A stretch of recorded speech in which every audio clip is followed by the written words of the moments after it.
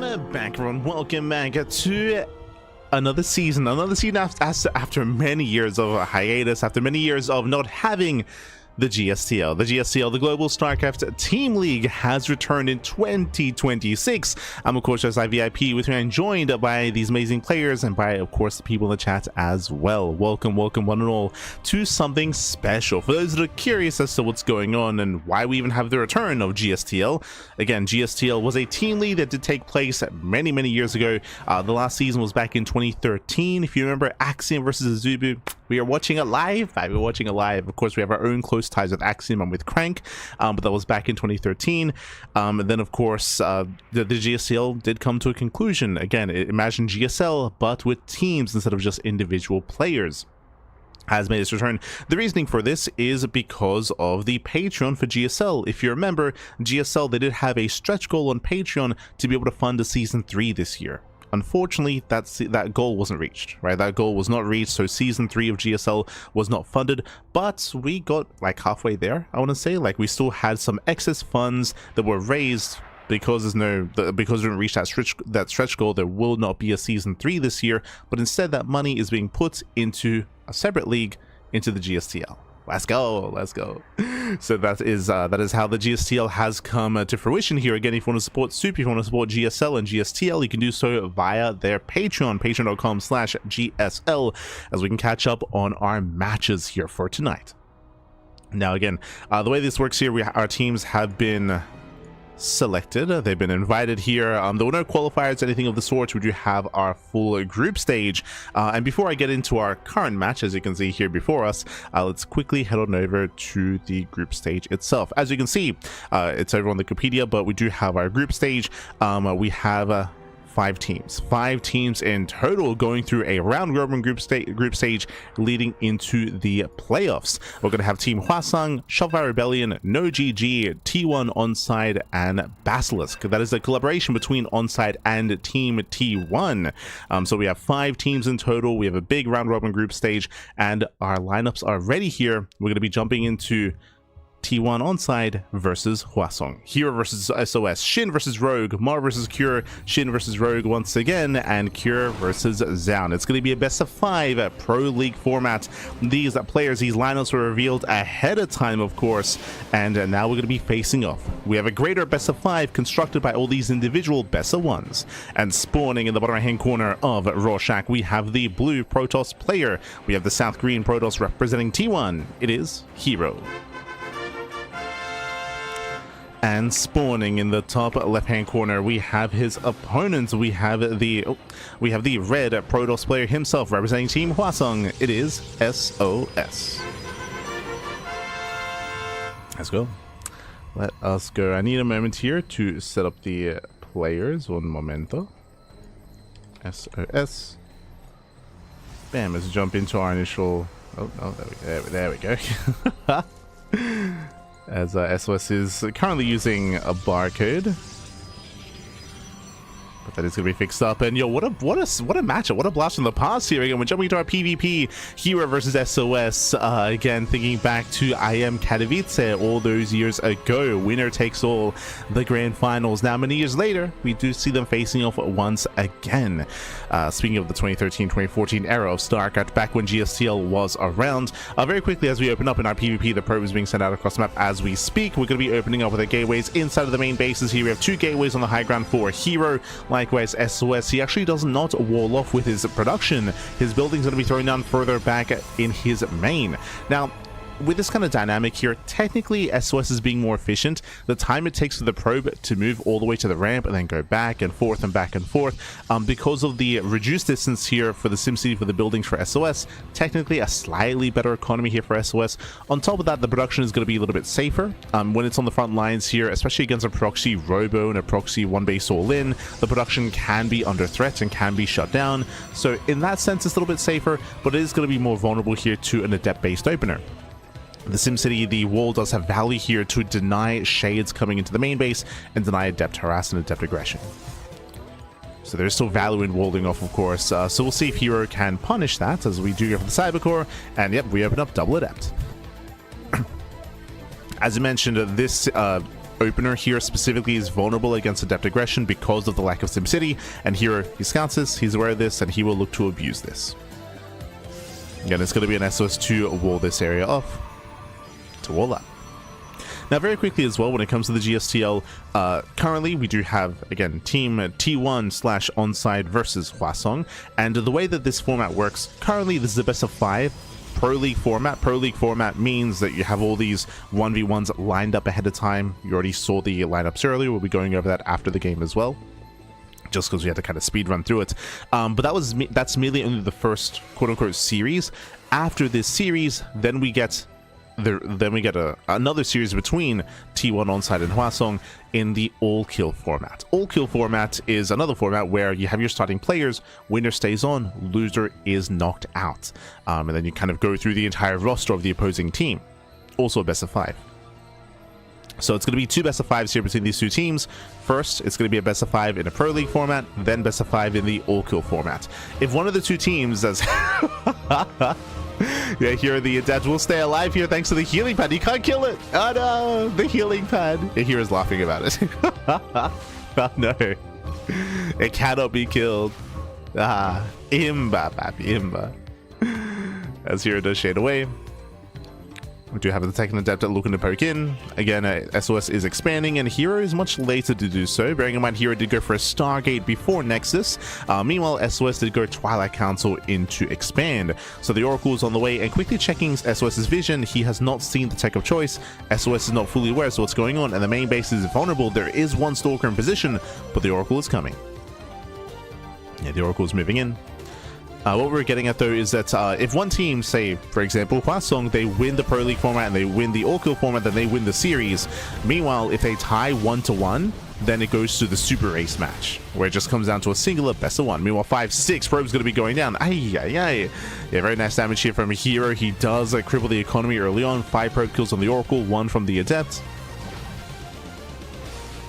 6 in total, and this will help make up for the fact that herO's base is so much later. It's a much later expansion here, so this does make up for it. herO taking out further, bearing in mind that herO is going to be so far behind when it comes to the blink timing. It's not worth going into blink yourself, right? Because you're so late when it comes to the tech. To make up for that, reproduction into Immortals, getting into a longer game. So herO, he needs Immortals to make up for his lack of blink stalkers.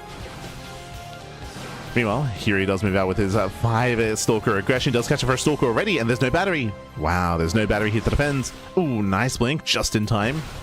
SOS does pull away. Yeah, he pulls away, diving on the main army. Does end up trading. Yeah, trades a little bit. We have reinforcements, and SOS, he will defend. He will defend, he will clean this up.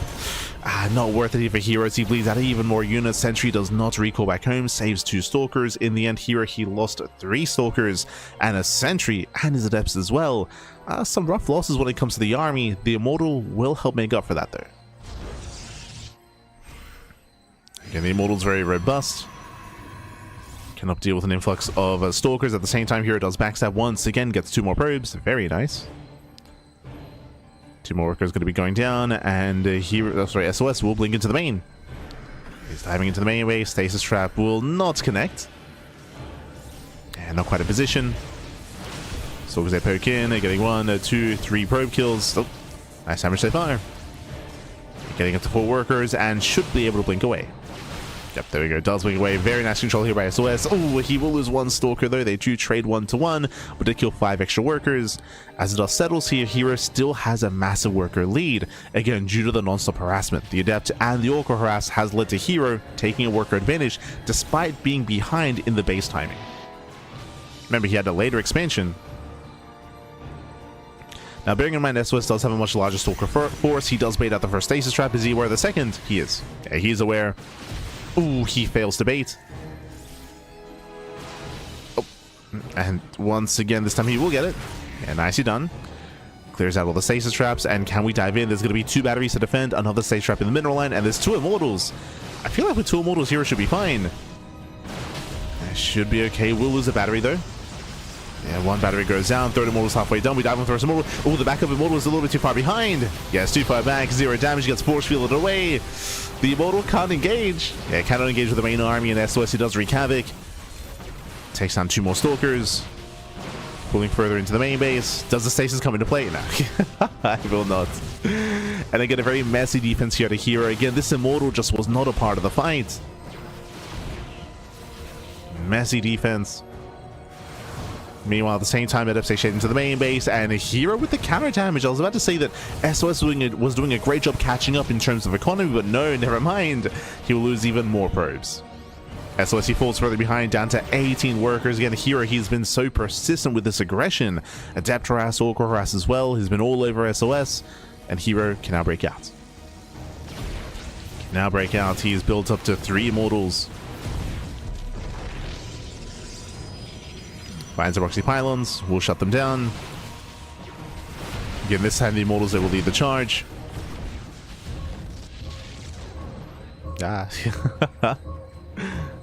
I appreciate that they're using the healing pad here. It's not something that's often actually impactful on Rorschach. I mean, we rarely get games on this map anyway.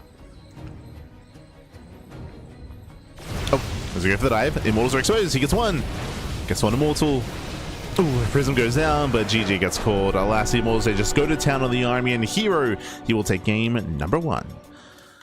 Whew. GG. GG, well played herO. He will take a lead in the series. He will take a lead for his team, for Team T1 Onside. Once again, to reiterate, T1 and Onside, they have merged. They've come together for this team league. Not saying that they've merged permanently, but for the GSTL, they have joined forces. They have come together as one. That's why herO is playing on the same team as Maru. Oh boy, it's a hefty team, Pappy, let me tell you. herO, of course, being the best Protoss in the world. Maru being the best Terran in South Korea. And let's quickly catch up with the lineups. So we had to kind of like quickly speed run through it earlier, but now we can let it sink in a little bit here. So again, herO takes out SOS. The initial best of 1 has concluded. T1 Onside take a lead in the series. Up next, we have Shin versus Rogue in a ZVZ. Oh boy, we've been getting a lot of ZVZs as of late. Of course, I'm sure you're familiar if you've been watching StarCraft, especially RSL as of late and other big open events. Shin and Rogue, they do go back and forth. I lean towards Rogue here. Rogue has had a bit of an upswing in terms of performances, that is true.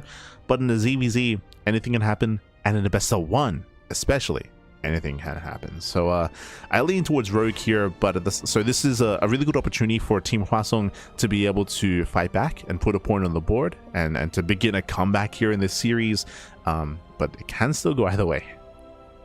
Likewise afterwards, oh sorry, I do have to fix up the race there, but Maru, he's playing Terran, so Maru and Cure, they have a TVT further on down the line, bearing in mind that you could make an argument that Cure has some of the best, if not the best, TVT in the world. If you remember, it was Cure that knocked Maru out of EWC last year in a TVT. That is true. Like Cure, he is the player that did knock Maru out of EWC, so if anyone can stop him, like Cure is a strong pick for that.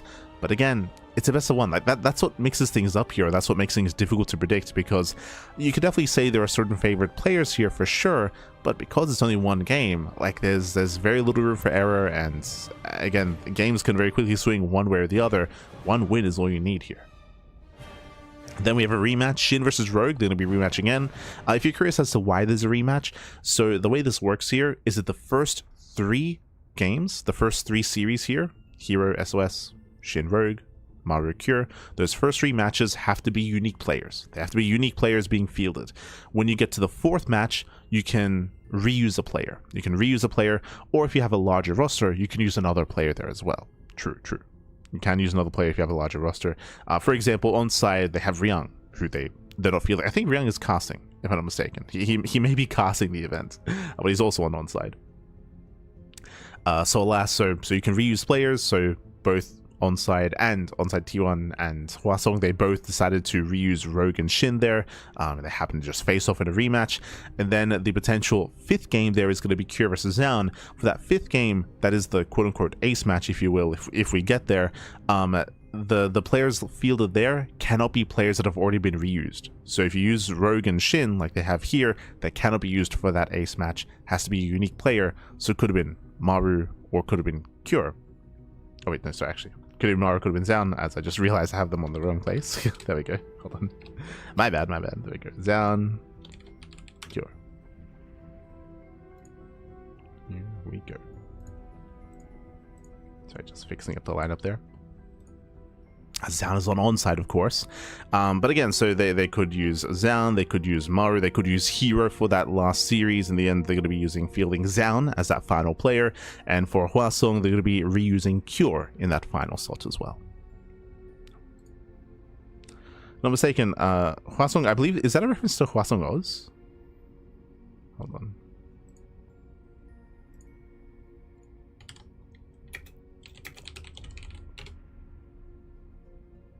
And I do apologize if I'm saying it incorrectly. Do apologize, but I believe it is. Yeah. So Hwasong Oz was a team back in the day. They did have a roster in SC2, if I remember correctly. I believe they did compete in the early years of StarCraft 2. Famously, of course, Jaedong was on Hwasong Oz and was their ace player in Pro League back in Brood War. But I believe they had a roster in SC2. I could be mistaken.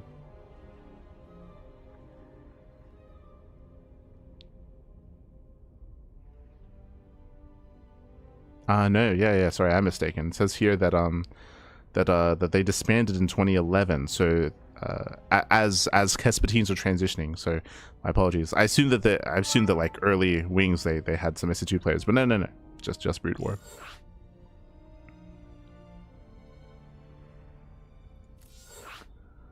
And just I'm assuming that SOS and Cure were on the team, and just taking SOS. Yeah, he was on Hwasong. Cure was on Hwasong as well. Yep, SOS, Cure, and Rogue. All three of them were on Hwasong back in the day, alongside True. This is basically like ex-Jin.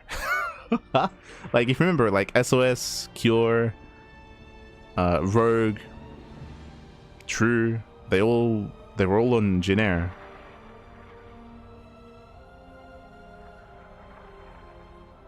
Was Deer on Jin?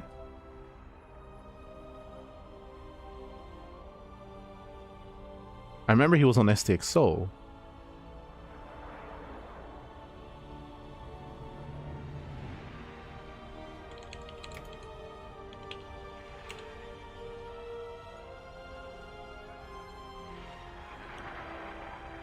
He was on STX Soul and then joined Samsung. Okay.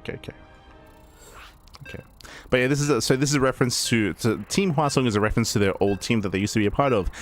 Interesting that they chose Team Hwasong and not Team Jin. But if you remember, for the Warty TV Team League that was earlier this year, they did call themselves it was either ex Jin or Jin no Maru, because Maru was not he was not playing with them, if you recall. So in the Warty TV Team League, they did represent Jin as of course a reference from time gone by, and now referencing Hwasong. Really cool. But here we go. We're getting into our next matchup here. Into our next best of one is spawning in the bottom hand corner of the Old Sun Temple. We have the South Korean Zerg player. We have the blue Zerg representing T1 onside. It is Shin. And spawning in the bottom right hand corner, we have as opponent, we have the red Zerg player. We have the South Korean Zerg representing Team Hwasong. It is Rogue. Let's go. Let us go. So we're getting into our next matchup here. Of course, Shin, a team T1 onside. They're up 1-0. And we'll see if Shin can keep that going. Again, we do have close spawns, by the way. Very close spawns. Welcome to the Old Sun Temple. This is a 4-player small map. You can spawn in any corner of the map any possible corner of the map. So you do have multiple spawn locations. We could see longer games if we had diagonal spawns, but both overlords, they run into each other. We're now fully aware of each other's spawn location. It is going to be close spawns. The rush distance by ground is very short here from bottom left to bottom right, so we expect this to be a very aggressive game here from our two players. We already had aggression in the PvP. We expect that aggression to continue in the ZVZ as well. True. But now we are droning, we're saturating, we're building up. It was Hatch first out of our two players. It's going to be Hatch Pool out of Rogue, likewise Hatch Pool out of Shin as well, going for delayed gases. If we're going to delay the gases a little bit further here, then we may decide to wall off on two bases instead. That may be the go-to. Rogue did delay his gas a little bit more than his opponent. We'll see. I'm curious to see if we do invest into link speed, if we do intend to expand and claim a third base, or just wall off on two bases. Due to Rogue's later gas, there's a higher chance that he does try to wall off and and tech up instead.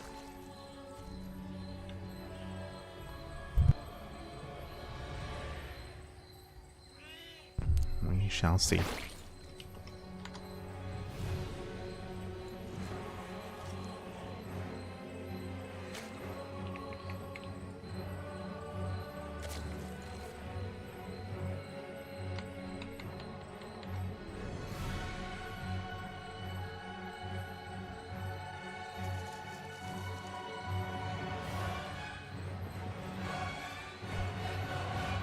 Nope, there we go. Yeah, so far again we are going to be opening up, but link speed is going to be on the way here for Shin. Likewise, sorry, just setting some things up in terms of the overlays. Meanwhile, Rogue, he is going to be skipping. So we assumed that this would happen when he went for such a late gas geyser, so he's skipping link speed, building up a bunch of gas, but to wall off on 2 bases. So the goal here is for Rogue to wall off on 2 bases, and potentially either go 2 base Roach, or technically he could go 2 base Lair into 2 base Muta. That's another possibility. That's speaking of, he's rushing into the Lair. So fast Lair to Rogue, again, should be walling off. I would say that this is a bit inefficient out of Shin to go into link speed. Unless we're planning to go for a link flood and a Bane bust, there's no need to spend gas here when we could be spending gas on a Lair and on a Roach Warren ourselves. So we'll see if Shin does build up into a link flood or not. You can see Shin is checking for the 3rd location. He confirms there is no 3rd base. And Rogue is walling. Rogue is walling off. There are 6 lings on the way. We should be seeing more lings out of Shin. Again, there is no reason to make all these lings. In a sense here, we're falling behind because we otherwise could be making workers and making drones. The only reason to make lings like this is to be aggressive, is to be much more assertive here, but yeah, we are droning. So we'll see if this ends up hurting Shin in the long run. As again, this could have been workers. Likewise, link speed isn't really coming into play. The Bailey Nest as well isn't really coming to play either, so a lot of gas is being spent in other places. And Rogue is doubling down with 2 base Roach. So we did take note of the earlier Lair previously. We took note of the Lair timing earlier. And it's going to be for Roach speed, into +1 range, into heavy 2 base Roach play. Now this can turn into a 2 base Roach all-in, or Rogue can still expand behind this and slowly break out. For now though, Rogue is massing up more Roaches.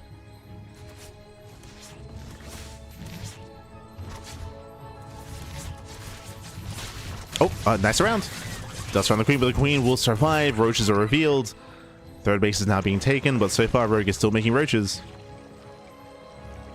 Still amassing Roaches, and we spoke earlier how the rush distance background is very short on this map.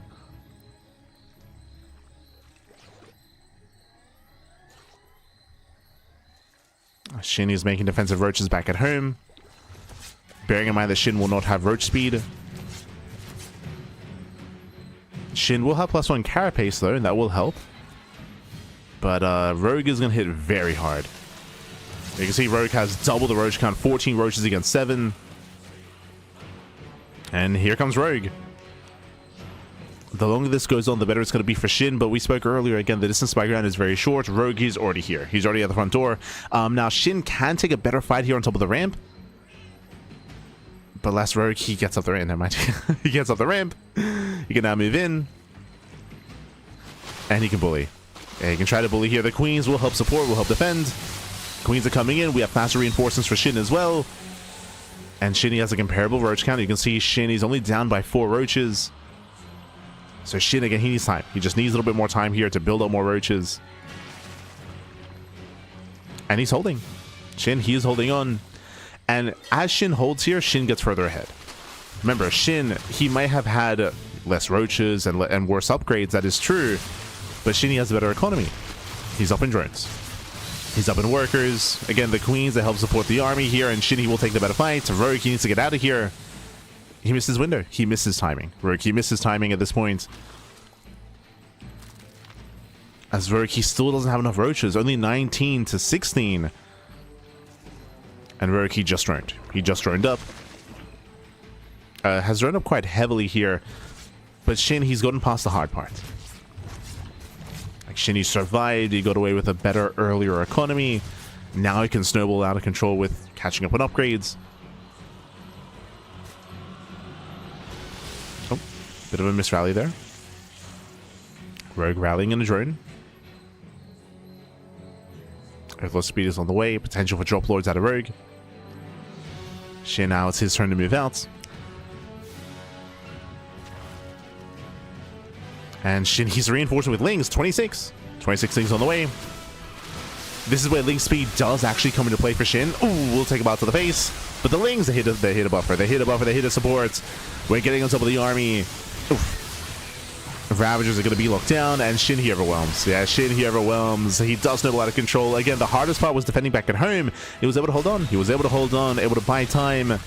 Rogue, he missed his window of opportunity. He missed it. And with that, Shin has done it. Shin, he has done it. He breaks through the main army, breaks through the roaches, pushing into the natural.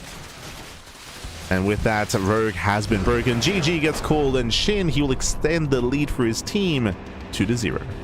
GG. And GG, well played. Again, Rogue, it felt like he was doing everything right when it comes to his initial 2-base push, but as we saw, time was of the essence, and there was only a slim period of time there where he had the roach advantage. And once that closed up, once Shin was able to get a comparable roach count, then he was able to hold on, defend, and snowball from there. GG, well played. Again, Rogue, when it came to his first push, he had to do critical damage there. He had to break through. Last was unable to. And with that, this might be a fast series. We might be over real fast and real quick here, because up next it is going to be Maru versus Cure, and the pressure is on Team Hwasong. Pressure is on Cure. He's currently down in the series. Sorry, I say Cure. I would just say Hwasong is down in the series 0-2, and one more loss, and the series is over. Remember, it's a best of 5. Best of 5 in total here. Maru needs to win this game, and they can claim that 3-0 win. I did mention earlier that Cure, he has some very strong TVT, and he has defeated Maru in recent times in really pivotal moments in big tournaments. That is true, like EWC last year. But it's the best of 1, right? Like, I may favor Rogue versus Shin in a longer best of 3 or best of 5, but in just one game, it all comes down to that one game, that one moment. You got to lock in, and we'll see if Cure can. It's catching up. Let's go T1. Let's go. Left side is cut. Yeah. I saw the. Yeah. I'll try to fix some things up.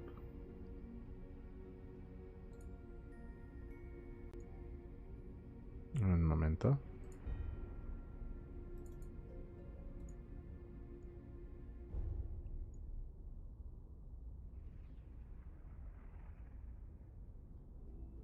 There we go. Because as I should also mention, sorry, I just had to clean up some of the overlays. Top right, as you can see there, we did have the SOOP logo, but this event is sponsored by Intel. Intel is sponsoring the event, so big shout to Intel. They were actually sponsoring some of the earlier GSL CKs, if you recall. They're also sponsoring as well. So big shout to Intel. And again, this event is live casted over on SOOP, and will be available later on YouTube, around like 24 hours or maybe less than that. Will be available on YouTube, so you can watch those VODs. As the players are getting ready. We're looking for Maru. Oh no, we found him. We found him. It's all good. So players are getting ready. It is really cool to see T1 join forces with Onside. I would say that Onside didn't need like herO to compete, right? Like Onside, they've got Shin, they've got Maru, they've got Zaun, and they've got Ryung. Like they've got a full roster to compete. So really cool to see herO take part. If he didn't join forces with another team, then he wouldn't be able to take part in the GSTL. So really cool to see T1 and Onside joining forces. Likewise, when it comes to some of the other teams, we have Shopify, which is a pretty traditional team, right? With Shopify, you have Bjorn, Scarlet, Hearthstone, and Lambo. We have Basilisk as well, which is going to be Trigger, Raynor, and Serral. This is also why we have the rule that players can be reused. It means that teams competing need a minimum of only 3 players. So only 3 players required. which is why we're seeing, you know, Shin and herO be reused in the 4th match, and Zaun and Cure being reused in the final match. Zaun less so. And I'm hoping we can get there. It would be nice if we could see some Zaun action later on in the series. If we get to Game 5. But alas, so we have Basilisk as well, Shopify, and we have another team, a team that's constructed by some, not quite teamless players, but by a bunch of players that maybe individually don't have enough players on their team to compete. Team No GG. No GG, papi, no GG. I'll be very upset if they do GG in their matches. I'll be they better be on brand. But Team No GG is Classic, Percival, Solar, and Clem. That surprised me. Classic, of course, he's on Virtus Pro, and he's alone on Virtus Pro when it comes to the SE2 roster. Percival is teamless. Solar is teamless. It makes sense that they would join forces as a team. I'm just surprised that Clem joined them and that Team Liquid didn't play as a team. I guess it kind of makes sense, right? Like, if we had Team Liquid, we wouldn't have Team Hwasong, because Cure is on Team Liquid, right? So like, it looks like Team Liquid was broken up a little bit here, and Cure was sent here to Team Hwasong, and Clem is playing for No GG.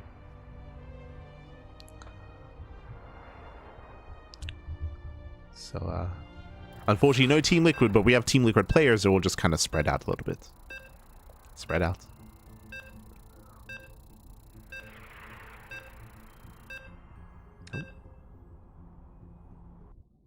So we are going to be jumping in.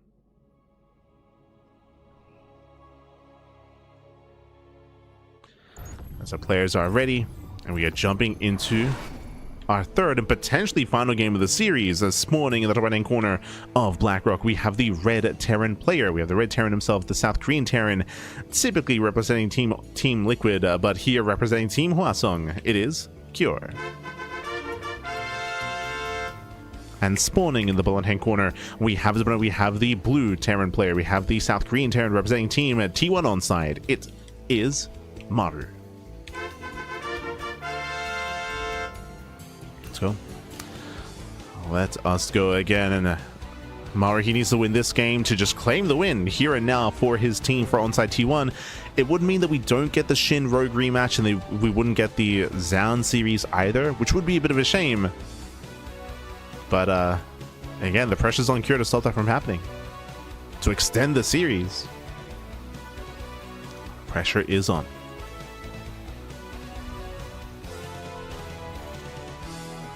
So now we're going to be opening up a lot of mirror matchups here in tonight's broadcast. We're getting all 3. We began with the PvP, then ZVZ, and then TVT. Like, non-stop mirror matchups, which is a bit of a shame. When it comes to this matchup here, we'll see if we open up double gas or single gas. So far we are going for standard openers. Racks expand standard start here out of both Maru and Cure.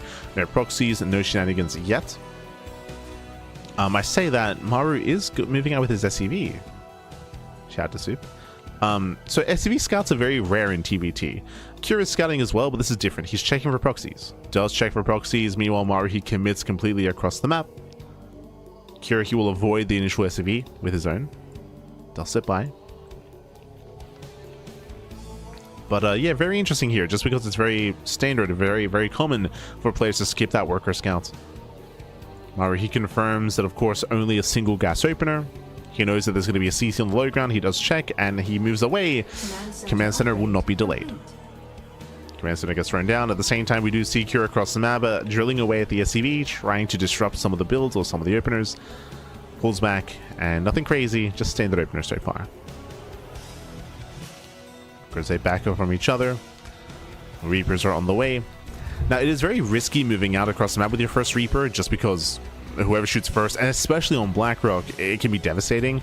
The reasoning for this, as you can see, BlackRock has so many side blockers, so much tall grass. So in every one of these positions here, there could be a Reaper lying in wait to shoot first to catch out your units and snowball out of control from there. So a lot of tall grass. Players have to be careful. Oh my god, Maru. He's going for a third CC. He's going for a third CC before factory, before second racks. Hyper greed out of Maru. Oh my god. Cure is being economic as well, but he's going CC after the factory. Much more sensible here at a Cure. Maru is cutting corners. Is he going for a 3CC 3 racks? That's a second racks, by the way. Big delay in the factory. Yep, there we go. So 3CC 3 racks. The build that Maru is going for here is usually seen against Protoss. It's more standard against Protoss. Seeing this against Terran feels very risky. Very risky.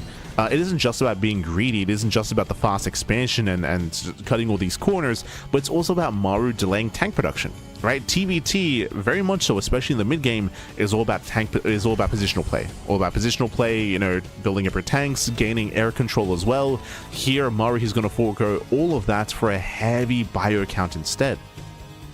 If you're familiar with Bjorn's TVT, it's very similar to this. Bjorn does not go for this build, but Bjorn does go for a heavy racks count, a low tank count, a low Viking count, and he relies a lot more on mass amount of stim marines to break through siege lines or to outmaneuver and outposition the opposing player, and ideally drop into bases as well to go for mass drop play, mass counterattacks. It's a really fun style. It's really fun to watch and really fun to see. Again, Bjorn does it very well. Maru, he's best friends with Bjorn, and they often do play similarly at times. But what I will say is that the problem here is that when it comes to like these head-on engagements, Cure will have the superior army, or at least should be able to build up the more efficient army. Maru is going to be more mobile, more flexible, and he can like poke in, poke out, rotate, and try to catch tanks unsieged or catch tanks out of position. But in that head-on fight, Cure should have the advantage. For now, though, Cure did build up into Mass Hellion. We'll clean up all the Marines. Bunker is not yet done. Marines, they cannot hold their own, and the boys are being pulled. Desperation here out of Maru. Does pull the boys. Heavy losses already. And you can see just how greedy it is trying to defend with pure Marine. The bunker, thankfully, does finish. Hellions, they avoid the bunker. They go further back behind the mineral line. And that's devastating damage. That's 12, 13. SCV is going to be going down. The greed was not worth it. Losing so many workers. Hellions are going to be cleaned up, but a very nice dive out of Cure. Very nice. As Cure, he's up by 7 SCVs. Now again, the triple SCV production and the triple muling out of Maru will help recover, but the goal here with this build was to take an economic lead. Now instead, Maru's playing catch-up. So in that sense, this initial opener of this build wasn't quite worth it. The greed continues though, and Maru did get some very fast ebays for fast 1-1. So fast upgrades, stim, combat shields, 1-1, mass marine is building up, and we're working towards medevacs. You can see our factory into medevac production. But as we mentioned, like it's going to be on Maru here to try to outposition and make this build worth it. Otherwise, it's going to be a rough mid game for Maru. Once again, the tall grass. The tall grass comes into play. More marines, they get roasted. At the same time, Raven harass into the main. Delaying the armory. This delays 2-2. True. 2-2 is going to be delayed. At least a little bit. And of course, Curie gets full scat as well. He's fully now aware of the build of choice, of the greed, of the upgrades. It's on Cure to hunker down back at home. Moving in with more Raven harass. We spoke earlier about the tank count, but also the Raven count as well. Remember, Maru, he delayed his starport, and right now his starport is making purely medevacs. He's also going to be down in Ravens, who have a lot of potential, a lot of possibilities here in TVT. They have a lot of utility. That's the word I was looking for. Oh my god, the medevac! To get the lock-on, Cyclone does pull away. Lock-on is broken. Maru, he's trying to break out. But again, Ravens with their auto-charge harass, with their disables, with her armor shreds as well. True. They have a lot of utility. They come back in for more harass. Maru trying to break out. And Cure's moving in.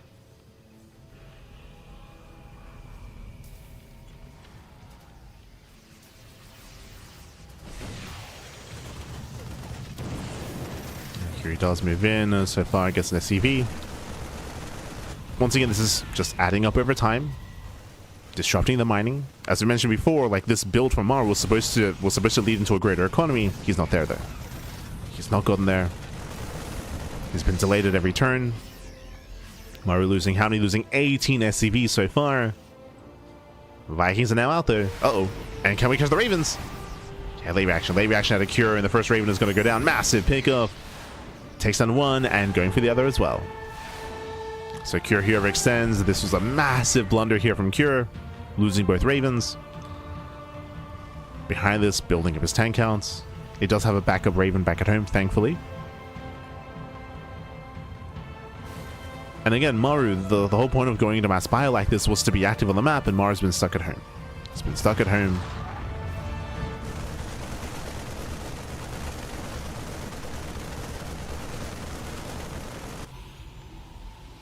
Cure's been all over him. Again, there are still these timings available here to Maru where 2-2 is about to finish and 2-2 is still just beginning here for Cure. So again, there's more ways to snowball and to potentially get some value here for with the Marines.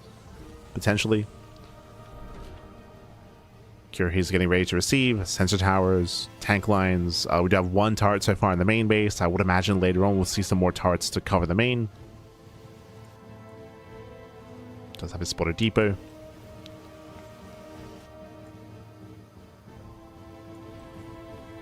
And Maru, he's yet to move out.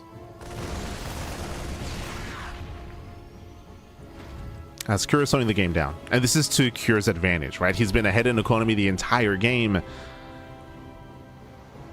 Now building up that army. Cure starts to move out. Maru going to try to turtle up himself. Now looking at the armies here, Cure, he has double the tank count, 6 to, I was about to say 3, we've gone up to 4. I will say though that Maru does have the higher Viking count, and that will help. Does have all the Vikings. Cure's moving in. Oh yeah, Maru, his Marines are out of position, disable on the first tank, the other two do siege up though. Yeah, massive tank shots. The boys are rallying into the army and all the boys go down. 22 SCV kills, and Cure, he doesn't quite stim through. Doesn't quite stim through, but he takes down every worker here. 22 SCVs go down. And that's all the Cure needed. He cripbles the economy. And from here, snowballing out of control. We mentioned that Cure he was favored, and we had seen Cure take down Maru, one of the only to consistently take him down in TBT. We referenced EWC earlier. Here he's doing it again. Giving his team a chance. Looking to extend the series. Looking to extend it. Does Zan get to play? We're still too early. We don't want to get ahead of ourselves.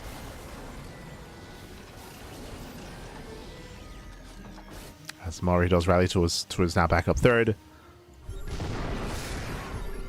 Cure is being spread thin. He's got to be careful. Lose the tank. Oh, one tank goes down. Cure rotates towards the right hand side and making his way over towards the planetary.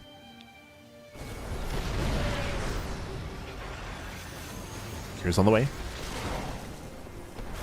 Does get a tank. And looks like Cure he will be able to siege. Yeah, he does siege within range. Maru, he's late to respond, late to rotate. The planetary should go down. Oh my god. Yes, Cure target fires, planetary falls. And Maru, he's broke. He just cannot build up, not like this. Cure, he's maxed out. Now, despite Cure being up 50 supply, pushing into a siege line is still very difficult. Still very difficult. Especially if you don't have Vikings.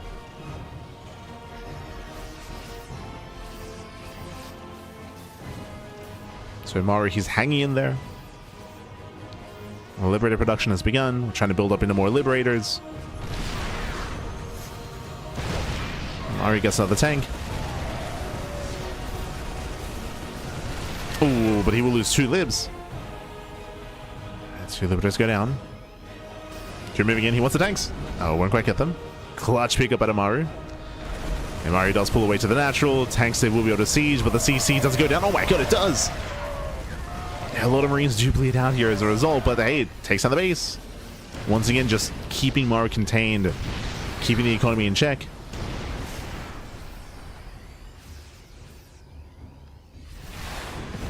As these Liberators will allow Maru to break out. Okay, he gets 1, 2. Two tanks. So nice pickups.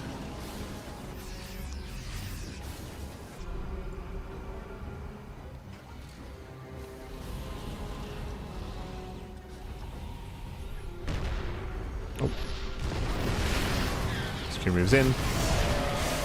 And nice kind of disables here out of Maru. He will be able to hold on here. Yeah, he will be able to hold on. Better fight for Maru. Kiri overextends. Uh-oh. Kiri, we're gonna calm down. I mentioned earlier that, again, pushing into a siege line like this is so difficult without air control. And Kiri, he has not made a switch into Vikings. There's no additional starports. Maru breaks out. He's all in. It's all or nothing for Maru. He's moving out. Did win one big fight. Oh, he's within range of the tanks though. Yeah, 1, 2, 3 tanks go down. Ay, ay, ay. Yeah, some brutal losses for Maru, losing 3 tanks. Trying to keep pushing. Again, Kiri needs time to rebuild his army. This is the moment here where he's the most vulnerable. Kiri's the most vulnerable. Maru pushing further in. I say siege. And can Maru do it? The comeback. And once again gets another tank. These Liberators have been the MVPs. The air army here for Maru. The Libs, the Vikings, they're now Ravens. Maru, he got out of the mass marine, which he began with, and was able to refine his army. Gets himself the planetary. Kiri, he zoned away. Wow, Kiri zoned away, and Maru, he instead has found himself with a much more efficient composition. With tanks, with Vikings, with Ravens. Kiri going for the base trade. I mean, it's his best chance. His best chance, his best opportunity. Does go for the base trade. Takes down the tank, keeps on pushing. We're getting messy. We're getting messy. It's a Liberator. Ooh, one tank goes down. And Maru, he's bleeding out reinforcements. Boys are being pulled. Heavy losses here for Maru, losing far too much. 23, 24. Maru moves in. But there are so many tanks. There are so many tanks here to disable. There just aren't enough disables. There's still tanks further back. Maru does gain a bit of ground here. But Maru's running out. He's running out of time. He's running out of time. He's running out of steam. Kiri just keeps counterattacking. Again, just holding the line with the bare minimum. Takes down another tank. Now there are 0 Liberators left. Yeah, no more Liberators. Kiri moves in across the map, takes down the reinforcements. 2 more tanks full, and there's nothing at home. There's nothing here. There's 2 Marines. There's 1. GG gets called, and Kiri, he will take the game, and the series will continue. GG. GG, well played, Kiri. He does fight back. He does put a point on the board here for Hwasong, which means we have a chance. We have a chance here to go all the way to the ace match. The pressure is still on Team Hwasong as onside, T1 onside. They only still need 1 game to win, but the comeback has begun. The comeback, winning it back here. Again, Maru is running all the way back when it comes to the TVT. Maru had such a greedy build going for the very fast 3rd TC. In the end, as we mentioned at the time, it wasn't worth it. In the end, he lost so many workers in the beginning of that game, where he fell behind economically. He was down in workers, had later 3rd base, like his economy was crippled, his Marines were getting roasted as well. So the whole purpose of that build was to be greedy and to be active with mass Marine, and he wasn't active. We took note of that as well, right? It's like Maru, he could not move out with his Marines, with his drops. He was just stuck at home, stuck defending, and he had a very shaky start to the game. In the end, he did slowly establish his 3rd and slowly establish his 4th base and built up into a greater composition of Sky Terran, of Viking, Liberator, Raven, and it was very efficient considering the lack of economy. Like Maru, he was fighting very, very efficiently and having some very good trades, but it wasn't enough. Because of his low economy, it meant that he was all in. As we mentioned, it meant that he couldn't replenish his army. All you saw was all that he had, and it took too long to get across the map. It took too long to break out. Too long to push into the natural. By the time he did, he was losing his 3rd, he was losing his natural, and had no way to reinforce, no way to bolster his army, no way to move in. GG. GG, well played. With that, we are now getting ready for our next matchup. It's going to be a rematch. Now, earlier in this broadcast, Shin faced off against Rogue, and Shin did bring him down. Now, we have that rematch. Shin versus Rogue once again. This time, it's going to be on Washout. Oh boy. It's going to be on Washout. And we'll see if Rogue can get his revenge this time and tie things up 1-1, but also tie things up 2-2 in the greater series and force that final game. Does Zaun get to play? Does he get to play, Pappy? Yeah.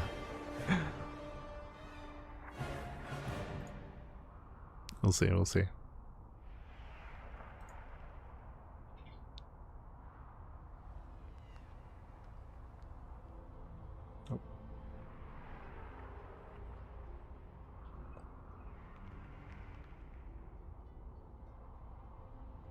As our players are setting up.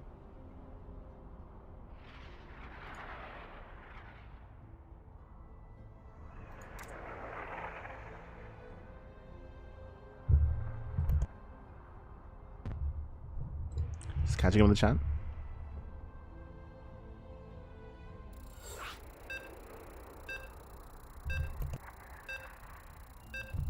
If all goes well enough, imagine if we get a consistent team league once again. Potentially. I mean, it comes down to the Patreon support, of course. So if you enjoy the GSL, if you enjoy the GSTL as well, and if you enjoy the content that SOOP is producing, then consider supporting over on SOOP. Sorry, over on Patreon. Over on the Patreon. Consider supporting.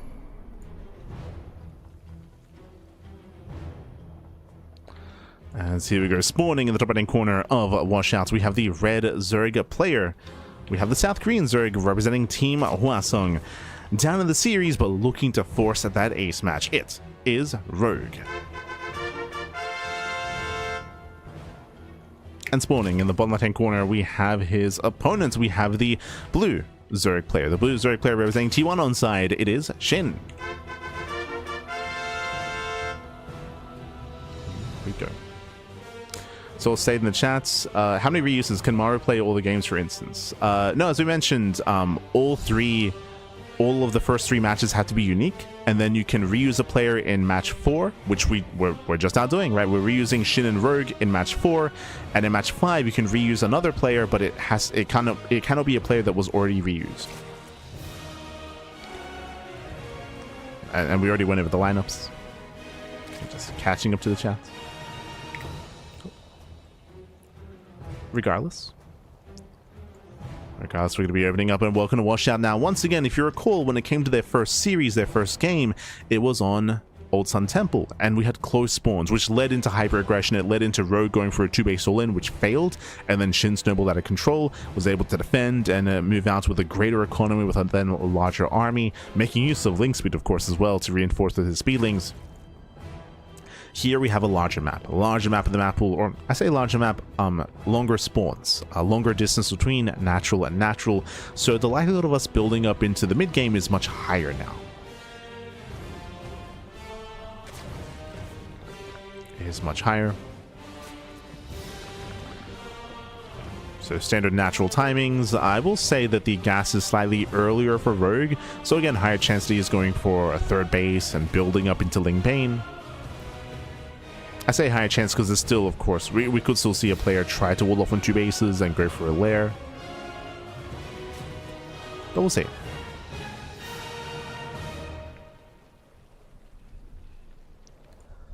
Despite the longer spawn locations, in ZVZ especially, we still expect hyper-aggression out of our players. We rarely get to see, slower mid-games and even late game in ZVZ.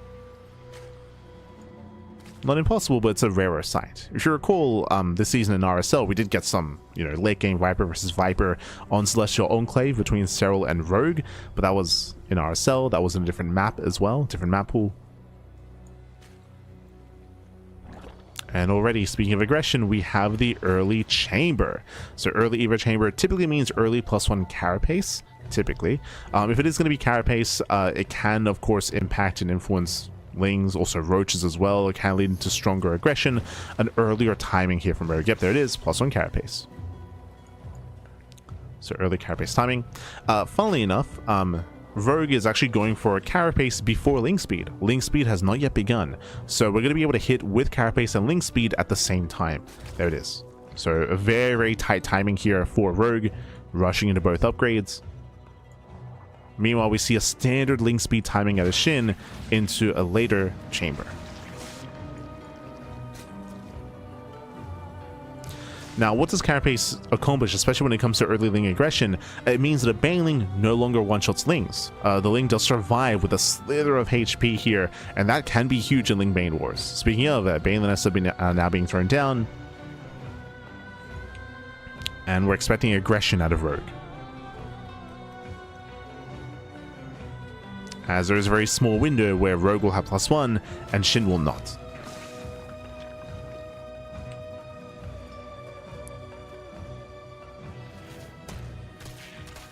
Shin moves in. No surprises here, but Rogue, he's massing Lings. You can see he's massing Lings as we speak. Shin is droning.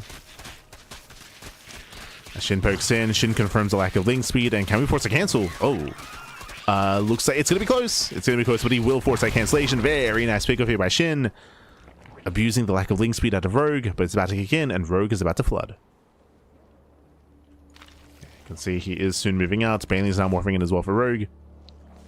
Oh, so Rogue, he builds up to 22 Zerglings. That's a lot of Zerglings, but behind this, Rogue is droning and getting a Roach Horn. So Rogue, he's not all in. He's going to be aggressive, as you can see here, but he is backing off behind this and trying to drone up.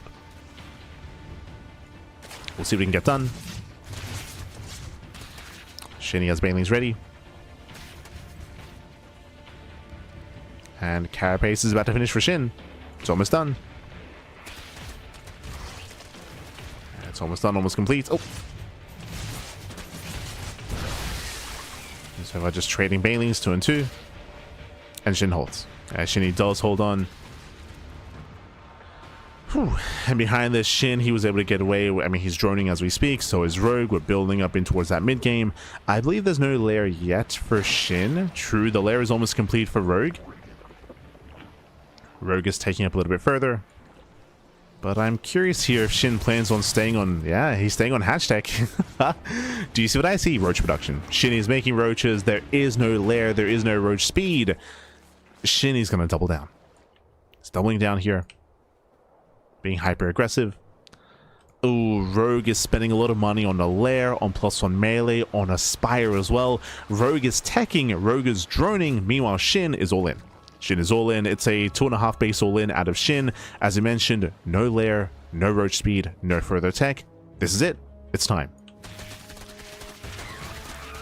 Shin is here to end the game. Jesus. The mailing doesn't quite connect. Gotta be careful. Calm down, Shin. Calm down.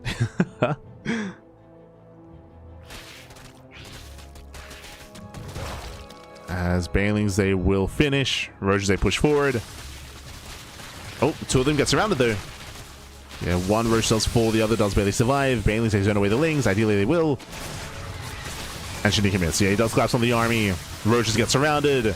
Banelings, they zone the Lings away. Lings, they cannot engage. And Shin, can he break through? Does he have enough? He needs more Lings. He needs more Zerglings here. Banelings, they're going for the mineral line, actually. Yeah, they go for the workers. They give chase. Lings are reinforcing. Queens are going down. And Shin is doing it. Shin is doing it. Takes down the first queen. Takes down the second. Breaks through all the queens. Lings are coming to reinforce. Some more roaches are falling.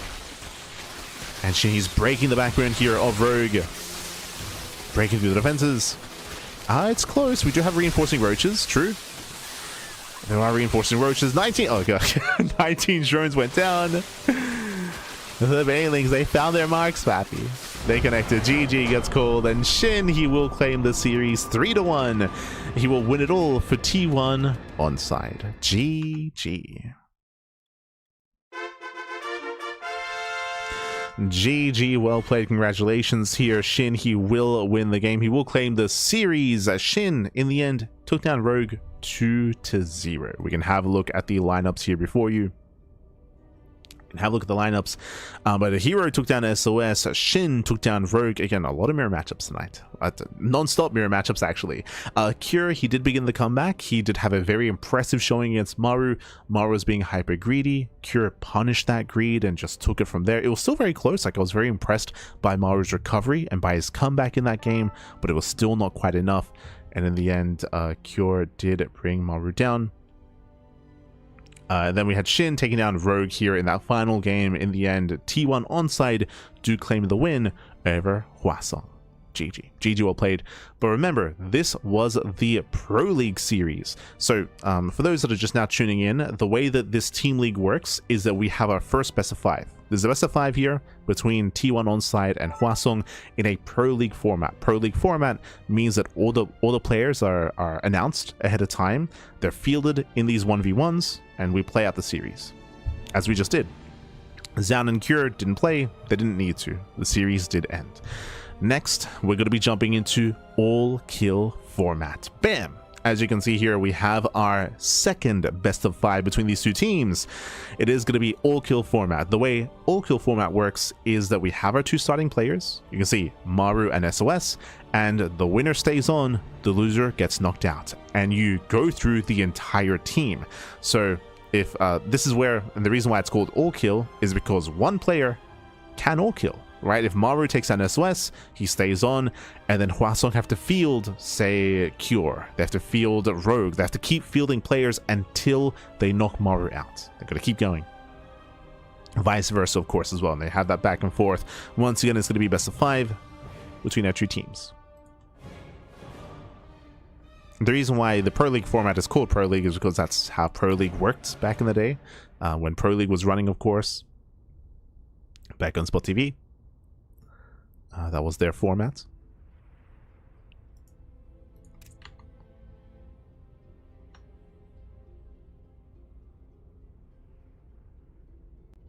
Oh.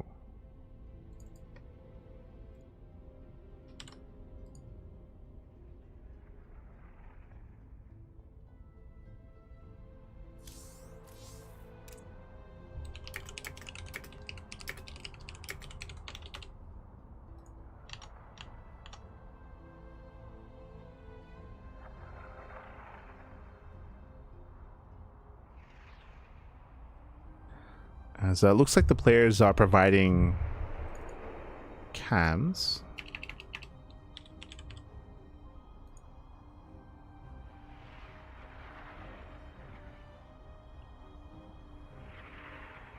Ooh, let's go.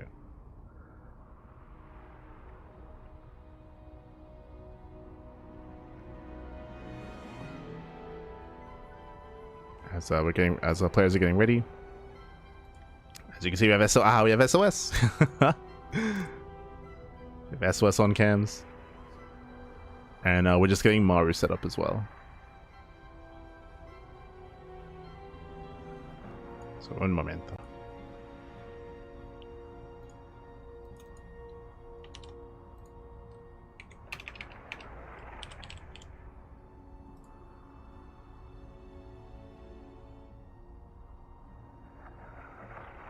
There we go. So if you're curious, that's why we have a little bit of downtime in between matches. Bam! We have Maru setting up. And we have SOS as well.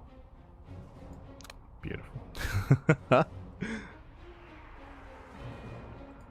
Beautiful. So we will have player cams here for the matches. For the games, we'll have them set up. I'll be honest. I think that we also had some player cams going for the Pro League series. I do apologize. I didn't have the links available to the camera feeds.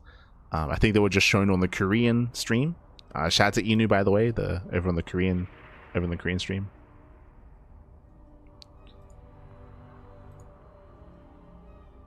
But we will try to have cams going for the rest of the series.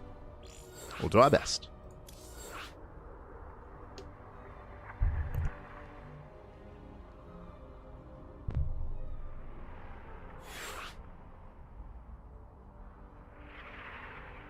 There we go.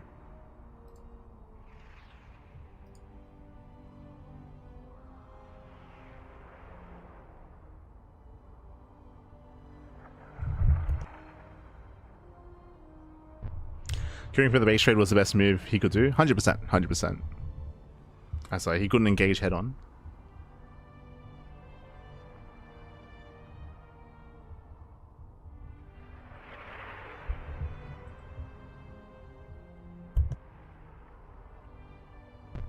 I always disliked how much the scene moved away from teams and into player takes all.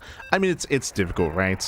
Especially without Pro League. Like, running a team league is a lot of work. It's a lot of work. I know that Wardy is fully aware of this. Like, back in the day, he used to run the StarCraft Improved team league, and it was a lot of work with not as much return. But yeah, it's really cool to see, though, every now and then. Like, we had the Crank Gatherers event, if you recall. We had the Wardy Team League. Now we have the return of GSTL.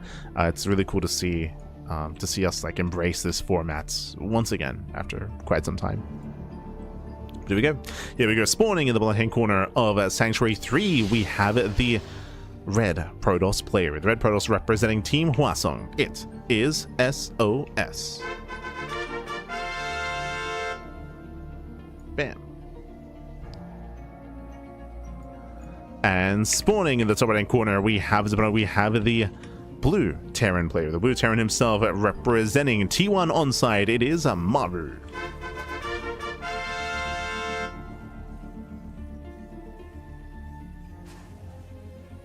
Let's go. Let's go. Sorry, I'm just trying to set up the... There we go. Setting up the players, setting up the matches. I just love that SOS uses a barcode. It's Kappa. So just setting up our players as well.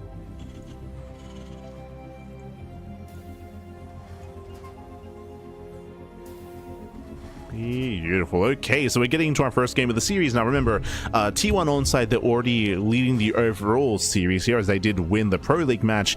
Now we're here in the all-kill match instead. We have our starting players here. Remember, the winner stays on, the loser is knocked out. Maru does open up double gas, so double gas opener, faster factory, a more tech-heavy start out of Maru. Meanwhile, SOS going for his own standard opener back at home. So we do see Maru, he's going for a faster factory, delayed CC. Now when it comes to TVP, especially Maru and TVP, we're expecting all-ins. Like Maru, he's very, very aggressive in this matchup. We're expecting a lot of aggression in the early to mid game. One base play, two base play is what we expect. So we'll keep an eye on Maru and his tech of choice and how he builds up from here. Those are our expectations from Maru. Meanwhile, SOS, back in the day, he was known for being very quirky and very unusual and having some hyper aggressive and cheesy builds. That is true back in the day. I'm thinking like 2013, 2014 era of StarCraft, but post-military service in the current modern StarCraft and iteration of the game in modern era, SOS has mellowed out quite a bit. He's mellowed out, and we do see a lot more standard play out of SOS. Not completely, like he still does have that flair every now and then, and he's gonna need that flair against Maru. He's gonna need it. I think SOS, he had an interview. I think he had an interview with was it the SC Historian, when he went out to compete for Streamer Zone. But I want to say, I think he went out to compete and he got interviewed by the SC Historian. But he spoke about how, like, you know, now he's, you know, a little bit more mature. You know, now with age comes wisdom, and he has played a little bit more standard in recent times as a result of that. But he also knows that, like, the fans, they loved like that chaotic style from SOS back in the day, and he's aware that he wants to try to still, you know, embrace that from time to time. And we see that here, 3-gate. He's going to 3 gateways. So basically what's happening here is that SOS is going for a very delayed tech structure. Typically, by now, we'd see a Twilight Council. By going into an extra set of gateways here, he's being hyper-aggressive early on with vanilla gateway units. With vanilla units here, yep, moving out with the pylon and setting off with the proxy. So hyper-aggression out of SOS. If SOS fails to get damage done with this, then he will fall behind because his tech structures are going to be very late as a result. And here comes the proxy to warping across the map. This is not an all-in, but it is very committed. Like, you need to get damage done with this. At the same time, the first step does go down. Maru, with his early gases, is going for a Widowmine drop across the map. So he's setting up for the drop play. Pylon is almost done. You can see a mass amount of adepts back at home, and SOS plans on reinforcing across the map. Yeah, Cyclone does get a lock on. A lock on is broken. Adepts are revealed.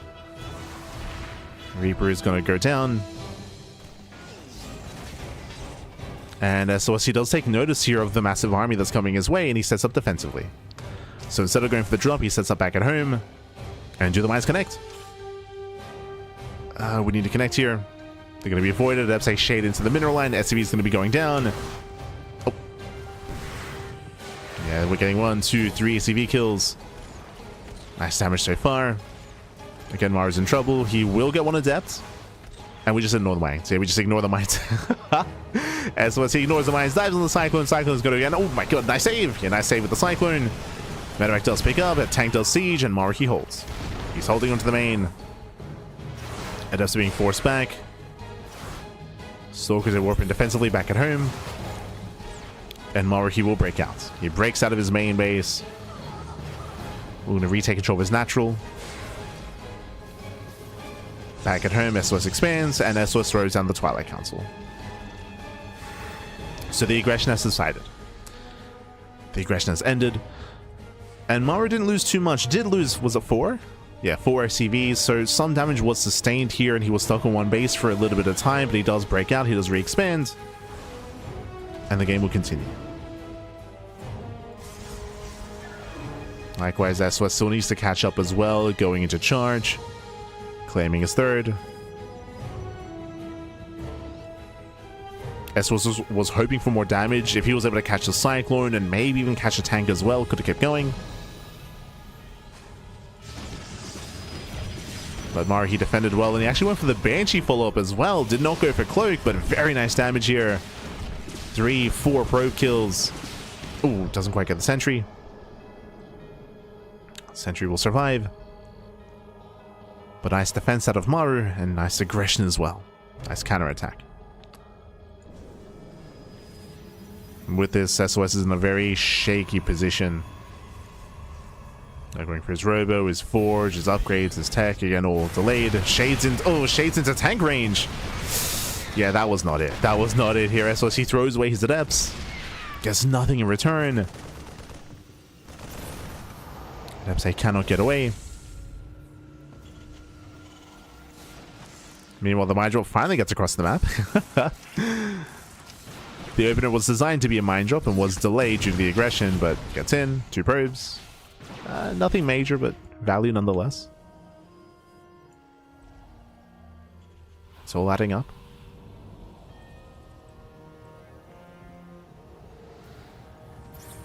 And after all said and done, I would say Maru is now in a stronger position. There's still, of course, opportunities here for SOS to have a better engage, getting into mass zealots, of course, with Immortals behind this. Depending on the angle of attack, SOS can, of course, take a better fight. Speaking of, SOS is moving out. Okay, the army is going to be sent out. But he's taking it behind this, so SOS should not push into the main, or into the natural. Should not move up the ramp. SOS is posturing, but behind this we have a Bay into Colossus production. We're still probing up the 3 base saturation. SOS turns around. Oh. What's the plan?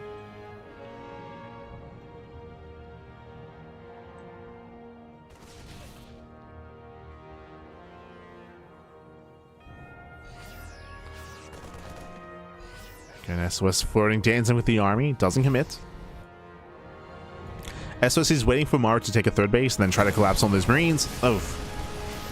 But Maru moves out with everything. Oh, he even pulls the boys. We spoke about this at the start of the game. We expect like 1 base aggression or 2 base aggression. It's a 2 base all in. So 2 base all in. Maru has no intention of expanding, of macroing.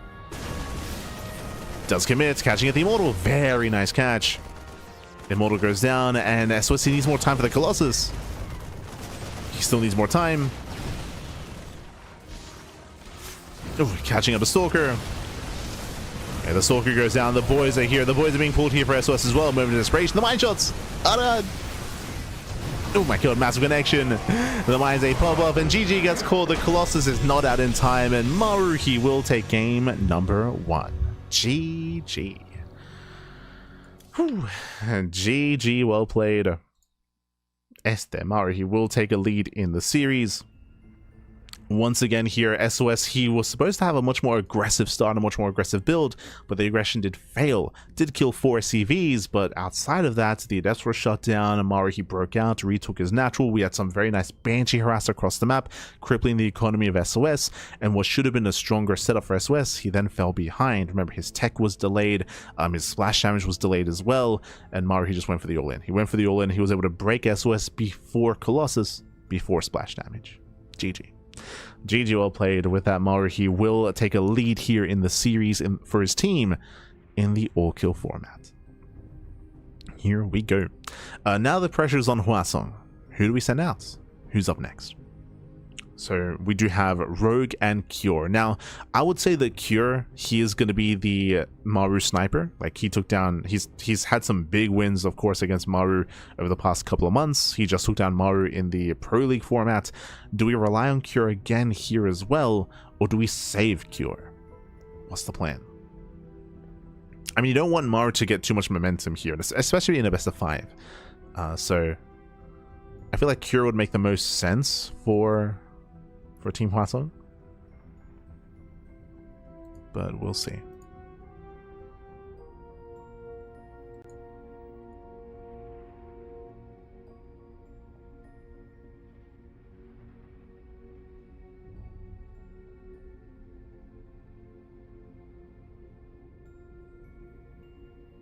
We shall see.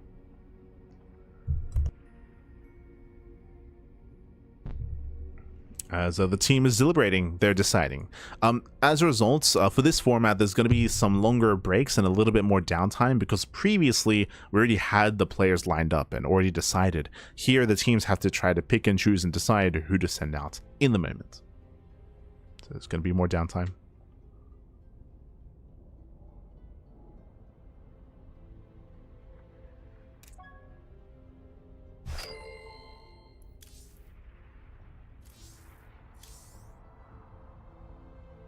Oh, and we have we have the answer. It is going to be Cure.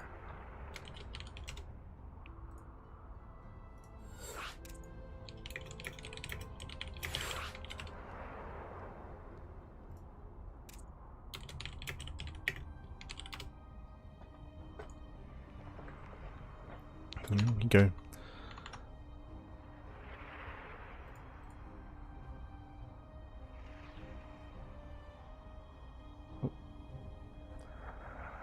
As we're getting ready here for our next game. So it is going to be the TVT rematch here, Maru versus Cure. Let's go. Beautiful.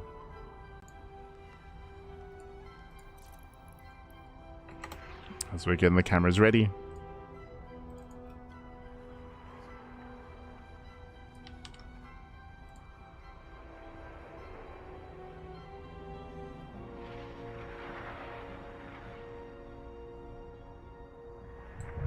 We're moving in. We're going to be loading to lockdown. Oh boy, and we'll see if Maru can get his revenge. We did mention at the time in the previous series that Maru had a really impressive comeback. Like, despite having a disastrous start against Cure, he was able to build up into a critical mass of Liberator Viking Raven. It was very impressive. If only he had gotten there without falling behind, without having a deficit. So this time we might see Maru go for a safer start. We'll see. And spawning in the right-hand corner of Lockdown, we have the South Korean Terran player. We have the blue Terran representing T1 onside. It is Maru.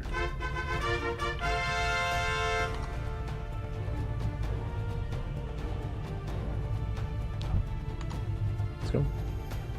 And spawning in the bottom-hand corner, we have the South Korean Terran player. We have the red Terran representing Team... I said Team Liquid. Usually he does, but here he's representing Team Hwasong. It is a Cure. Oh my god.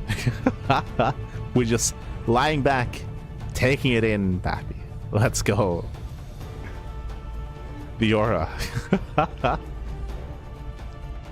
As we're jumping back into our TVT again, Maru, he's begun the TVT with a win for his team for T1 onside. Cure, of course, did bring Maru down previously in the broadcast, but that was a different series. That was a Pro League format. Can he do it again, or can Maru get his revenge? Let's go. Let's go, baby. Let's go. Already, we're going to be just opening up. Going to be opening up here. We'll keep an eye on our players for the gas count. Here we go, double gas out of Cure. Bearing in mind that in the first game that they played against each other, both players did go Rax Expand, single gas openers. Here, double gas out of Cure, double gas out of Maru. Very safe build here out of our players. This means a faster factory. It means a delayed command center as well. If either player was proxying, then they would be at a bit of a disadvantage against a heavier and faster factory setup. Heavier gas counts, faster factory, So this is considered to be a little bit safer. Cure does go for the SCV Scout. If you remember, we were emphasizing this last time, but SCV Scouting is quite rare in TVT. Despite that, both players did Worker Scouts in their first face-off in that first game. Here we can see Cure Scouting, Maru does not.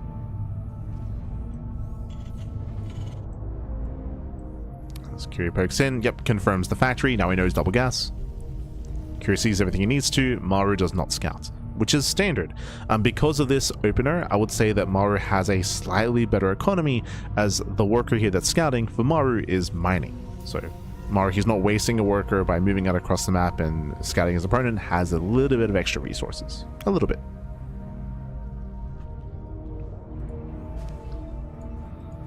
We can see Maru, he does check the nearby proxy location. Scouts nearby, pulls back. And welcome to Lockdown. Lockdown, we often do see a lot of mid to late game on Lockdown. Lockdown has a very secure 2-base setup. As you can see here, we have a ramp coming into the natural. We also have a high ground linear 3rd base as well. Also on the high ground, you can knock down these towers and fully seal this off. When it comes to the low ground 3rd base, I mean, it's still on the high ground technically. There's also a ramp coming up. There's like 4 or 5 levels of elevation on this map. So a lot of ramps, a lot of high ground. As a result, turtling up on 4 bases here is easier than on other maps. There are a lot of defensive features of this map. Not saying that we will cut the map in half and turtle up and slow the game down, but there's a bigger possibility of that happening. More so than on Blackrock. 111. Okay. No CC. Sorry, I was kind of getting away with myself talking about the map. Cure did not expand. He did not expand. 111 going for a hyper committed build here. As Cure's going for the early tank. Basically, 1 base all in at a Cure. And Maru has to piece it together. So far, 0 scouting. Remember, there was no SCV Scout. No SCV Scout. There was no Reaper Scout either. Maru tries to back in. The Scout is denied. Maru sees nothing.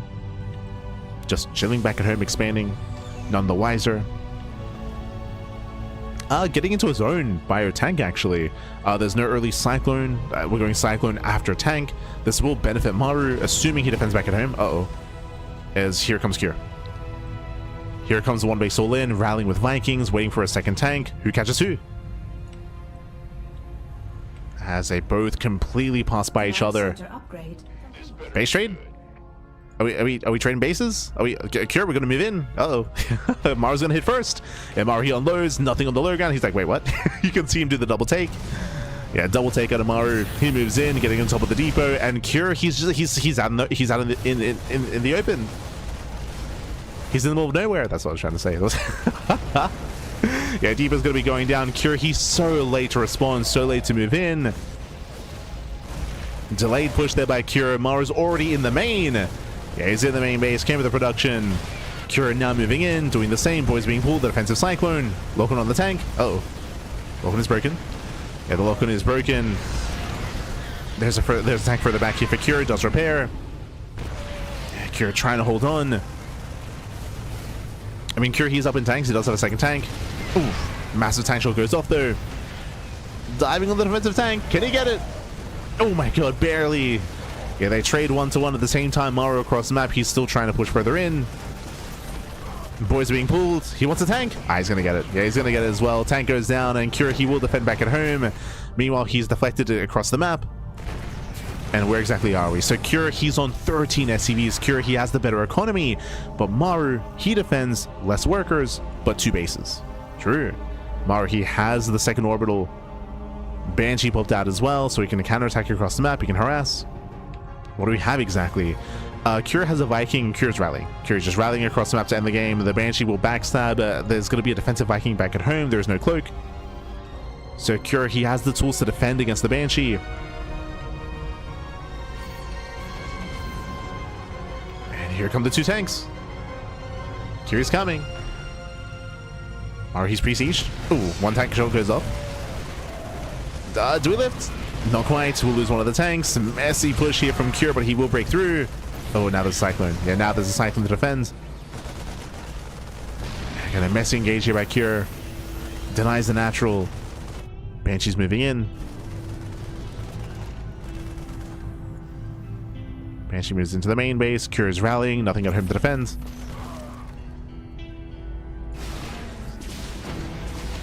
but there is soon to be a Viking. Yeah, this Banshee should not get too much done here. Gets 3, gets maybe 4 CVs. 5. 4, 5, 6, 7. 7 SCVs go down. Down to 9 workers. We have an even worker count. But remember, Maru, he has extra mules. He has that orbital. Oh, well, another Viking.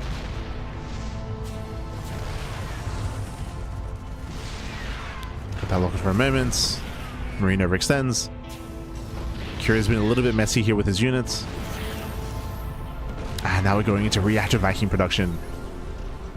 Yeah, scanning into the main base does confirm that. Kira trying to move in. Very nice lock on. The lock on! No, he gets the tank! Yeah, the tank is going to go down. Massive pickup. The tank falls. The Cyclone defends. Kiri's running out of steam here. He's being outscaled. Again, Maru, he's now up in workers. Remember, he can make 2 workers at a time.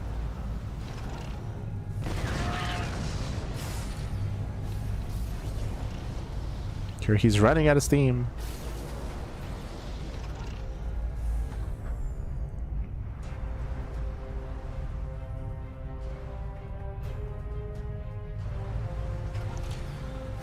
He's running out of steam here, as we can see Kira trying to push further in.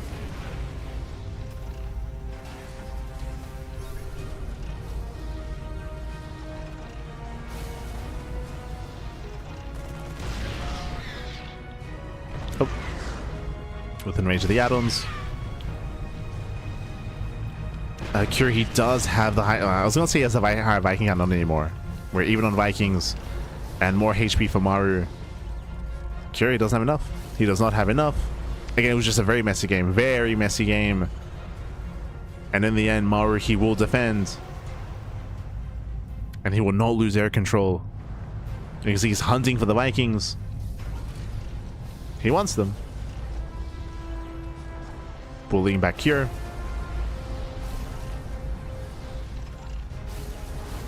Oh.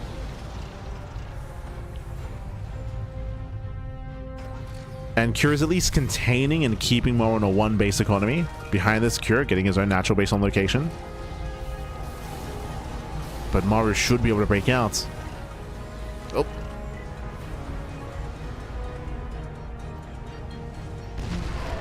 And once again, Vikings Age of Zone. Liberators on the way. And I don't see Cure defending. Like, it's not going to happen. Not anymore. That orbital for Maru. Saving him.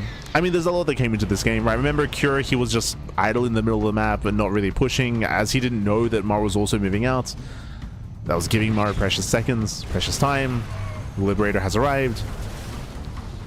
Zones away the tank, and we can just keep zoning. We can just keep forcing the unsiege. Oof. Yeah, tank goes down. And we can't stop the freedom. We can't stop the liberation. Not like this.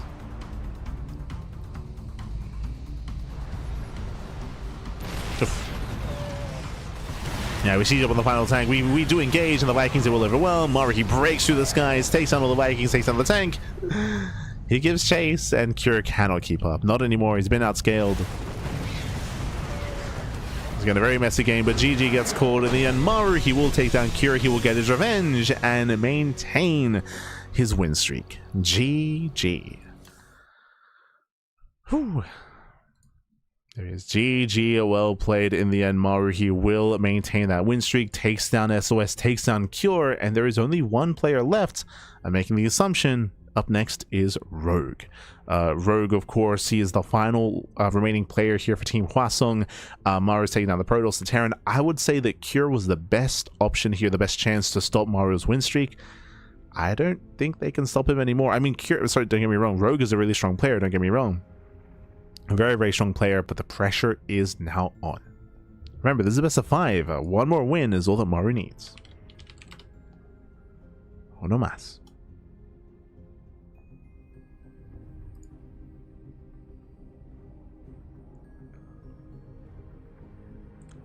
Ready. Is that Zan? Oh, SOS. Zan is on Maru's team, so bear that in mind. There's a good chance that Zan doesn't get to play today at all. Remember, Zan, he was scheduled to play in the previous series if we had gone to the Ace match. Like, Bobby, you just get some sleep. It's all good. It's like, we got this. We got this.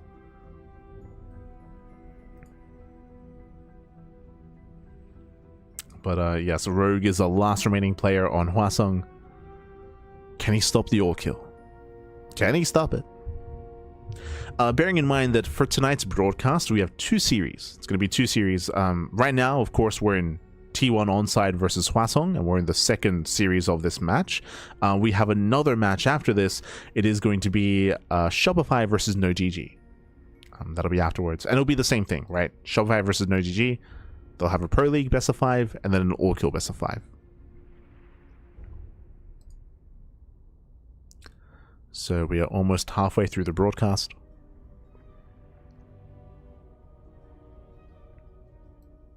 Almost.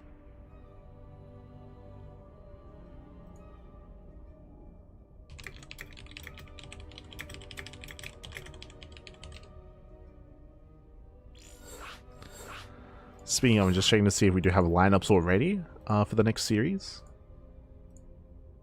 Just checking.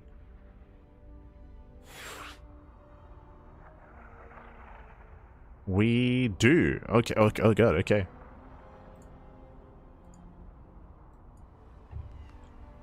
So I can start to fill that up.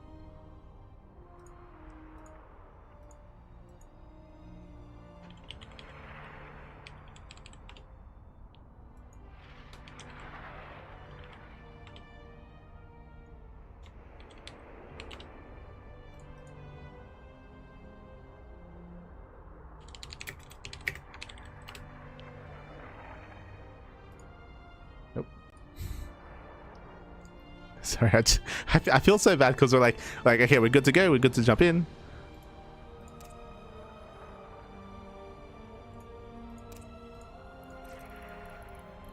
Beautiful. But I'm just asking for the player cams. Okay, we're good.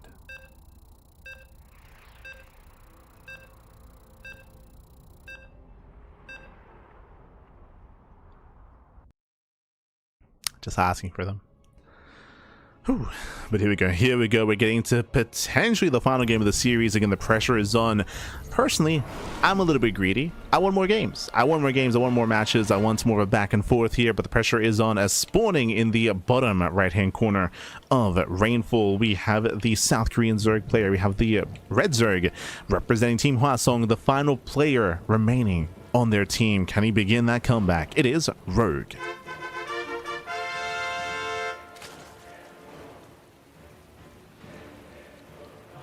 Go. As spawning in the top left hand corner, we have the blue Terran player. We have the South Green Terran representing Onside or T1 Onside. It is Maru. Here we go. We are getting into game number 3 here, and again, remember, this is all-kill format. Maru, he needs one more win here to claim the series. Rogue needs to fight back here and now to begin that comeback and to begin his own win streak. And again, reverse all kills, that's a phrase that exists for a good reason. That does happen.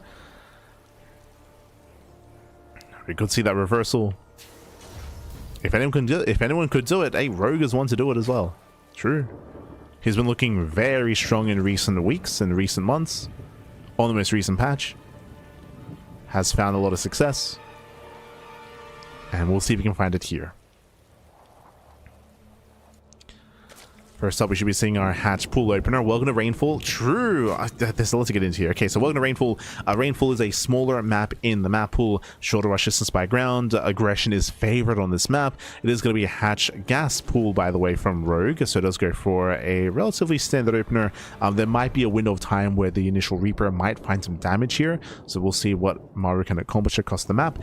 Meanwhile, when it comes to this map itself, aggression is favored. And we said something about Maru when it comes to the TVP that he was featured in against SOS. We spoke about how Maru in TVP is known for all-ins, right? He's known for 1 base play and 2 base play. In the end, he did go for a 2-base all-in. Here in TVZ, Maru, he's also known to be very extreme. When I say extreme, either hyper-aggression all-ins or some longer macro games. I would say that it is difficult on this map to try to build up to 4 bases and turtle on 4 bases. Looking here, we have the low ground third and we have the low ground 4th base. Both the linear 3rd base and the triangular 3rd are both on the low grounds. There's high ground right next to them. They're also both very open. As you can see here, they're very open and very accessible. There's no point of elevation. There's no choke point. These entrances are quite wide. So trying to be defensive on this map as a Terran or a Protoss is very difficult. It's very, very difficult. Not impossible, but the map is working against you. So we're expecting Maru to be much more aggressive, much more assertive in this matchup. First Reaper moves out, dancing with the army.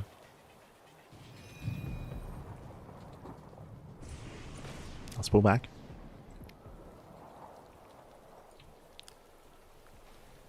And behind this, speaking of aggression, 111.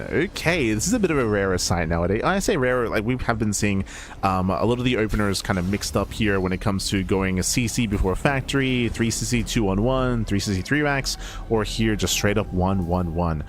With this build, we're going to have reactor helium production into potentially earlier Banshee play.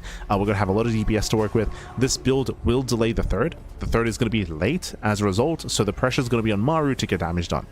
Now, I will say that the later 3rd base is a little bit more, it's less punishing than previously because the command center is now cheaper in the latest patch.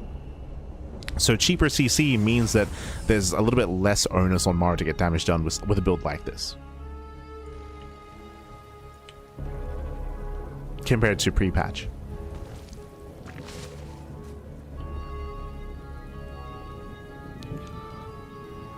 And now the Hellions are amassing.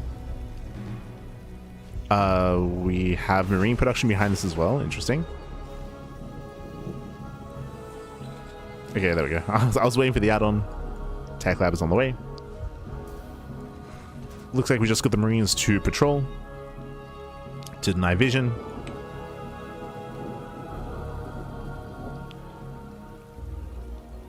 And we just see Maru still building up that Hellion camp back at home. Oh, this is much more dedicated here. Much more than we initially thought. Initially it was a 111, which was already aggressive. Now we throw down 2 more axes. I still don't see a 3rd CC. Again, 3rd bases are very commonly seen early on here in TVZ. So no 3rd expansion, more axes, more marines, stim, a much more aggressive build here. Much more aggressive. There's also 1 eBay on the way. The fact that there's only 1 leans towards a 2-base all-in. I believe it should just be +1 attack. If we were going into a macro game, then we'd see 2 eBays, of course. Aliens, they move in, getting 1, 2, 3 drone kills. They tried to punish though. Ooh, they locked him down. Yeah, they locked down the Hellions. Oh, they break out. Barely. That wasn't worth it. That was not worth it. 3 drone kills for how many Hellions? 4. 4 Hellions for 3 drones. Did trade a little bit with Lings, but in the end, that was not quite worth it. Ideally, you want to save these Hellions because, again, based on Maru's build, it's looking like a 2-base all-in. These Hellions, potentially Hellbats later on, could have been very impactful to support the army. So every loss counts here for Maru. Every unit counts, I should say. Oh, does get a queen. Queen goes down, getting inside with the 4th expansion. Can we force a cancel? Oh, 1 more volley. Oh, he's so close. He does. Yeah, nice cancellation. Delays the 4th base. This means less lava for Rogue, less army. Is going for the 3rd CC. I mentioned this previously. It was more of a passing by comments about how because the 3rd base is cheaper this patch, like staying on 2 bases, sorry, because command centers are cheaper, staying on 2 bases is less punishing. I will still say though that this is very dedicated. This is very committed here by Maru. He is expanding, but he needs to get damage done with this, as his 3rd base is still very late. It may be cheaper, but still very delayed. Rogue with the changeling does spot the army.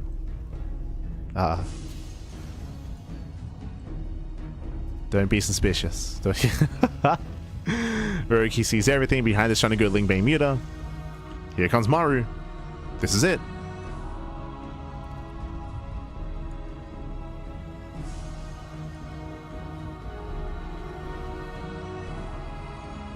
And Rogue Baneling speed. He's going Baneling speed after Spire. Oh, good. Hyper Greed out of Rogue does get the tank. Yeah, tank does go down. But again, that's crazy. The Spire is done before Baneling speed. Maru's moving in. We need Ling Bane to survive. Mutas will not help. Yeah, 7 Muta's going to be on the way, and this hatchery is going to go down. I say that. Rogue, can he save it? No, no shot. No shot. Rogue cannot engage. Force to expend towards the left-hand side. A nice pick up here by Maru. Oh, even dropping into the main. Oh, trying to. Is going to be deflected. Now, what's important here is that Maru, he took down the 4th base. He did not keep pushing. In the end, Rogue rushing Mutas, he's getting away with it. This was greedy, by the way. This was very greedy going Muta before Banelings. But he's getting away with it. They're about to be revealed. Catching up the Banshees. And the Banshees, they will go down. We could do see Maru rotate. Rotates through the center, deny some of the Banelings. From here, Maru's moving in. And Rogue, how many mutas do we have? 11. He's built up 11 mutas. He can chase down the Medivacs. Maru pushing deep on creep. He's unsieged. Yeah, Maru is on siege. We come in for the surround, and Maru's gonna lose everything. The tanks go down, the Marines as well. Massive surround, and Maru, he's gonna lose everything. He has to race back home. The 3rd base is forfeit. He cannot save the 3rd. No shot, not like this. Rogue is on a snowball out of control. Moves that across the map. 3rd base cannot be saturated. We spoke earlier how Maru, he was borderline all in. He was committed, and he did not do enough. Not like this. He would lose everything. And Rogue, he will begin that comeback. Does he begin the reverse all kill? We'll see as Rogue, he does break through the front door. Diving on top of the army. Tank does siege. We get some big tank shots here on the Lings. But the mutas, they should still overwhelm. Okay, they break through all the Marines. GG gets called, and Rogue, he will fight back. He will put a point on the board. Whew. GG. GG, well played. Huh. Rogue, he will fight back. He will take down Maru here. Keeps the dream alive for Hwasong. Keeps it alive back. And with that, and now it's going to be on T1 onside to feel the next player. Yo, we got to wake up Zaun. We got we got to wake him up. He might have to play. And Rogue takes down Maru. Winding it back when it comes to the build itself, again, Maru, who was very, very dedicated. Again, like borderline 2 base all in. Sure, he got a 3rd base at the end, but you saw the 3rd base did not come into play. Maru, he had to do critical damage. And what was important here is that when Maru pushed, he only denied the 4th base. He didn't go further in. And this allowed for Rogue to get away with that greed. We spoke earlier how Rogue, he was being so greedy, delaying Baneling speed and getting a very fast Spire, which would not help in the initial defense. And it didn't. But Maru didn't keep pushing either. Maru, he just poked in, took down the 4th base, then backed off, and Rogue got away with his mutas. He got away with rushing into his mass muta. I say mass muta, he made 11 mutas if you recall. Got away with his muta production, was able to build up his Ling Bane, of course, and end up with that insane surround on Maru's army. GG. GG, well played. Again, time was of the essence there for Maru, and he was not able to get anything more than just the 4th base. So now we're getting into our next game. And who's going to be fielded next, right? We have a couple of players available. We have Shin, we have herO, and we have Zaun. We still have a wide breadth of players here for T1 onside. And looks like we have our answer here. We have our answer. Up next is going to be herO. Let's go. So herO is going to be the next player. Let's go. This is actually surprising to me, so I kind of glossed over it, but for those that are unaware about the current state of StarCraft, herO, he has not been playing PvZ. He up until a couple of days ago, like herO, he has been having a very, I say herO, all Protoss players have been having a very hard time in PvZ. The PvZ matchup has been in disarray. The meta is either all in or sky toss, one or the other. You could argue that in a best of one format like this, it's still okay to play Protoss, but recently hero's been playing, he's been off racing, playing either Terran against Zerg or Zerg against Zerg or random against Zerg. Here he has been mixing things up, so I'm curious to see what race he plays here against Rogue. Again though, in a best of one specifically, I do think that hero can still sneak a win out, even if he's been having a very hard time in this matchup. Because it's only one game, he can definitely fight back. We'll see. We shall see.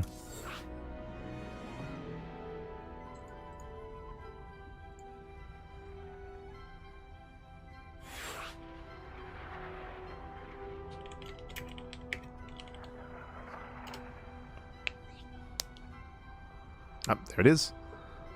Let's see if that's the case.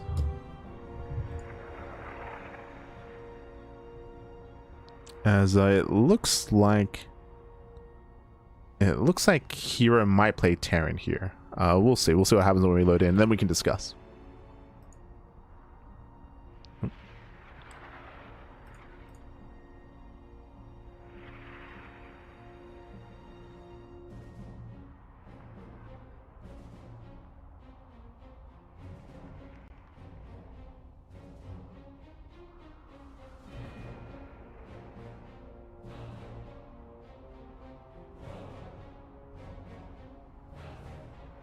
Go.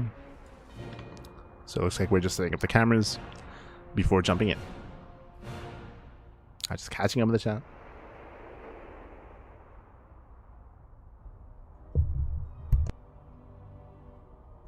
The reversal kill. It could happen. It could happen.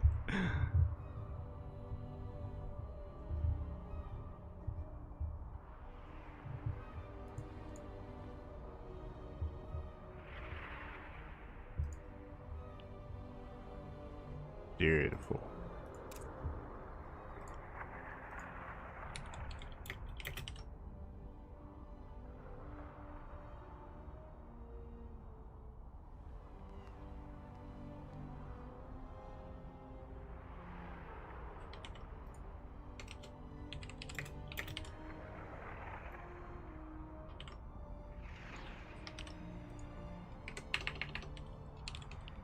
Now it looks like the rest of the team was in voice,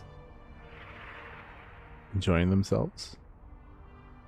But here we go. Here we go. As we are jumping into our next game, and okay, it is going to be a ZVP. It's going to be a ZVP. As I mentioned before, hero has been off racing quite a bit against Zerg, but specifically in the best of one, I do feel like he has it in him here to fight back, despite the current meta, the current state of things. I believe that he can do so. I mean, he clearly does as well, as he is of course picking Protoss. Let's go. Let us go.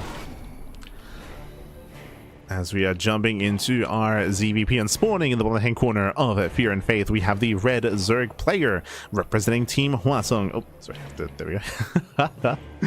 It is Rogue. Beginning that comeback and spawning in the right hand corner, we have the blue Protoss player. We have the South Korean Protoss representing T1 on side. It is herO. Here we go again. Maru, he got the ball rolling, of course, winning his 2 games against both Cure and SOS. Rogue is the final player remaining on Team Hwasong. herO, can he bring him down? As we do find ourselves with cross spawns, actually. Okay, so welcome to Fear and Faith. Fear and Faith is a 4-player spawn map. You can spawn in bottom left, bottom right, top left, and top right as well. So 4 possible spawn locations. Here he's looking for his opponents, so is Rogue.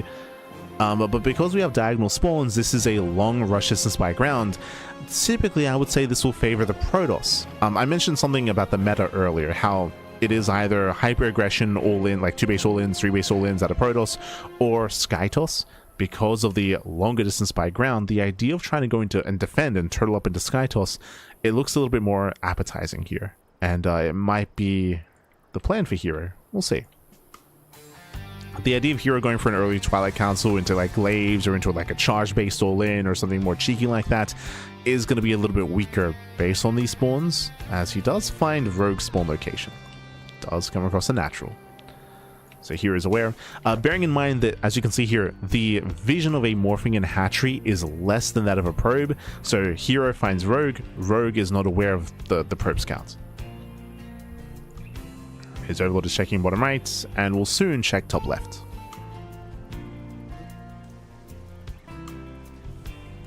So Rogue is still piecing it all together.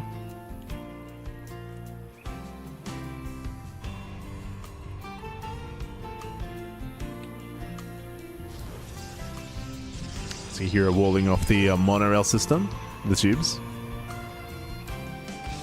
Does wall up, does wall up.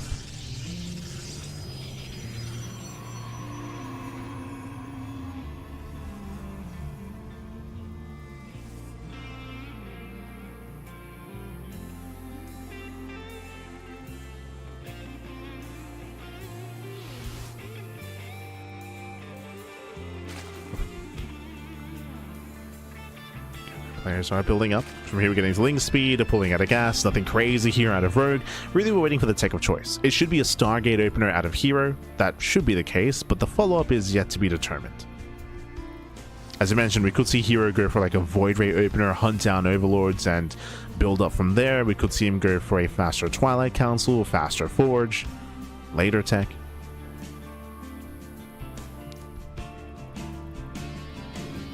Rogue will be able to avoid the initial Stalker. Gets in for a free scout. Not bad. Rogue does slip in. He's checking for pylon locations.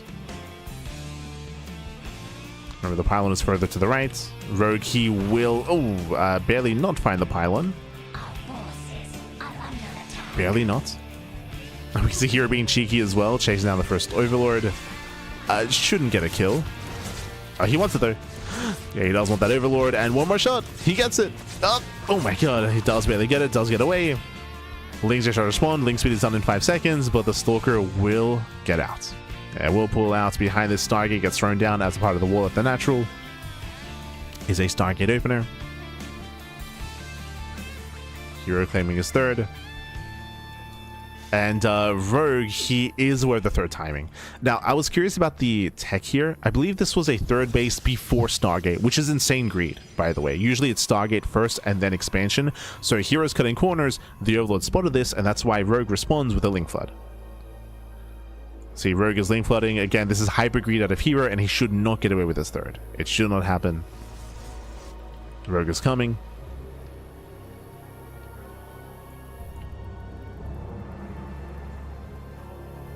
And he does race across. Oh, coming with us around. The battery is done, but the Adept is a bullet. Yeah, does catch the Adept here. The battery will fall. Oracle is still on the way. Again, there is no Oracle. Why is no Oracle? Because this was Nexus first, which is crazy. And it will go down. Yeah, the base will fall. Again, herO trying to be cheeky, trying to cut corners.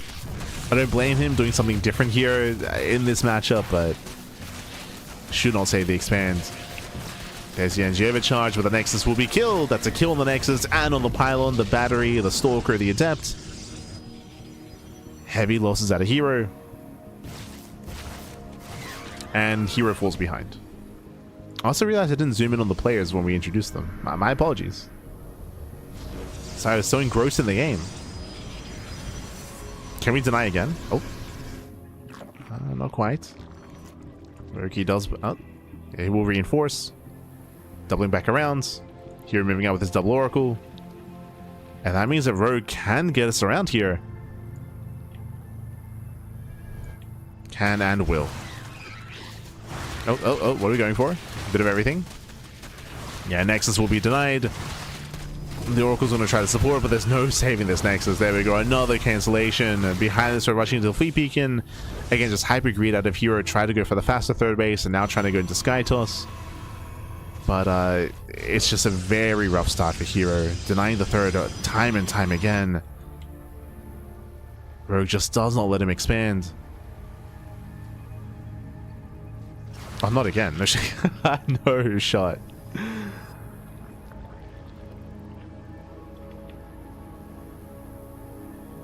With this, herO's up against the wall. Mothership has begun.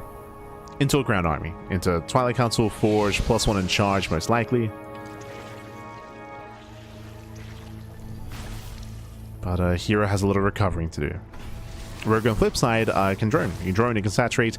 I will say that the 4th expansion here for Rogue is very late. That is true. This is a late expansion. And this will slow down some of Rogue's growth in the mid-game.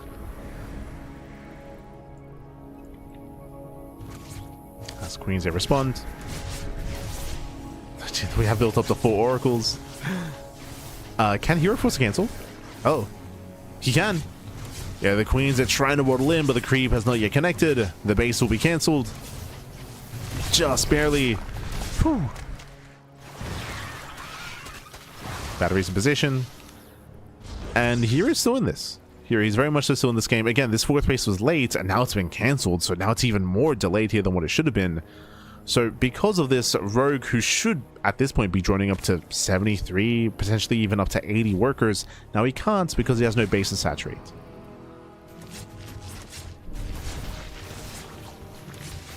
So Rogue's lead is not as large as it otherwise should have been. Is now taking up. Spire is on the way. Roach Warren as well. The Warren is scouted. I'm not too fond of this Ling Flood.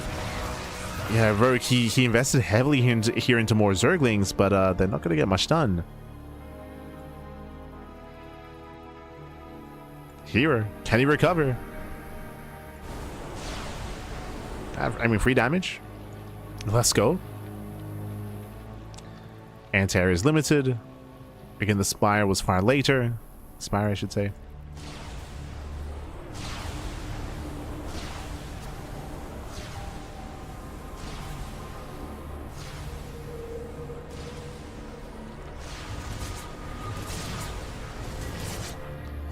As over time, here is building up Void Rays. High Templar production has begun. Storm is almost complete as well. herO finding his army. herO finds. Coming in for another backstab.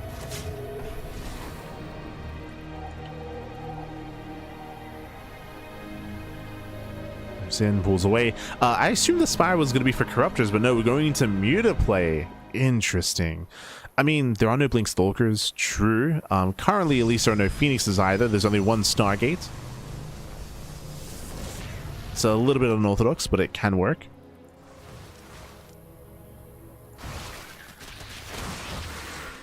As the Roaches are revealed, Rogue is moving in. At the same time, Mutas, I believe, have yet to be scouted. They're flying in on the left-hand side. Mutas, they move out. Roaches again picked a way out. Oh, do we get the High Templar? Gets 1. Yeah, 1, 2. Cloak is activated. Nice pickups. Another Templar goes down. Oh, and even another. Yeah, some brutal pickups here. Catching at the Templar, diving further into the main base. At the same time, here he ignores. Yeah, he ignores the army, just goes across the map instead. Here commits. Oof. And that's a lot of probes going down. Here rallying into Lings. Throwing away a handful of Zealots. And how many High Templar are left? 3. Only 3 Templar. He doesn't have enough Storms. Yeah, here he does not have enough. He's forced to turn back around. Here's in trouble. The Mutas, they excelled, and catching out that Templar was brutal. Catching out all the Templar, denying the push. 16 probes go down. These Mutas, they paid for themselves already. They paid for themselves.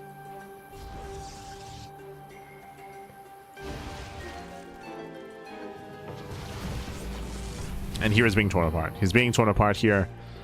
You can hear he almost recovered in this game. it was impressive. Despite the disastrous start. He was trying to get back into this, but at the same time now Rogue is maxed out, diving further into the main and getting more damage, takes down the cannon, more probe kills. There's 1 Phoenix, only 1. And remember, Rogue, he has a ground army. He has a ground army as well. Gets another Templar. Oof. Just pulling herO apart. Roach on the right, Lings on the left, Mutas in the main. There's Zerg everywhere. Oof. Even forcing friendly fire. Rogue just overwhelming, and the Roach is going to be forced back, that is true, but he's still killed 35 probes and still doing more damage. The mothership. Oh. I will stand strong, never mind. Yeah, the mothership will hold its own. Zones away the Mutas. Here giving chase down to 37 workers. Again, barely an economy. Nothing left in the main base, nothing at the fourth. There's no probes to kill. Getting 44 workers. Critical damage.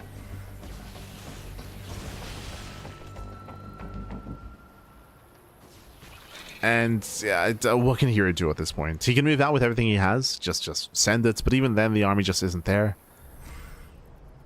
Doesn't have the army he needs. He's down to 1 High Templar. 1 Templar, soon to be 1 Storm. Means they catch out 2 more Oracles. Diving once again into the mineral line. Lings get a full surround. The 4th base will fall.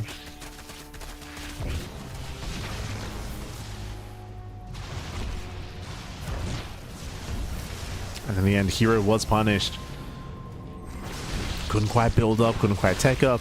Again, it was just a really rough start. And herO did somewhat recover from that, as herO had a very delayed 3rd base, Rogue also had a delayed 4th. But herO was completely unprepared for the mutas. Completely unprepared. And Rogue, of course, had the freedom to build up in the muta play. To build up, to tech up. Oh, we'll take a storm to the face. Commits anyway. Yeah, breaks through, snowballs out of control. As we flood into the mineral line once again, there's almost nothing left here. GG gets called, and Rogue, he will tie things up.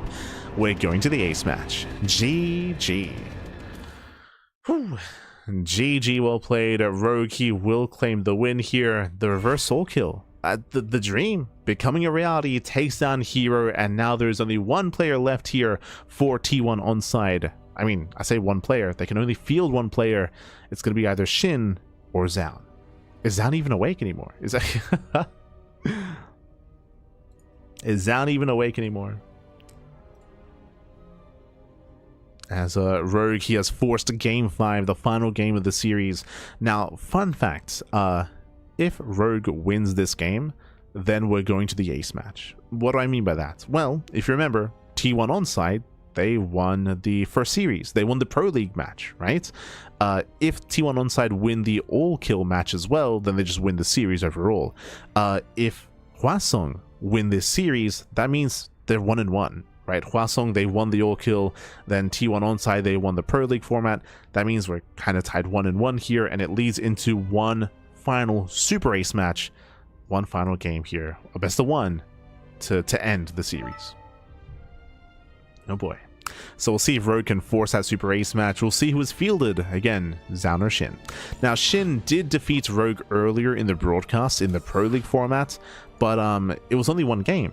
If you remember, sorry, he did 2-0. True, Shin. I don't know why, but for a moment there, I thought it was tied 1-1, but no. Shin did 2-0 Rogue earlier. Did win twice in the Pro League format. Does he 3-0 Rogue tonight? Does he? Does Shin pop off?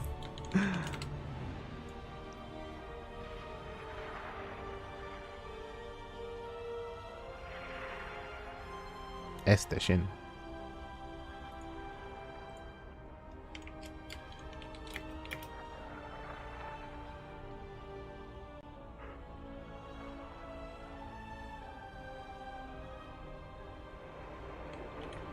As we are getting the cameras ready.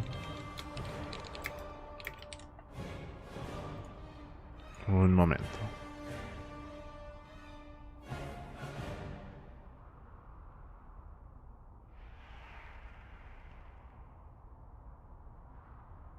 Alright, getting it ready here.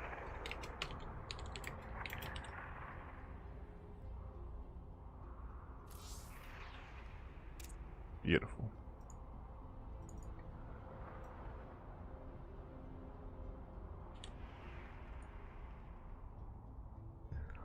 Okay. Oh, yo, we got the jersey going as well. We're all set up. There it is. Shin. He has risen once again. He's already taken on Rogue twice in tonight's broadcast. Can he 3-0 Rogue? Or will Rogue win when it matters most? The players are setting up. We're about to jump in. Here we go. We're Jumping into that fifth and final game of the series, as we just mentioned, if Shin wins this game, then Team T1 Onside will claim the entire win here. If Rogue wins this game, then we're tied 1-1, and we are going to that super race match. If you remember, this format was used back in GSTL.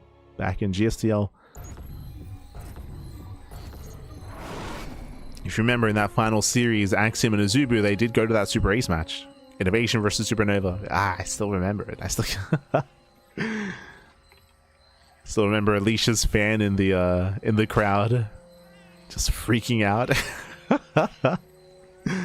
I say Alicia's fan. I believe it was like one of his close friends. But regardless, we're getting into this, and spawning in the bottom left-hand corner of Rorschach, we have the red Zerg player. The red Zerg player. We have the South Korean Zerg representing Hwasong on a win streak at the moment, and one game away from claiming that reverse or kill. It is Rogue. And spawning in the bottom right hand corner, we have his opponents. We have the blue Zerg player, the South Korean Zerg representing T1 Onside. It is Shin.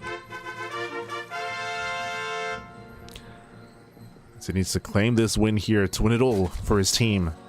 Let's go. Let us go. Welcome to Rorschach. Rorschach is a very small map in the map pool. Short rush distance by ground. Aggression is favored on this map. Speaking of aggression, we're going pool first. So pool first here out of Rogue. Not the craziest pool timing. There's no like 10 pool or like 11-12 or 12-11. Like there's nothing crazy like that going on here. But let's go pool first nonetheless. Shin opens up hatch first. Let's go. So Shin, he will have the better economy coming into this, going for the earlier expansion. Rogue, on the flip side, is going for a safer build. We'll have Lings early on, but shouldn't really achieve too much with this here. So I do prefer Shin's position. Now, because Rogue is going for such a late gas geyser, it's going to be pool, hatch, gas out of Rogue. Because the gas is so late, this usually means that Rogue is going to be skipping Ling speed and walling off on two bases and playing into Roach play, getting into Roach play instead. That's typically how you do transition after, out of a pool first. Meanwhile, Shin, with an earlier gas, did go hatch gas. Sorry, I believe hatch pool gas. He went hatch pool gas. We'll be able to get into Ling speed and into a more standard Ling Bane early game. So I'm very curious to see what Rogue does with his gas income and how he opens up. We'll see if he gets Ling speed or not.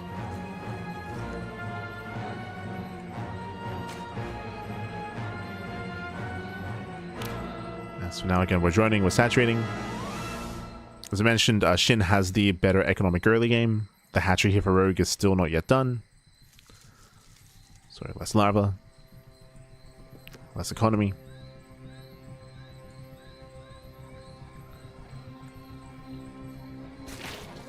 Speaking of Shin, we're backing up some resources here. Hello. Rogue, despite going for a later gas, Rogue does go into Ling speed and he does keep all three workers in gas. Meanwhile, Shin, despite going for the earlier gas geyser, no Ling speed. No Ling speed whatsoever. It's looking like either a faster Lair or faster Roach Warren. It's looking like two-base play. There it is. Jesus, that is a 3:16 Lair timing. Oh my god. Very fast Lair here out of Shin.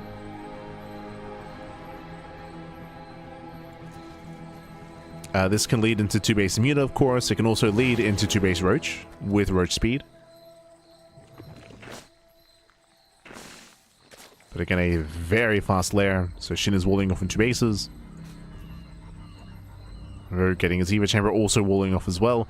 Now, I will say that there's a very high chance of Rogue Ling floods. Remember that we spoke about how Ling speed here was very different. It caught me a little bit by surprise we were going to Ling speed. I'm curious where Rogue takes us, as he's also going for the Eva Chamber as well. Just for SimCity purposes, +1 carapace here out of Rogue will expand, will claim that third. Meanwhile, Shin, the lair is now done. He still has not thrown down the Roach Horn to wall off here, by the way. This is very greedy out of Shin to have a bit of a lackluster wall. Is going into two-base Muta, but here comes that Ling Flood. Lings are amassing. Remember, Ling speed was research for Rogue. And Shin, he will wall off. Okay. Does start the Roach Horn, does start the wall. Spire is on the way.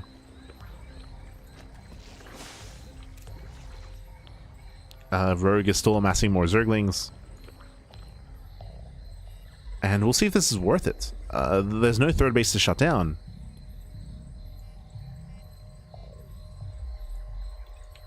Yeah, Lings, they move out across the map. Rogue, he just now sees the wall. Checks for the third. There is no third expansion, and these things could have been drones here.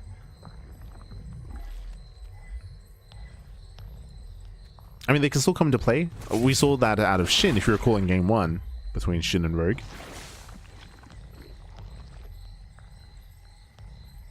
As these things, they do at least contain Shin, and they can come into play later. At the same time, here we go. 7 mutas going to be on the way for Shin. Mutas are about to break out.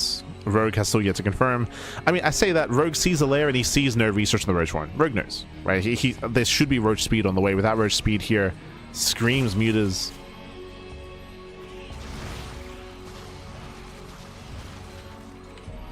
Oh no, Miss Rally. Yeah, Rogue does Miss Rally, throwing away 3 drones. Ay, yo, we gotta tighten up. We gotta lock in. I forgot to zoom on the players again. God damn it. I'm just not used to it.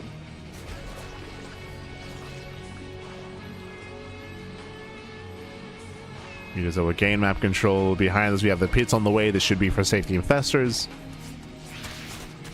Lings are shut down.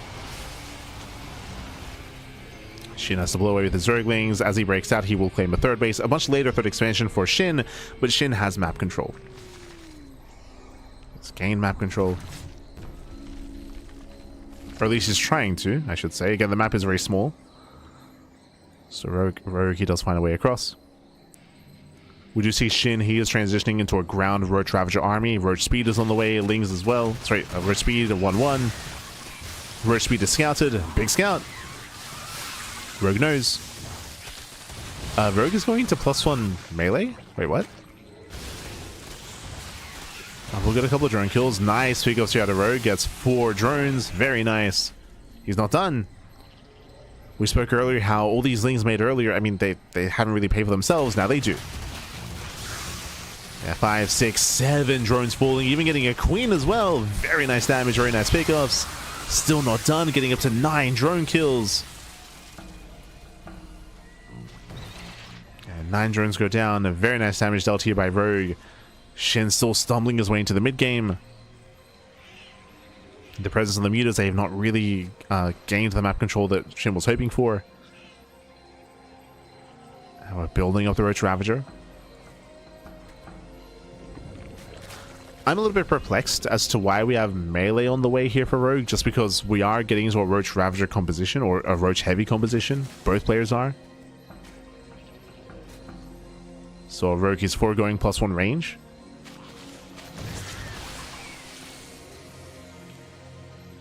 Usually melee is researched if you're going from a more Ling heavy composition and Ling Bane heavy composition.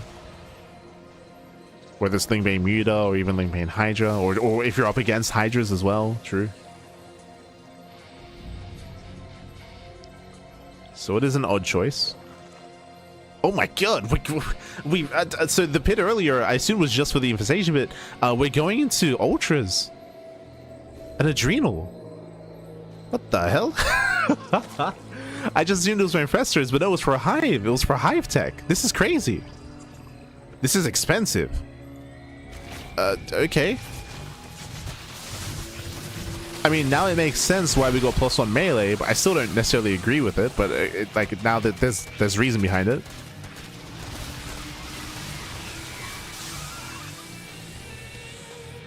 It looks like these roaches were only made just to supplement the army, not to commit into, so just a couple of supportive roaches, that's it.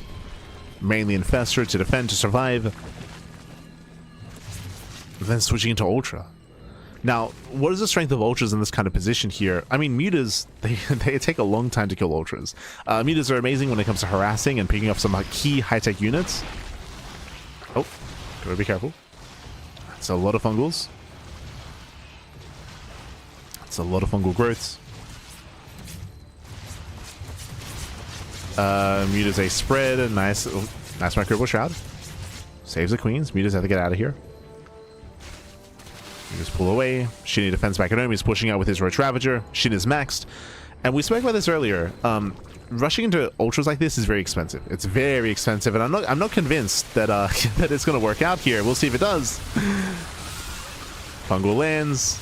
Lings, they try to engage. Ultras aren't ready yet. Yeah, they're still not ready. Shin is pushing through, getting on top of the high-tech units, on top of the infestors. He's trying to at least. He'll take some massive fungals to the face, but doesn't matter. Again, the ultra has 2-1 upgrades. +2 carry plays, +1 attack, no kindness waiting. Can transfuse, I guess, but I'm not convinced. We've got the one hero ultra. Let's go. No, it's going to be targeted. And it's going to be focused down. Oh my god. Clutch transfuse. The ultra survives. Okay. The ultra does survive. We'll lose the expansion though. Rogue is holding on, and kindness plating is now done. Finish kindness plating. Ooh, no spore. Yeah, no spores in position. Drone's going to be going down. Roaches they poke in. Oof. Mutas they come into play. They're still. No, the ultra is going to go down. Yeah, it's going to get picked up. Only one ultra listed does fall. And again, it was really quirky and really interesting to see Rogue intentionally go +1 melee and rush into Hive and rush into ultras. It's something that I personally have never seen before. Like, we cast more StarCraft than anyone else out there, and I haven't seen Rogue do that before. That was crazy. And I hope I never see it again. GG. GG gets called. Shin, he'll claim the series. He'll take down Rogue 3 times tonight, and will claim the series 3-2. GG. Whew. GG, well played. I'm sure that game is going to be content. Shin, he's like, the hell is that? He's like, yo, this guy's crazy. He was trying to rush ultras? The hell? You're correct, Shin. Yeah, he's crazy. GG. GG, well played. Again, a very interesting reaction and interesting response there from Rogue. I could see an ultra rush like this working on a smaller map. Winding it back a little bit here and going into Rogue's decision making. The issue with trying to rush ultras on Rorschach, we brought this up at the beginning of the game, and time to wind it back to it. Rorschach has the shortest rush distance out of any map in the map pool. It's a very, very small map, from natural to natural, very short distance. So the idea of trying to rush into tech, regardless of what tech that is, and get away with it, it's much more difficult on this map. It's easier to punish. That's a better way of putting it. If we're on like Fear and Faith, or even Lockdown, some of these larger maps, and you have a little bit more breathing room, you have more time to respond, react, build up your army, get away with your upgrades, your tech as well. On a map like Rorschach, Shin punished, right? Shin, he came in and there was only, despite all the tech, only one ultra. There was only ever one ultralisk. Rogue needed more time, and Shin was very decisive with his play, very decisive with his aggression, came in and struck Rogue down before we could really see the build come to fruition. We didn't get to see the mass ultra that Rogue was trying to build up towards. GG. GG, well played. A crazy game. With that, congratulations to T1. Let's go. Let's catch up on the bracket itself. As you can see here, at T1 onside, they do claim the win. Maru, he did start with 2 wins, took down SOS, took down Cure. Rogue began the comeback, taking down Maru, and herO almost pulled off the reverse ult kill, but Shin knocks him down. And tonight, Shin, he dominated Rogue here in the ult kill format, and in the Pro League format, remember, Shin, he also beat him twice there as well. So a very impressive showing here by Shin. He was a kryptonite for Rogue tonight. GG. GG, well played. Congratulations, Shin. With that, T1 onside, they will claim the win here and claim the series. They will defeat Team Hwasong twice in the Pro League and All Kill format. We're going to be going on a break. When we come back, we'll have Shopify versus Team No GG. We'll see you soon after the break. We'll see you soon.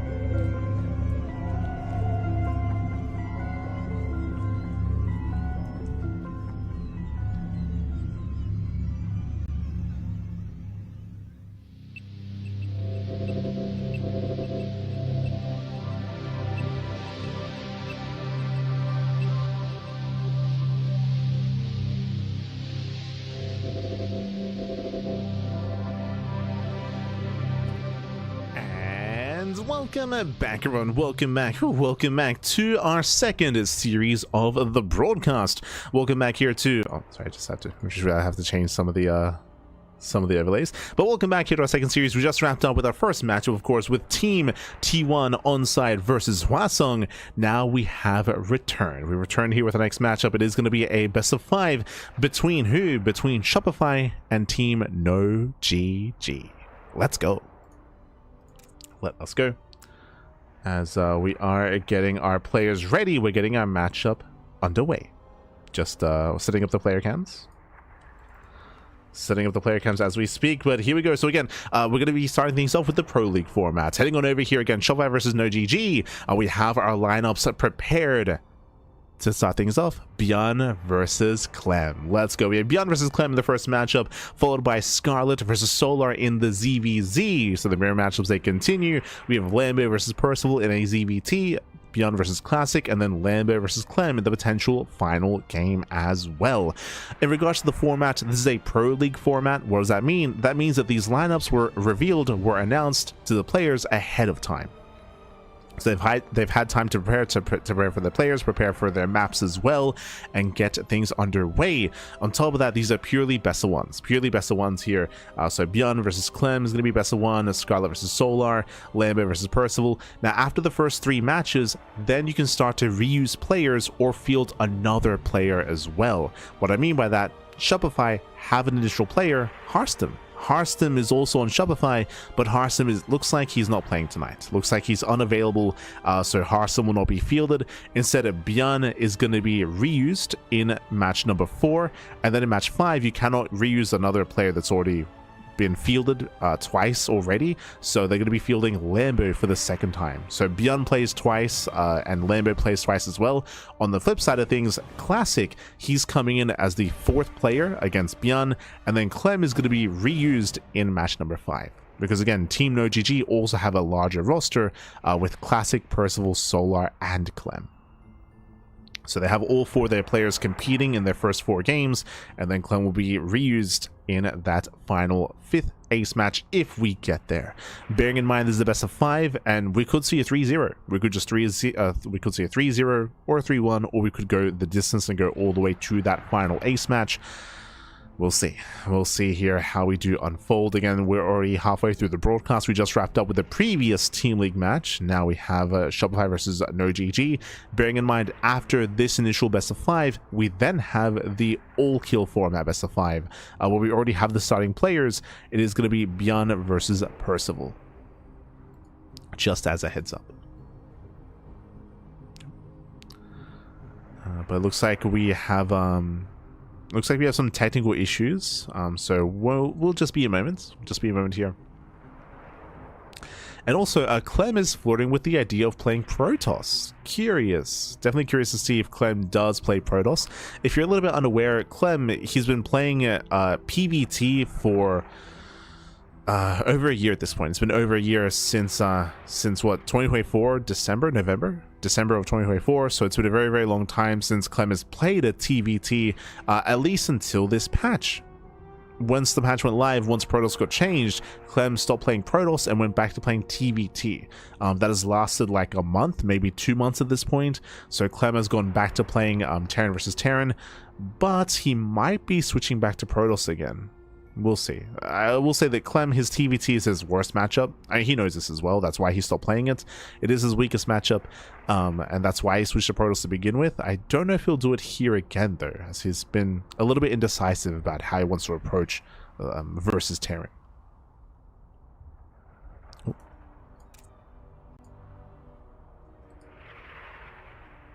Oh, let's go. Okay.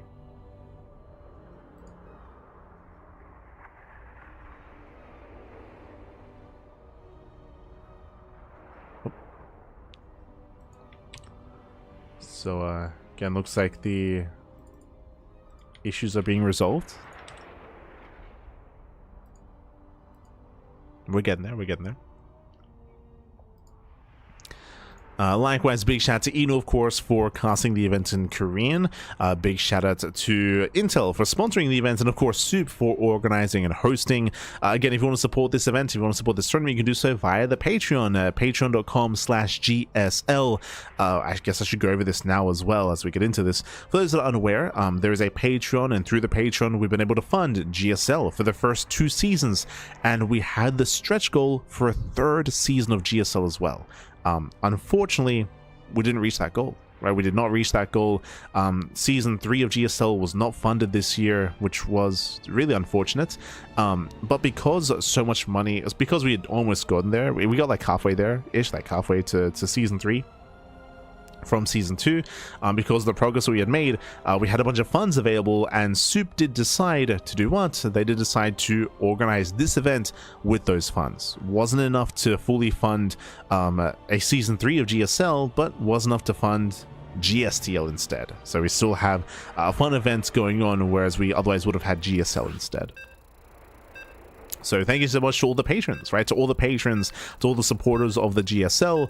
And if you want to support the GSL, then you can do so via that Patreon to help fund GSL coming into 2027, coming into future years, and potentially more seasons of GSL as well.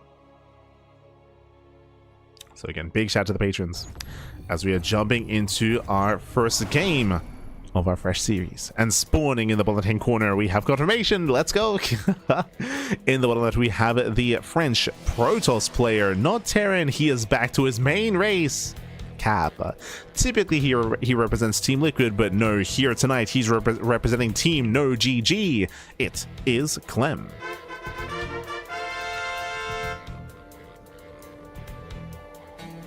Let's go. And spawning in the top right-hand corner, we have the red Terran player. We have the South Korean Terran representing Shopify. It is Byan. Here we go, rocking that new Shopify jersey. True. Rocking that new jersey as we are getting into our TVP. As we just mentioned, in recent weeks, in recent months, ever since the patch dropped, Clem has been playing TVT again after so long. But now, for the first time in quite some time now, in like, again, around like 6 weeks or so, Clem is now back to Protoss. We'll see how he does. I mean, and I don't blame him. Again, like, TVT has notoriously, historically, and even currently been his weakest matchup. But now switching back to Protoss, we'll see if this does have any success, if this bears fruit, as Byan does send his first SCV across the map. He does veer off the main scouting path. With this, Byan can go for the eBay block. So Byan, he can and will throw down the block, delays the expansion, and disrupts the opener. The real question is, Clem and the rest of the team, are we going to know GG? Are we going to be on brand? That's the real question. As Clem moves down, and will, of course, be delayed in his expansion. The first Zelda is already halfway done. Ideally, Byan wants to force the unnatural natural. He wants to force Clem to expand at the 3rd location instead. But with the help of the Zealots and with the extra boys being pulled, Clem, he will refuse to expand elsewhere and claim his natural. It's going to be delayed. It is a rough and shaky start for Clem, but at least he'll have a secure natural base. As eventually he will force a cancel.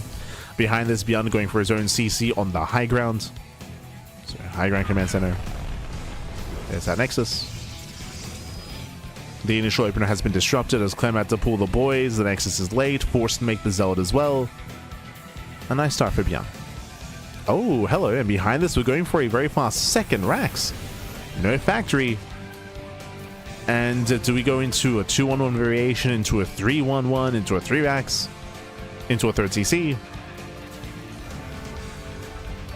3 Rax is the answer. Okay, so Byan, he's going to double down here. We're going to 3 Rax.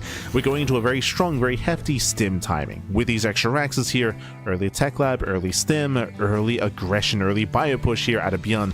The downside, of course, is lack of vision, lack of scouting. A more standard build would be opening up factory into starport, into, say, Widowmine drop to get some scouting information. Byan is going to be working with very, very limited information here, as Byan will see nothing in terms of scouting, in terms of tech. Speaking of tech, Clem is not playing standard. That is a Stargate opener. Okay.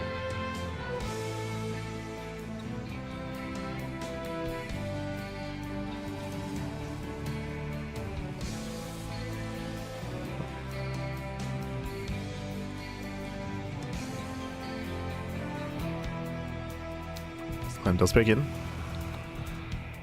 Clem does pick in with his Adepts. Again, going for the Stargate, going for a Phoenix-based opener. So I was talking about how Bjorn, he has no vision, he has no scouting, and he doesn't know what's coming his way. I will say that traditionally, 3-Rack Stim will overwhelm a Phoenix opener. Opening up Stargate into Phoenixes, this is ideal when it comes to defending against drops. We just spoke about the idea of opening up 1/1/1 into a Widowmine drop, or into a Hellion drop, or a Hellion Harass, or even into something of that nature, even Banshee play, for example. Well, Phoenixes will shut that down. They will shut that down. They'll shut down the Medivac, shut down the Banshees. Instead, by going into Mass Marine, Phoenixes, what are they going to do? Lift up one Marine at a time? There's going to be so many of them. I'm concerned here for Clem. I'm concerned. Head up to Shade In, does scout all the Marines. Clem knows. He's now aware. Now, something that Clem can do with these Phoenixes is harass. Like, bypass the Marines, hit the mineral lines, pick off some SCVs, and keep Bjorn busy at home and contain Bjorn. That is true. We'll see how this all does come together here. Now, thankfully, Clem did scout, so he's getting ready here back at home. Battery on the high ground, setting up his units, not expanding, staying defensive on 2 bases. Bjorn does move out, and does he have enough to break through? It's going to be close. It is going to be close here. Again, thankfully, because Clem is aware of what's going on, he is in position. He's ready here at the ramp. Has the high ground advantage. Phoenixes, they will go for the counterattack. They won't be at home to defend. Here comes the Stim. It does rush in. Tapping on the main army. Stalker goes down. Takes down the Stalker. Takes down the initial Adept. There's the NG overcharge. Phoenixes that racing back home, but the Gateway army is going to crumble. But do we have enough Marines? I think not. Yeah, not enough Marines left over. Phoenixes, they pick up all the Marines, the Marauders as well. Bjorn, he shouldn't get much more damage here. He does get into the mineral line. He gets 1, 2, 3 probes. 4? 3. 3 probe kills. Clem holds. Clem, he does hold on. Again, Bjorn just did not have enough Marines left over to deal with the Phoenixes.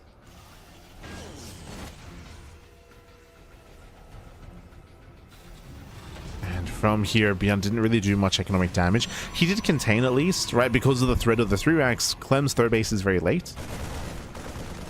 It's a much later third. Phoenix is going to be zoned away. And so far, Bjorn is holding. The Phoenixes have yet to deal any real economic damage. Bjorn building up on 2 bases, now into +1, into medevac production.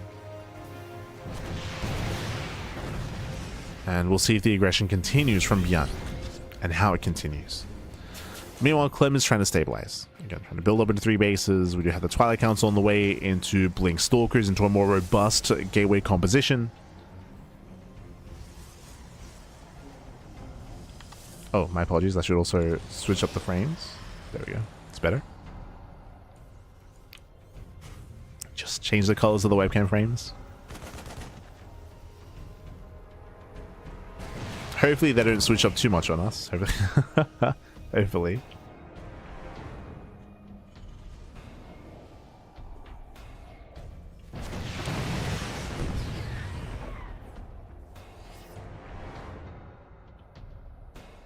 So here comes Bjorn's second push. Behind this, Bjorn is taking a 3rd TC. He is expanding. But there's still a lot of pressure on Bjorn to find some damage with this.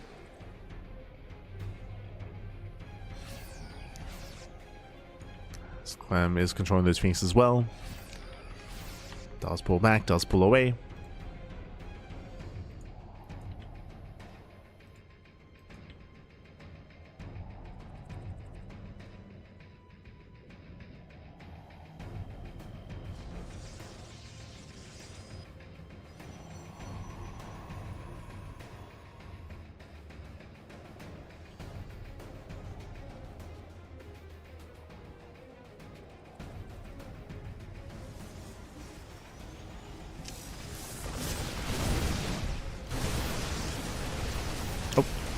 So far, Clem is slightly out of position.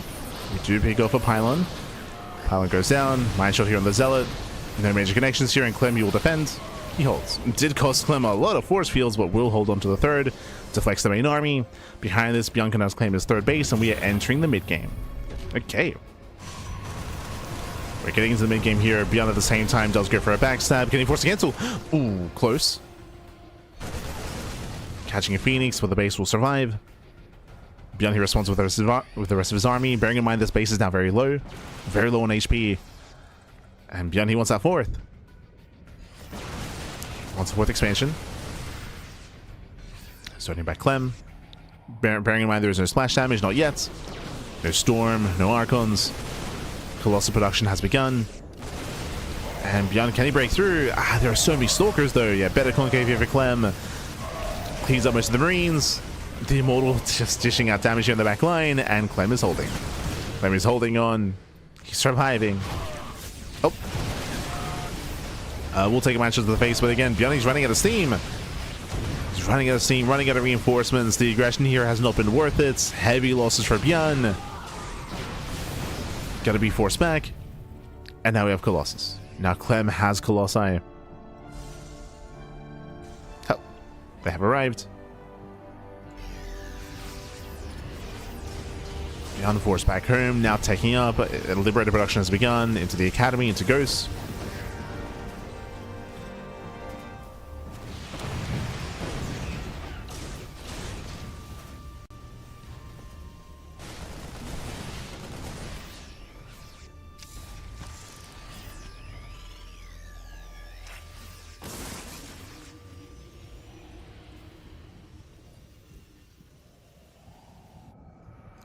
Taking on into Ghosts. Building up from here. I would say there's still a lot of pressure on Beyond. Again, he's been very aggressive this game so far, and the aggression continues. The moment that he stops, Clem is going to stumble out of control. So Beyond, he has to keep pushing.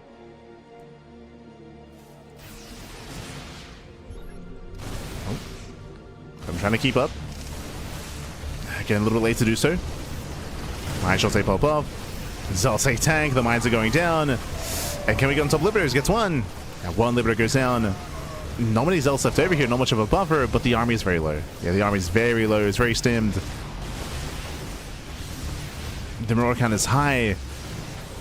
But Beyond cannot close that distance. And cannot close it, we'll lose the final Liberator. Beyond getting bullied back. The Colossus, they still reign supreme. The laser's back. The Colossus.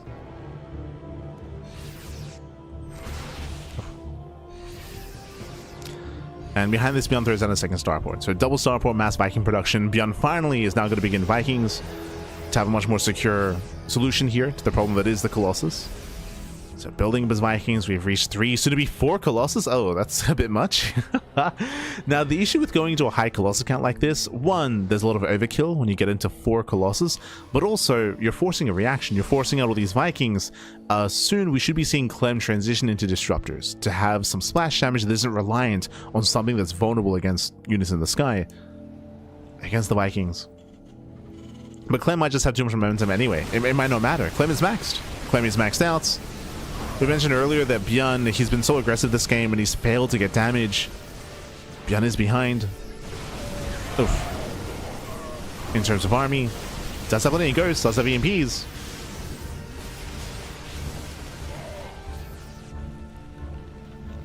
But Beyond cannot keep up. So far he's got 5 Vikings, making 4 at a time.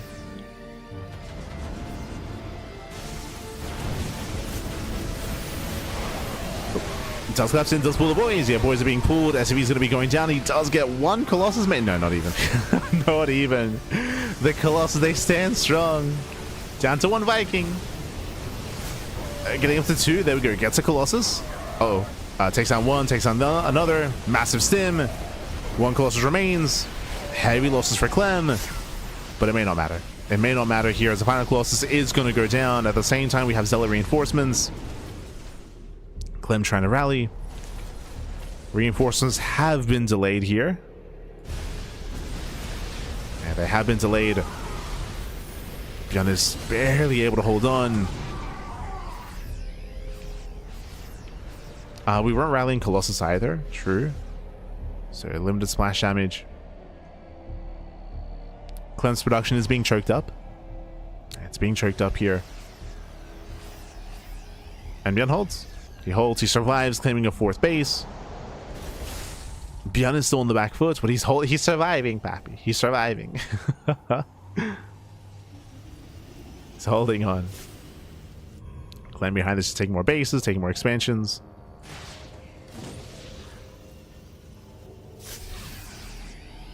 This mass vanilla gateway style here, it's something that Trigger has been trying out and has been a little bit more fond of as of late. I know that Trigger and Clem are very good friends. When it comes to here in the late game, it does mean that your reinforcements are arriving a little bit later instead of like your bam, like your faster warp-ins across the map in the face of your opponent to like strike and hit then and there. Instead, you have to just wait for the rally. So it has been giving Bjorn a little bit more time to breathe. Has been giving him time.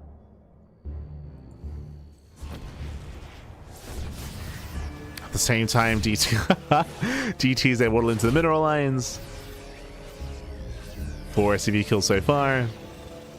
Not bad. Disrupting the economy. Clem going into this more swarm toss style here of mass zealots. Did not switch into disruptors. Oh, mass EP. And is this going to hurt Clem in the long run here? The Viking count is still quite low. There's still not that many Vikings. So it is still okay. DT does Vortal Pass into the natural. 13 SCV kills. Clem is getting out of hand. Catching out 13 SCVs.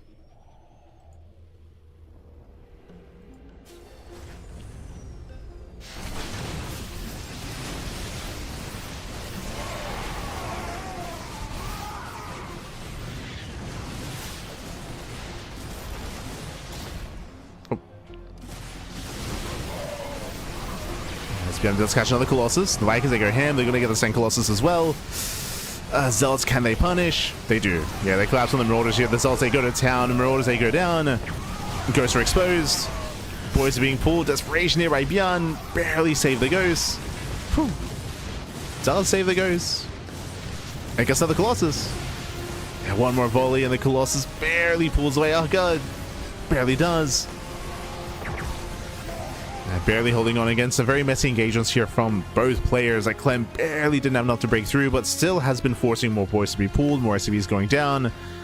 It's still been a more desperation hold here from Bjorn.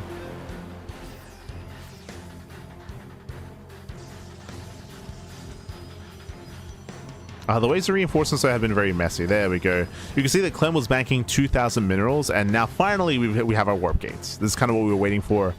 Warp gates have morphed in. We need to spend our money. Clem has been missing warp ins. Well, I say missing warp ins, I think he was waiting for the gateways to morph into warp gates themselves. But the production has been very messy here for Clem. The macro, I should say, has been messy. That's a better way of putting it.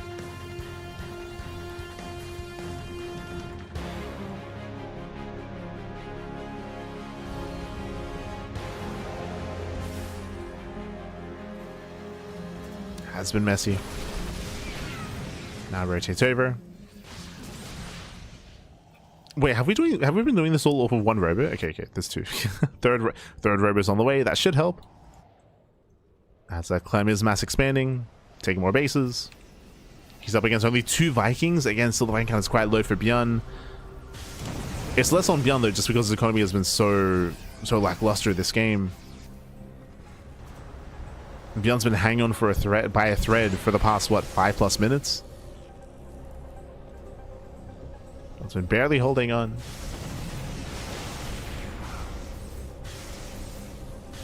But it's just been surviving. That's EMP.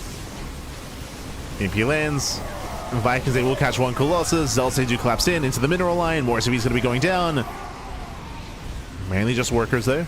And the Vikings. Then backs off, pulls away.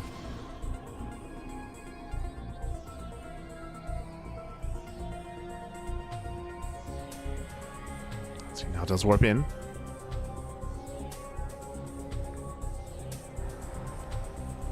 Once again warps in back at home. And Bjorn just has not been able to build up.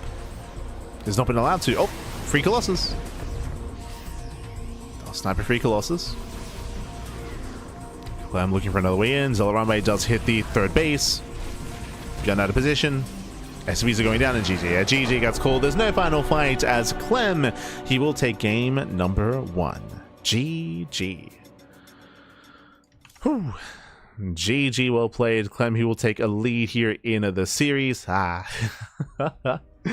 He will take a lead, and again, it was still a very messy game is what I will say. It was very messy, but in the end, Clem, he was still at the advantage, bearing in mind that it was Beyond being hyper aggressive, very in the face of Clem, trying to break him early on with the initial 3 racks and then the follow-up as well. I would say that the turn started at the table when Beyond pushed into the 4th base and failed to break the 4th, if you recall. Did fail to do so. When that happened, Clem was able to build up his Colossus and then kind of take it from there. Beyond, he was barely hanging on for the majority of that game, and it was impressive that he was surviving every time, but he never quite was able to build up his army to a comparable degree like Clem's forces. Never quite got there. Another factor as well, which led into a longer game, is that Clem's production again was a little bit shaky. When it came to reinforcing and producing more Colossus and warping in more Zealots. So that did create these kind of lulls in the game that Clem had to back off and then slowly build back up. It did allow again for Beyond to hang in a little bit longer, but by no means was Beyond at an advantage for almost the entire game. Like it was brutal. GG. GG, well played. With that, we're now getting ready for our next matchup. Once again, let's head on over here to our lineup. Again, Pro League format, no GG versus Shopify. Up next will be a ZVZ between Scarlet and Solar. Let's go.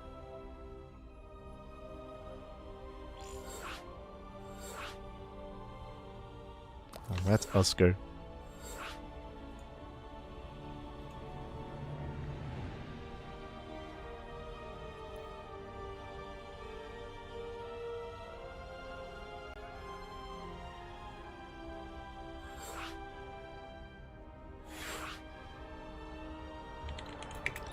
As we do need to set up the webcams, so we do need a moment.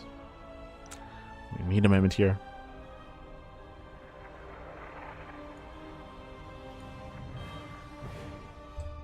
Oh, catch him in the chat. Gah, baby, gah.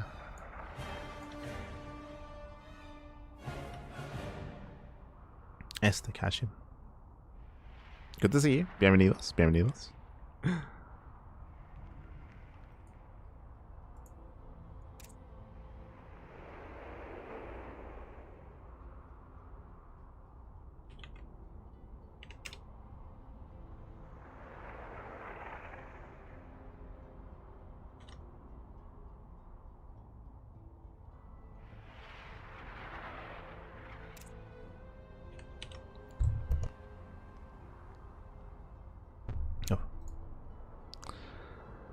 But yeah, so settings are going to be, so cameras are going to be on, being set up. They're going to be on the way. Once again, those who mentioned, it's going to be Scarlet versus Solar. It's going to be on Fear and Faith. We then have Lambo versus Percival, and then Beyond versus Classic, followed by Lambo and Clem if we get that far. Personally, I would hope to see a back and forth here, but the pressure is going to be on Shopify to begin that comeback.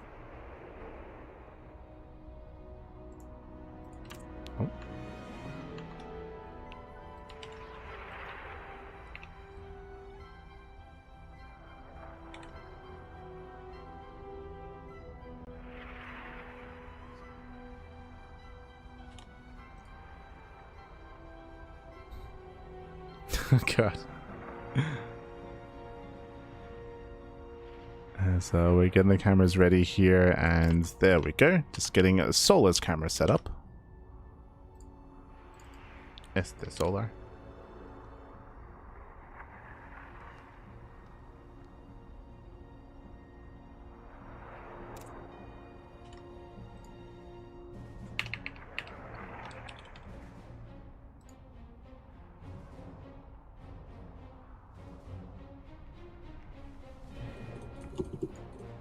Oh god. 병철이랑 무슨 빨모하고 있네? I know, Solar, turn off the mic. We can hear you.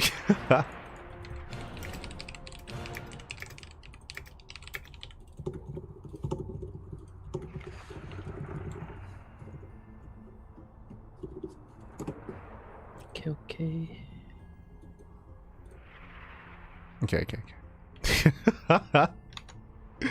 There we go. Beautiful. God, this is the solar ASMR. I don't know if you could hear, that was... Can just set up the cameras, but here we go. Looks like the players are ready. The cameras are set, and we're jumping into our second matchup. Let's go. Let us go.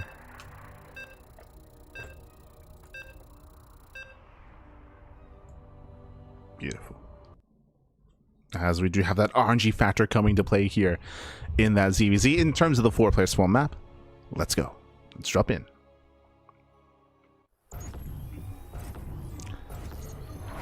As spawning in the top right-hand corner here of Fear and Faith, we have the blue Zerg player, the South Korean Zerg, representing Team No GG. It is Solar.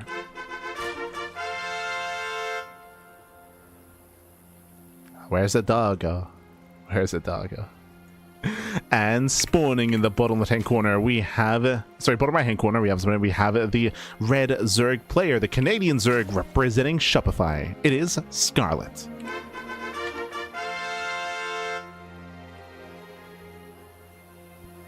Here we go. We're jumping into our second game here of the series. Shout out to Scarlet, by the way, as I know it's quite late over in the land of Canada. This event is at a more Korean/European friendly time zone or time slot. I know it's quite, I say late, it's quite early in the Americas, whether it's in the US, Canada, Latino America as well. So very, very early in the morning. So big shout out to Scott for being able to wake up and take part. I can say, you know, I mean, hey, more than I can say for Hearthstone. Just saying. True. Este Hearthstone. Aye. Regardless, we're going to be opening up here. And we do have close spawns, by the way. Close spawns on Fear and Faith at top right and bottom right is going to be close spawns. As a result, our players are going to be... we typically expect more aggression here, as again, we have a shorter rush distance by ground. We'll see how we open up. So far, hatch first out of both Scarlet and Solar. It's going to be hatch gas pool. So far, so good. So standard economic openers here out of both players. Scarlet will find the expansion here of Solar. Likewise, Solar doing the same. They both scout each other. They both confirm. Now from here, playing on 2 bases is much more viable. The reasoning for this is because we have a ramp coming into the natural, so your natural base is much more secure. You can wall off, you can seal this off and defend on 2 bases that much easier. So going to 2-base Roach or even 2-base Lair and 2-base Muta is a possibility here, is an option, a viable option for our players. We'll keep an eye on that.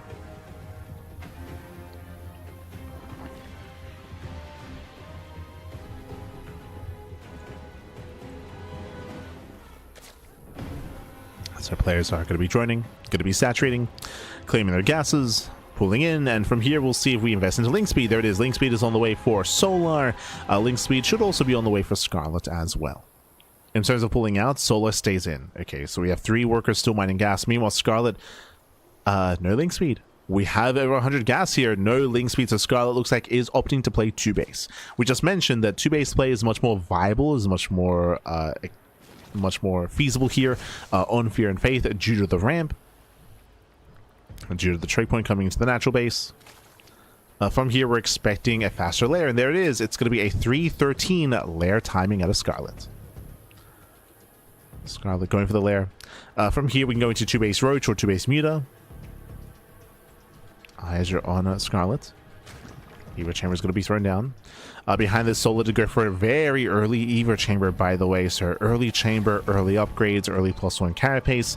This can lead into a Ling Roach all-in, by the way. The Solar special. He's very, very fond and did popularize going for the +1 carapace all-in. Not saying that will be the case, but it's going to be an option for Solar. As Scarlet is fully walling up here at the natural. Solar checking for the 3rd base with the Overlord, is fully aware that there is no 3rd base in sight. Solar claiming his own. Solar will have the better economy, that is true. But what does Scarlet have? +1 carapace on the way. Roach Warren as well. Lair is about to finish. And what's it for? Due to the carapace. Oh, the Ling! That should not have happened. Solar does slip into the main base. Does not get into the main, though. Just barely. Scarlet will deny the scouts. Solar does not see the lair timing. Not yet. And with that lair, we're going into Roach speed. Roach Warren is almost complete. And we are. Okay, so Roach Speed is on the way. Scarlet is going to double down going into Roach Ravager or going into Roach. Not going for Mutas. And Solar confirms. Yeah, Big Scout Solar just saw the researching buildings. Is aware of Roach Speed. Roach production has begun for Scarlet. And we're expecting Scarlet to commit with this. On the flip side, Solar joining. Solar droning, saturating, claiming gases.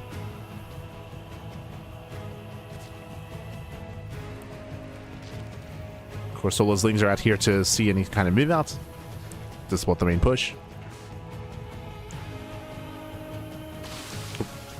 Roaches are confirmed. And back at home, Solar does begin his own Roach production. So Roaches are amassing back at home. Scarlet is committing. Again, Scarlet will be hitting with Carapace and a plus and speed. Also +1. So Carapace and speed is on the way. And it's all or nothing with Scarlet. She's all in. She's all in. Solar back at home. Has Solar been too greedy? Now Solar did drone up to 44. A very low drone count here for Solar. Did not over drone. Queens are all coming together here. We're going to be lacking injections, but we do have them here to defend on the front lines. So extra DPS. The longer this game goes on, the better it is for Solar. Massing on more Roaches, faster reinforcements as well. We see Scarlet staying up with the Creep Highway. A very nice setup. The Queens have also arrived as well. They have Transfuse. They have energy. Oh. One Queen almost goes down.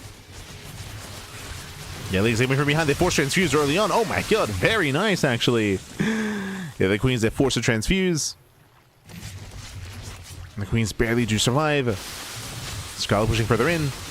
But now there's a concave. Now there's a concave of Roaches. Solar does have an equivalent Roach count plus Queens. And Scarlet doesn't have enough. As I mentioned before, again, as time goes on, Solar has that better economy, has extra larva as well with the extra hatchery, and is outpacing Scarlet. He's outscaling. A better way of putting it. Nice time of the Overlord. Supply blocking Solar, okay. Solar is supply blocks. Roaches they attempt to counterattack, but there are Roaches in position for Solar. Solar defends. Oh, gets a Queen. Bit of miscontrol out there out of Scarlet. Bit of miscontrol.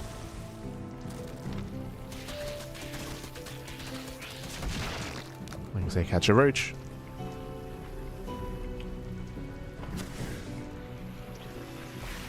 Scarlet forced to expand. A very late third base here for Scarlet. But this, essentially Scarlet admits that she cannot break through. She cannot break Solar. It's not going to happen. We're going to try to transition out of this into a third. And Solar won't counterattack until we get Roach Speed. Roach Speed is still on the way. Oh. Does engage with the army there. Gets a Ravager. Very nice. Ravager goes down. Oh. I'll say graze the army. Solar committing in and collapsing on top of the Queens. Yeah, 1, 2 Queens going to be falling. Getting a little bit messy towards the end. Uh-oh. Yeah, a little bit messy here with reinforcements. Scarlet does take down the Ravagers. Will collapse on the Roaches. Better fight for Scarlet. And across the map, drones. 5 drones go down. Massive counterattack as well. Very nice run by. And Solar's falling apart. Solar had this in the bag. He had it in the bag here, but Solar was a little bit too ambitious, a little bit too aggressive. Just had to wait for the upgrades to kick in. And Solar pushed out too soon, too early. Lost all the Roaches, and with that, Scarlet is looking to make a series out of this and fight back for Shopify. Whew, hi. Again, things are looking bleak, but GG gets called, and Scarlet takes down Solar and puts a point on the board for Shopify Rebellion. GG. Okay. GG, well played. Scarlet will fight back. We'll put a point on the board.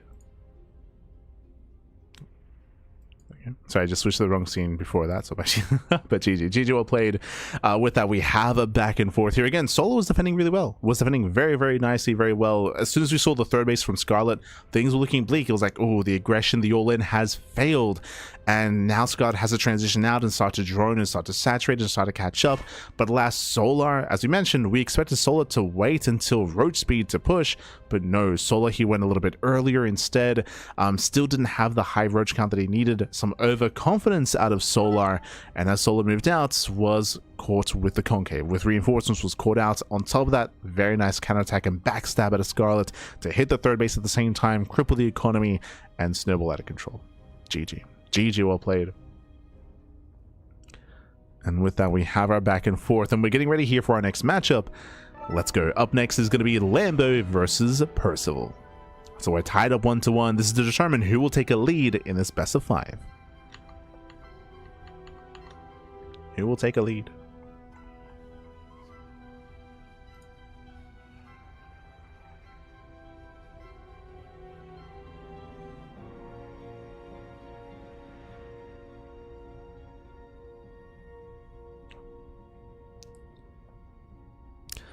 As our players are getting ready, and once again, it'll take us a moment here to get our cameras up and running as well, so bear with us. Bear with us. Whew.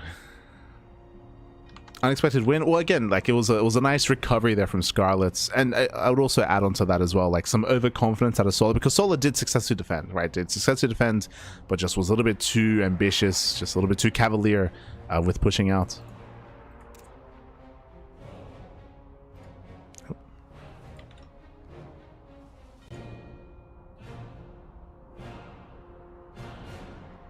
As we are getting our cameras raised to go. Un momento.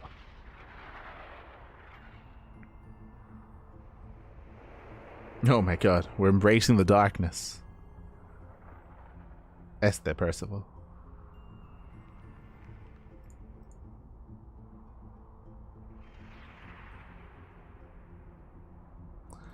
And again, the series can still go either way. I actually don't know who to favor here between Lambo and Percival, mainly because Lambo, he doesn't really play in many tournaments. He doesn't really play in many open cups. So I can't really speak with too much confidence as to Lambo's current form and current state in ZVT. We'll see. We shall see. I know that Percival's been very impressive. Percival, he's been defeating all of the top Korean Zerg players on a much more regular basis, referring to Solar and Shin. It's been very impressive. Very impressive.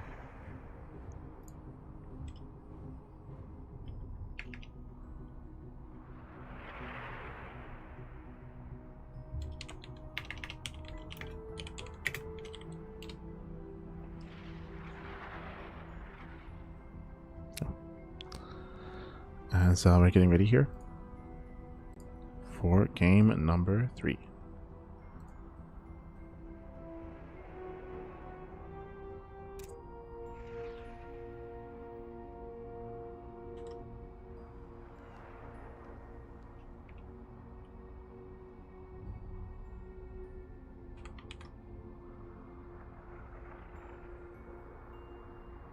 Beautiful. Okay.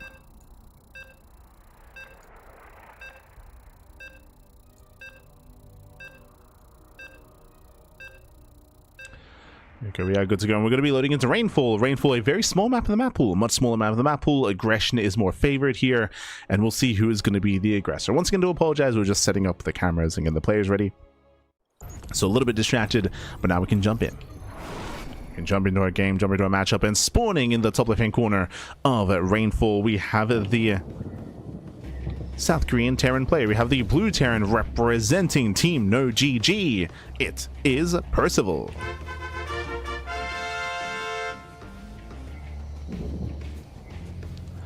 And spawning in the bottom right hand corner, we have the German Zerg player, the red Zerg representing Shopify Rebellion. It is Lambo.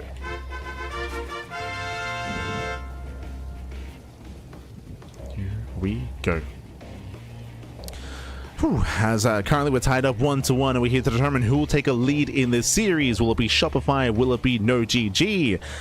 We're here to find out. We're here to find out as we are going to be opening up. And again, welcome to Rainfall. Rainfall is a much smaller map. The map pool, shorter rush distance by ground. Aggression here is favored, and typically we do expect, we do favor aggressive Terrans here on Rainfall. Percival, speaking of, has been very aggressive as of late.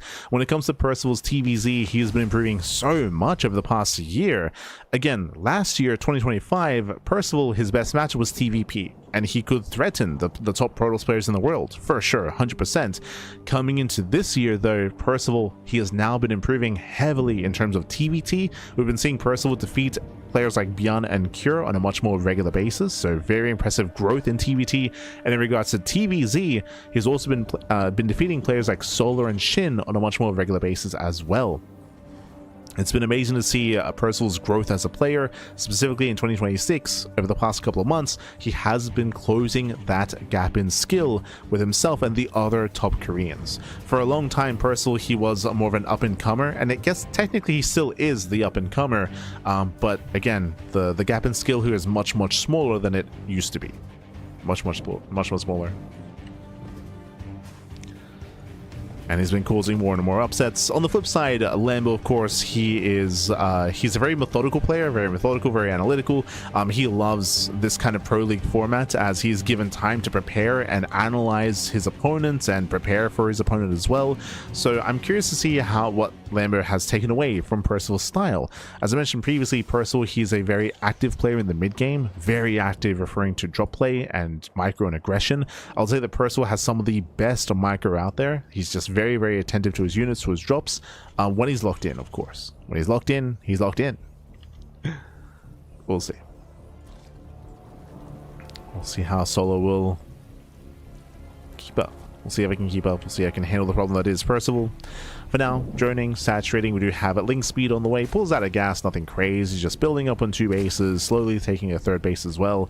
When it comes to Percival, what's important here is that Percival has been cutting corners. If you notice, Percival, no SCV scout. 0 SCV scout, not just that, no Reaper scout either. Skip the Worker, skip the Reaper as well, so Percival is being quite greedy here on Rainfall. Does mean that he has no information. If there was, say, continued gas mining, early pull into early Roach, into like a Roach all-in or some early aggression, Percival, he would have no idea what is going on. Oh, as he's going for a 1-1-1. Okay.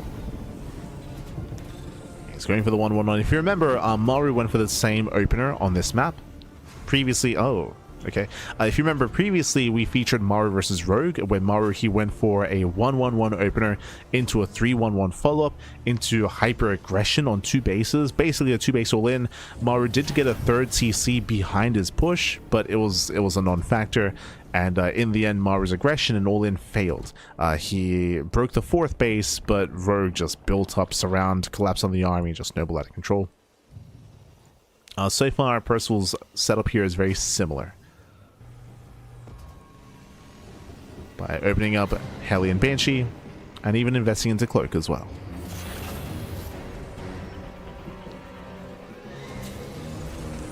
Likewise is going for a delayed 3rd CC, getting a 2nd and 3rd racks. So once again, very dedicated to base play, very dedicated. If you recall, Maru, he also went for a singular eBay to hit with +1. Maru threw down the eBay here behind the mineral line, got into +1, and then went with his all-in. We'll see how Percival sets up.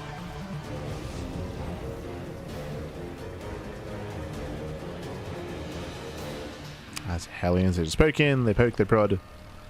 Nothing crazy. Lambo droning, saturating, back at home, but is going lair first. I believe that is a lair before Eva Chambers and before Bailing Nest as well. The earlier lair does mean we can get directly into Bailing speed as soon as the nest is done, and also it leads into an earlier Overseer scout as well. For defensive Overseers and of course offensive Overseers as well. Link pokes in. 3rd CC gets run down. Now, this is a faster 3rd base than Maru. So again, Maru went for a 2-base all-in here. Much faster 3rd expansion. There's no early eBay and +1. This is a much more macro-oriented build here by Percival. It's still very dedicated on 2 bases. It's still aggressive, don't get me wrong, but nowhere near as committed as Maru's build. Just comparing the TVZs on the same map from earlier in the broadcast.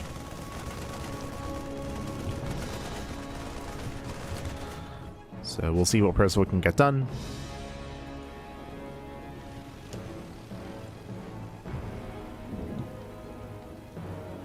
Just poking, prodding.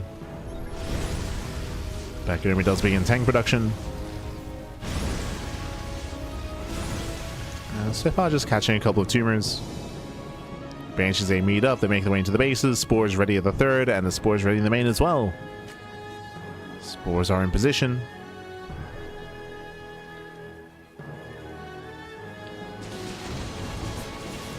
And first of all, he shouldn't get too much done here. Gets 1, 2. 2 drones going down. Now going for a double drop follow-up. Again, these reinforcements are going to be hitting a little bit faster than a regular build. Meanwhile, oh my god, she barely pulls away. Whew, does survive. But again, Percival taking a lot of hits on those Banshees. Does back off, does rotate at the same time. Hellions, they poke in towards the 4th base. But no real damage is done. And again, so far the name of the game is still Lambo defending, surviving. We'll lose a queen. 2. Wow, 1, 2 queens go down. No chance fuse, catching at the overseer as well. Nice damage here so far to Percival. Yeah, very nice damage. Percival does pull away. Pulls away, now reinforcement with the main army. Here come the tanks, here come the reinforcements. Forced to pick up, but oh, does overextend. Lambo bleeding out more Lings. Yeah, Lings are bleeding out. Behind this, Baneling production has begun. Remember, Baneling speed is complete, is ready for this. But Lambo has lost too much. As Percival, he wants that third. He wants that third base. Rocks are knocked down. Tanks are in position. We do see Lambo trying to catch reinforcements. He does overextend, but will catch them. He does pick up reinforcements. Banelings, they roll in. Shows the tank firing. Ooh, does focus on the Banelings. And we'll focus them down. The older Banelings, they go down. We stim out of control here. Percival, he breaks through. He has done it. He has broken the third. Rushes on forward. The hatchery is under fire. Lambo, he has to engage. He has to try. He has to commit. Oh, the Banelings. Yeah, the base still goes down. The Banelings, they will not connect. And Percival, this is getting out of hand. It's getting too much. He will lose all the tanks, that is true, but did lose the base. And Percival is not done. Dropping into the main. He drops into the main base. Banelings, they do connect with some of the Marines. Okay, a little bit messy. Messy out of Percival. Whew, and Lambo holds. Lambo, he's holding on. He's surviving. Oh, God, we'll lose another queen. May have lost the expansion, but I believe Lambo saved the drones. You can see here Lambo only losing 3 workers, so he did save the expansion. Drones, they transferred to the 4th base. Now the new 3rd. Lambo double expanding, claiming his backup 4th and now 5th expansion as well. And Percival, he needs more done. He needs to get more damage done here. He started the ball rolling, but he has to keep going. I don't think he can. Percival, he's running out of steam. He's just running out of steam here. Oh my god. Almost losing a full medevac. Tank goes down. Drop back into the main base. Lambo is out of position. And Percival does find damage in the main. True. Oh my god. Oh god, the Hellbat shots.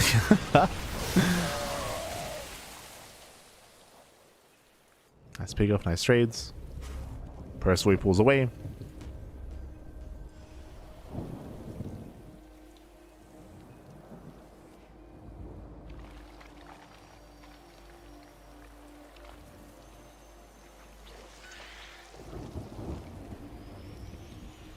And he's got to keep going.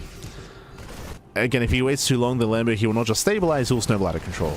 As Lambo is building up his Lingbane Hydra, he's banking 1,000 minerals as well. He can soon spend it.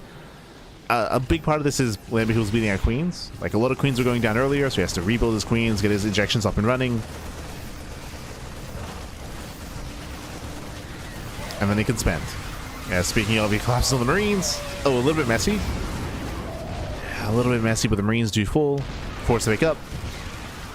Takes down the tank. Keeps on going. Oh, no, the Marines! No reaction. First of all, he was distracted. He was distracted, dropping into the main base. He does kill 11 drones. A lot of workers are going down, but he will lose the main army. This is getting out of hand, though. 21? 22? 22 drone kills. Is this worth it? I mean, again, this is crippling damage here. The Banshees, they come in as well.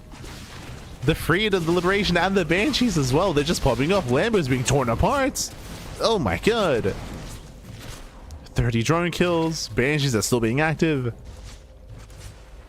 Liberators, they finally go down. But the Banshees aren't done. It's 32. 32 drones. That's insane. Oh my god. And Lambo, he was defending beautifully, by the way. Like, Lambo, he was keeping up with the army. He was getting surrounds, catching out the Marines. He was holding, he was defending, he was stabilizing. The initial push only killed 3 drones. But now suddenly 32. The Banshees, they're still popping off. Oh my god. Finally, they go down. Oh, did I speak too soon? Oh, over the Spore. There we go. One Banshee finally falls. So here comes the main army. Momentum is on Percival's side. He's got the momentum. Oh, still pushing on the creep though. God, that's a lot of tanks, but they're all isolated.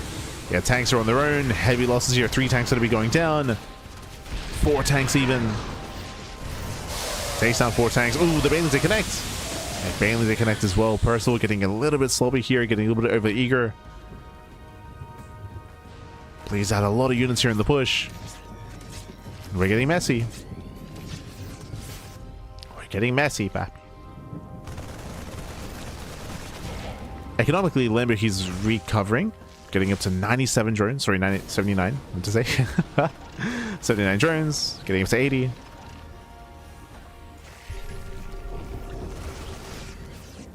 The creep is still not ideal, though. Oh. Ooh, as Percival gets caught. Yeah, he gets caught out.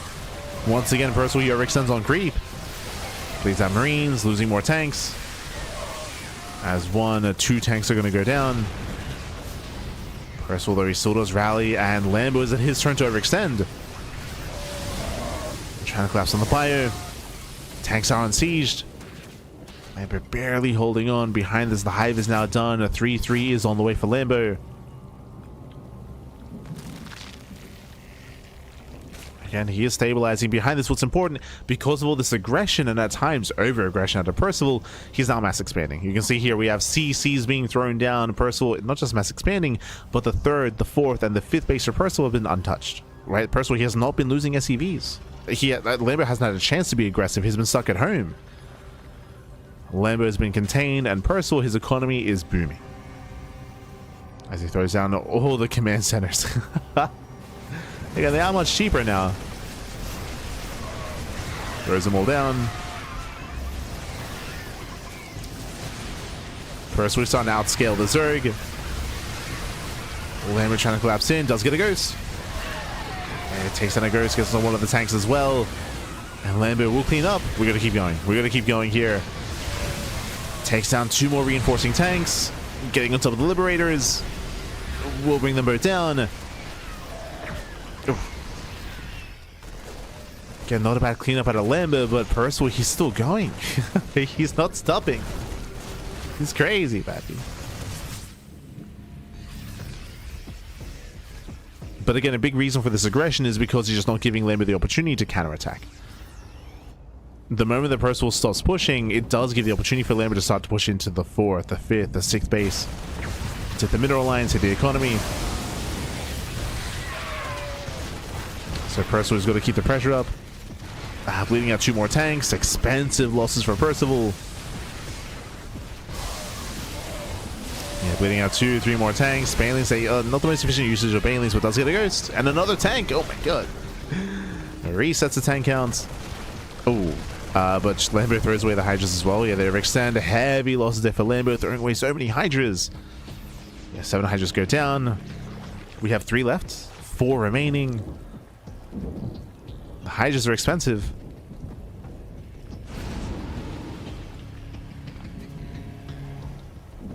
They are expensive here.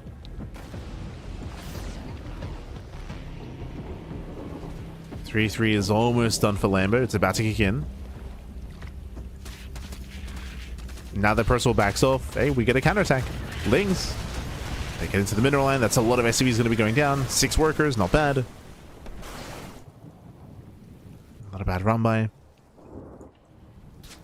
Oh, Percival, the rally. Rallies into the Hydras. Lambo stabilizing.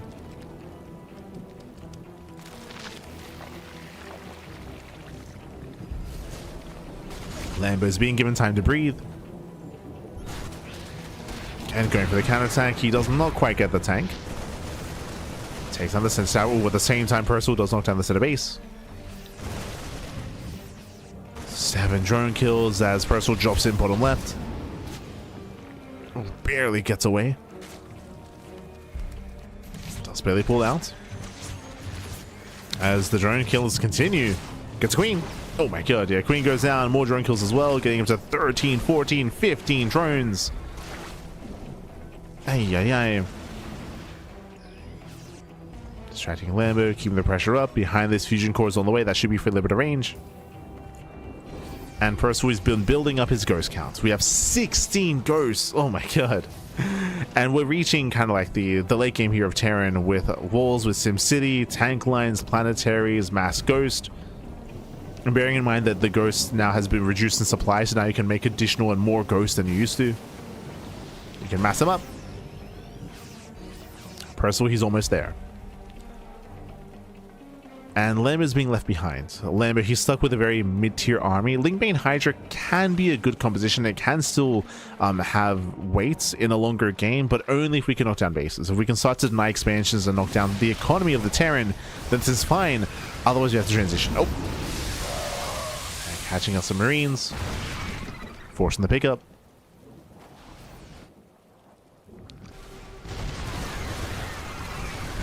The reality is Percival, he does have a much superior, much more efficient army. Lambo's getting ready for it, going for the Spire. Might be thinking about Brewlord Infestor. But we are a ways away from that.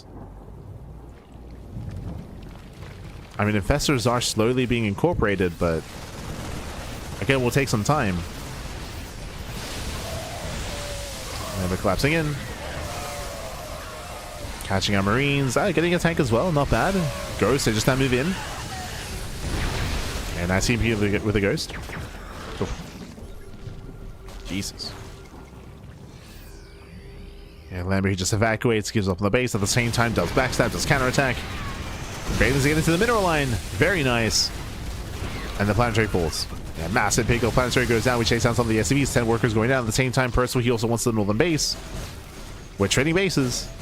No detection? No shot. No detection. The ghosts, they're invisible. The invisible man.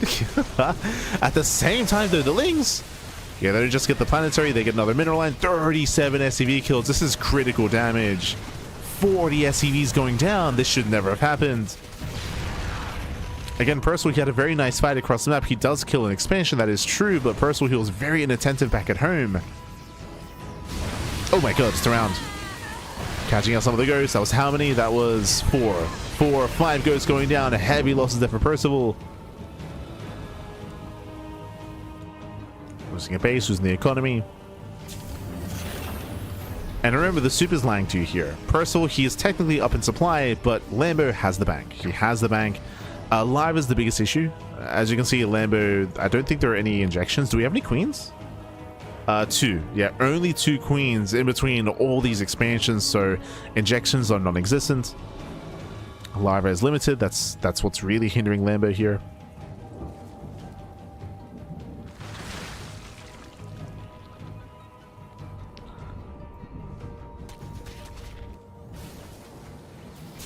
And because Lambo takes a long time to rebuild his army, Percival, he's looking to stabilize once again. It's costing him a lot, and Percival, he is now on a much lower SCV count.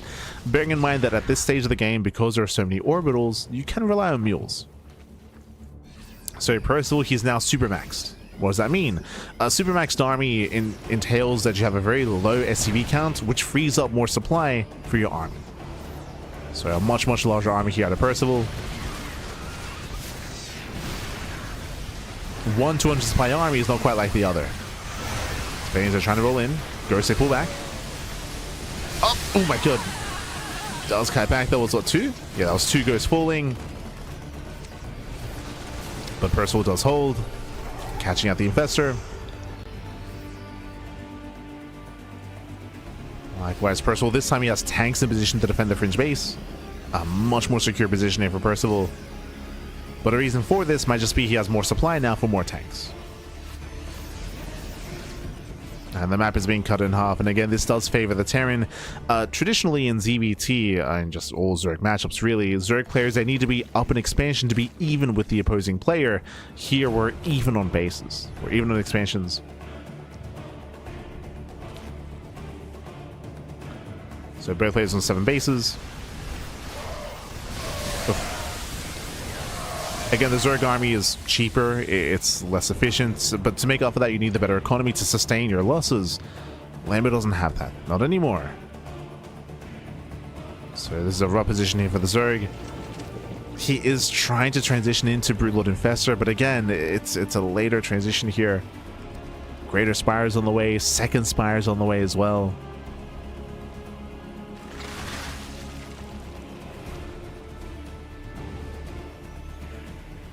Meanwhile, Percival's already reaching his final form of Mass Ghost.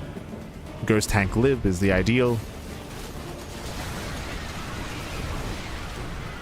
And Lambo cannot break him. I mean, he's trying. He's trying here.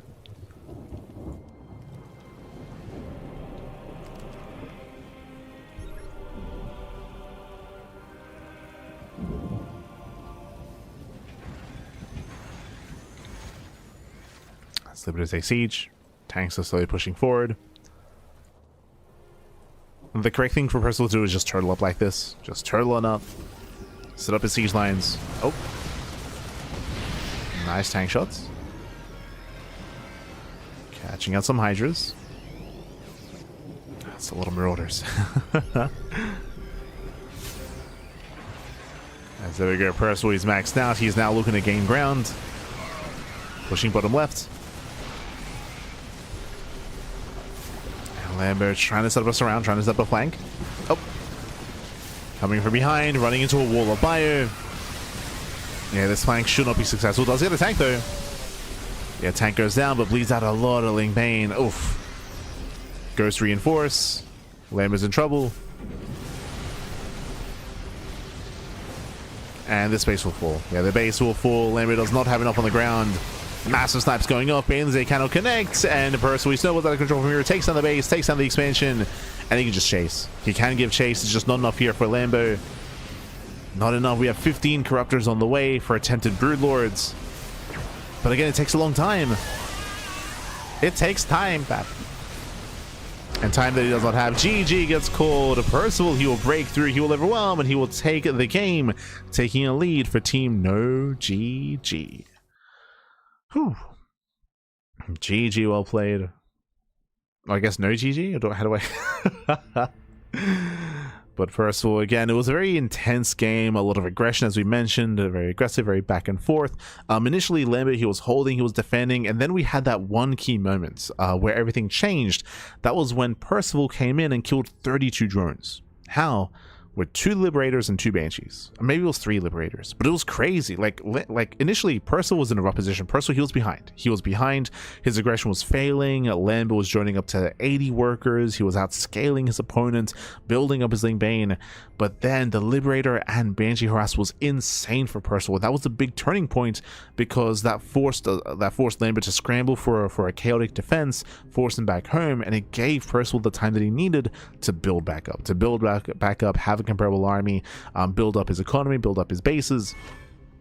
We spoke about it. It allowed him to afford trading as best as he was, where Percival at times was maybe bleeding out too much of his bio and too many tanks and just too many of his units, but he was keeping Lambo at home. Lambo, he had no presence here on the map to stop the 5th, the 6th, the 7th base from being taken. GG, well played with that. Oh, sorry, just will update. With that, Percival, he will fight back. No GG, they take a lead in the series, and this all comes down to our next game here. I mean, I said it all comes down. Up next, Bjorn versus Classic, as we quickly set up our next match. There we go. We have setting up. To apologize, a little bit distracted.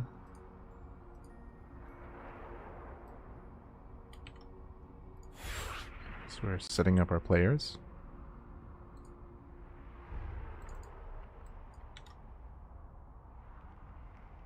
But yeah, Lambo, he, again, initially had some momentum, of course, going for him. Was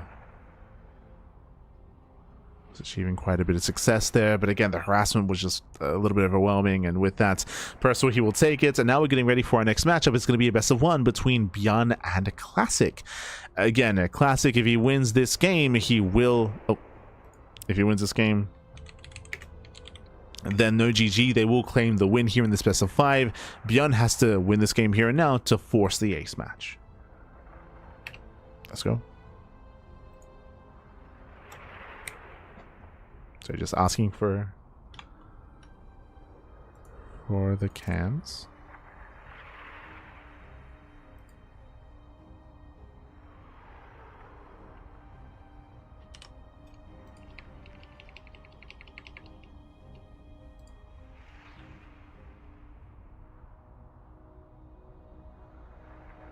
Beautiful. There we go, one going.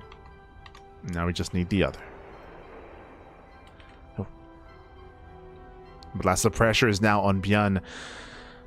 As we are going to be getting ready here and loading into Blackrock. Blackrock is an interesting map in the map pool. It does have a very difficult to defend 3rd and 4th base. We will get there. But again, a lot of this will also come down to the early game as well. We've been seeing Bjorn, a lot of Terran players, be very aggressive early on in TVP. We saw that in the previous Bjorn versus Clem series, if you recall, where Clem did survive the aggression and did excel and did begin the lead or the win streak here, or did start the ball rolling for Team No GG. We'll see if Clem can do the same. We'll see if Bjorn will bounce back. Oh. Uh-oh.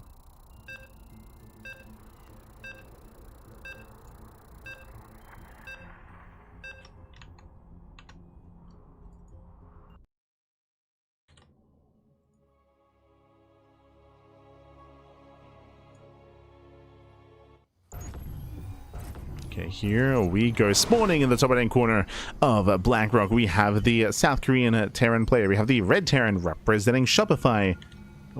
It is Bjorn.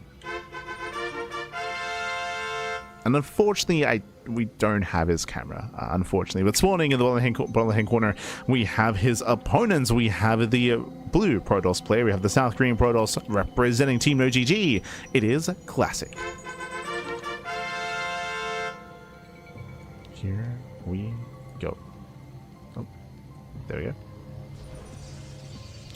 Here we go. As we're getting into the next game, we're getting into potentially the final game of the series. Once again, Bjorn, he'll move that across the map for what? For what should be the eBay block.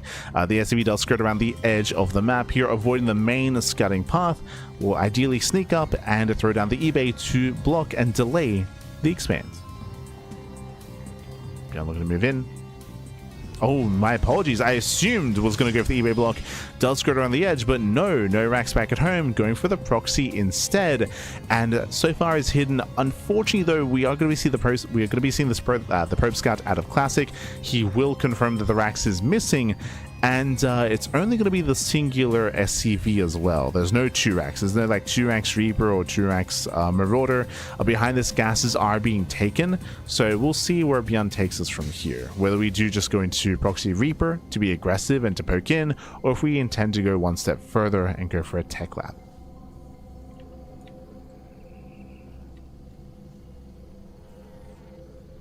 Eyes are on Bjorn. Show us what you got. Oh. Wait, what? Proxy what? I was very confused. He started the Marine, which made no sense. Cancel the Marine, starts the Reaper. Again, because the gases were taken, we're expecting either Reaper or Tech Lab, not Marine, so... Well, we got there in the end.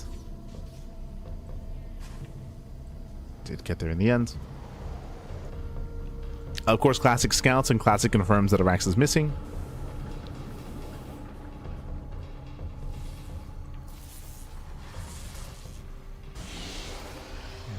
Is missing. Zal moves out. Reaper moves in. It's just going to be the one Reaper.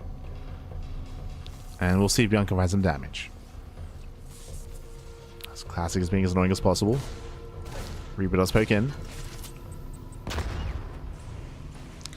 Pokes in, pulls away. No real damage dealt. And Beyond is forced to fly back home. Yeah, so back home. I mean, Beyond did force some inefficiencies. He forced out a Zealot. He forced the expansion to be delayed as well. So there has been some damage dealt for sure. At the same time, the Zealot does get across the map and will not get the building SCV, but will swipe away at the depot. Yeah, Zealot will suck on a move. Will disrupt some of the mining, though. The Stalker does not get in. Does not get in. The Zealot is going to be trapped here in the main on the high ground. Can actually be used to actually zone away SCVs, though. Going further in. Delaying the CC. Not bad. Not bad at a classic. Delays the CC. Kills 2 workers. Widowmine has arrived. Oh my, that should not have happened. The Reaper goes down as well. Yeah, messy defense out of Beyond. We're getting messy. And behind this, Classic can just chill. Just chill, claim his natural base, going for his Twilight Council, into Blink, into our early game, into our early to mid game. We're building up. And I favor Classic's position here. Classic did cause a lot of chaos. A lot of chaos, a lot of damage. Delayed mining, of course. Containing Beyond.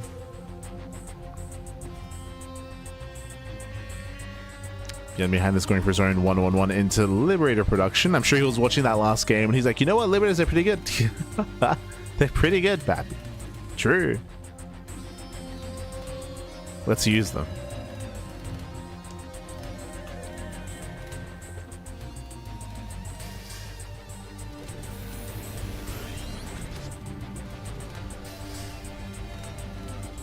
Beyond is breaking out. Beyond is expanding, going for a fast third CC behind this. As a third CC after the starport. Before second racks. Nice lock on. Very nice. Stalker does go down. Beyond breaks out. He defends back at home. And again, he's being very greedy as the follow-up. Meanwhile, Classic back at home is going to Blink into the Robo. A bit of a safer follow-up here, going for the Robo before expansion. But Classic will still claim his third. Or at least we're expecting him to. Yeah, there it is. Oh. So the game is going to slow down. We're just calming down, building up into the mid game. Both players expanding. Beyond is being greedier. That is true. But I feel like he needs to recover. So I should clarify that. Beyond is getting a faster third base, which is greedy, but I feel like he has to because of his delayed natural, right? Because of the SCVs going down earlier and the delay in the natural base.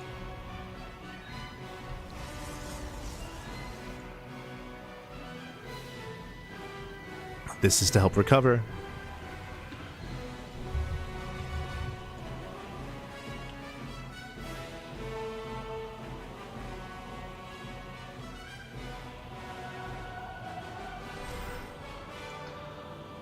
As Classic can now start to move out. So back at home, Beyond should be secure. He's got his tank on the high ground, tank on the low ground, bunker's going to be on the way, Raven to help deal with the Observer. Beyond is very secure. And as Classic moves in, Beyond can move out. Oh, the Stalker, auto target here on the Observer. The Observer does barely pull away. Oh, we trade a Stalker for a Cyclone. I would say better pick up here for Classic. Liberator moves in, rallies into the Stalker's Classic. He was ready for it. Ay, ay, ay. Nice aggression in the Classic. Nice defense as well. Classic is all over Beyond. He wants that Widowmine.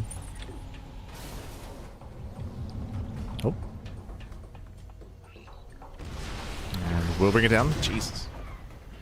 Avoids the mine shots.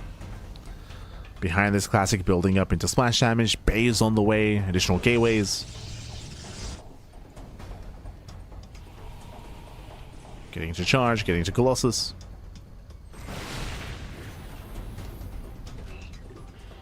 And Beyond is being contained. Beyond may have gotten a faster third orbital. That is true, but he cannot land it. At least not yet. Kind of make use. Does go for the dive. Takes out the tank. Jeez. Very nice pick off. The tank was exposed. Will overextend for a moment there, losing a Stalker. But again, still better pick off. Still better trades for Classic. Sniping that tank.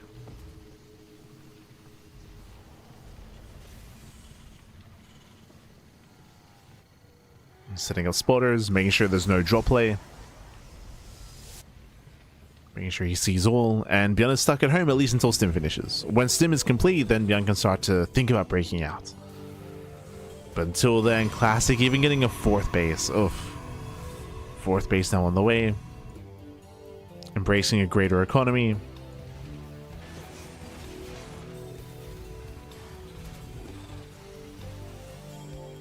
And we spoke about this earlier when we loaded into Blackrock, but this map, it's very difficult to defend your 3rd and 4th expansion. These bases are very open, they're very accessible, both the triangular 3rd and the linear 3rd base as well. The idea of turtling is difficult, and it feels like that's what Bjorn is going to be forced to do, forced to turtle. And it's not easy to defend that 3rd. Not like this.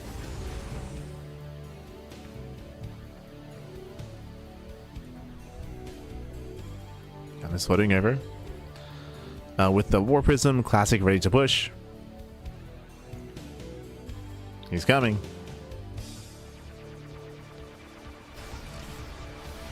Alright, so what do we have? 3 tanks, 3 mines, a decent chunk of bio.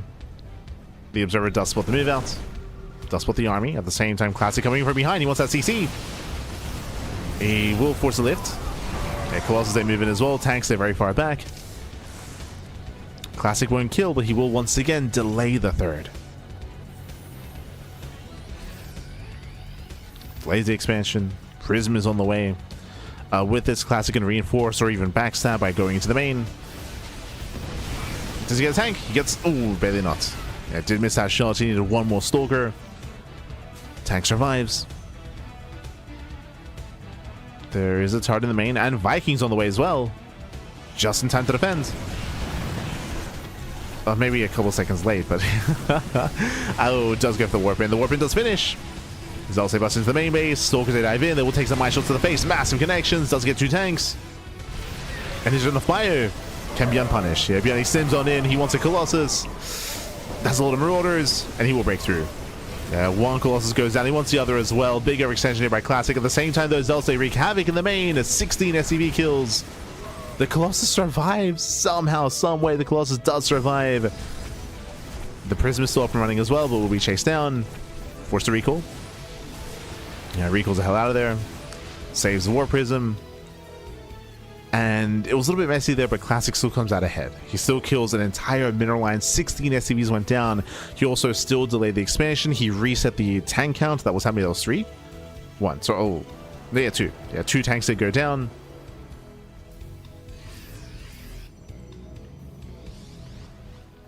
Classic still has a lead, still has momentum. And Classic is back. Oh, this time there are Vikings. Yeah, Vikings are in position. The Prism will fall. Oh, does not unload. Only 2 Zealots.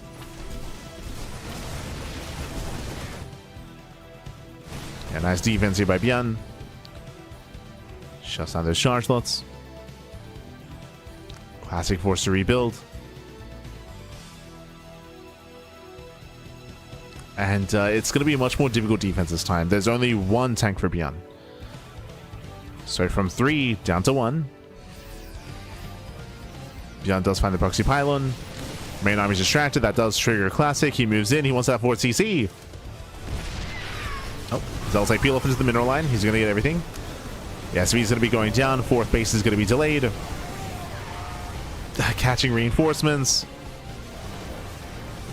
Some brutal losses here as Marines getting picked up, and Bjorn just getting torn apart. He just cannot keep up. Not like this. GG gets called. GG gets called. Bjorn is broken, and Classic, he will claim the series 3-1, winning the best of 5 Pro League format set for Team No GG. GG. GG, well played. No GG. Pappy is Classic. He will claim the win here. He will take it. As you can see, just catching up on the series overall. Clem, it all did begin with Clem. Clem took down Bjorn initially in the PvT matchup, did bring him down to start the ball rolling. We had a back and forth. Scarlet did fight back. It did take down Solar in the ZVZ. It was a very impressive performance there out of Scarlet, but that was the only win for Shopify as Percival took down Lambo. That was also very close back and forth, might I add. Like, I feel like if it wasn't for the Banshee Liberator harass, Lambo, he was ahead in that game. Like, he was in a better position. It was just brutal losing that many workers and losing so much control on Rainfall. And then, of course, it all did end with Classic and Bjorn. Classic taking down Bjorn in that final game. Again, Bjorn having a very hard time maintaining his position. In the end, the initial proxy was not worth it. Remember that Bjorn opened up with a proxy Reaper, did lose a lot of control early on, losing SCVs, having a messy economy. He went for the fast third CC, but could never really take his third. Never quite got into that 3-base economy, was struggling to do so. GG. GG well played. With that, Team No GG, they will claim a lead here by taking down Shopify in the Pro League series, in the Pro League format. Now up next, it's time for the all-kill. It's time for the all-kill format. Here we go. Up next is going to be Bjorn versus Percival.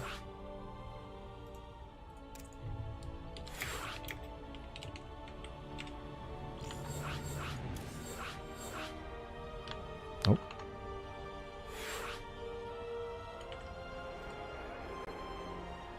So once again, we're setting up our players.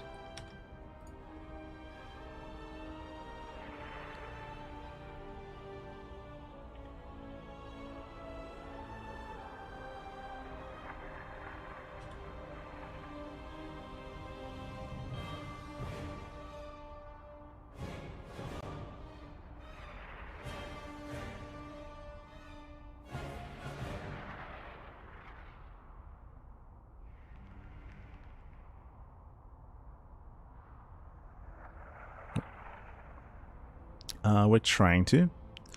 So again, this is going to be Bjorn versus Percival. So for those that are curious, for those that are unaware here as we're getting ready for our next matchup, the Shopify versus No GG series will continue here. Again, as we do have our camera, let's go.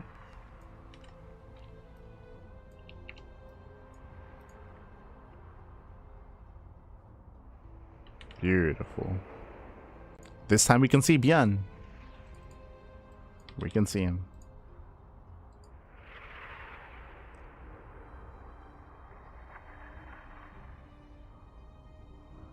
Yeah, cool.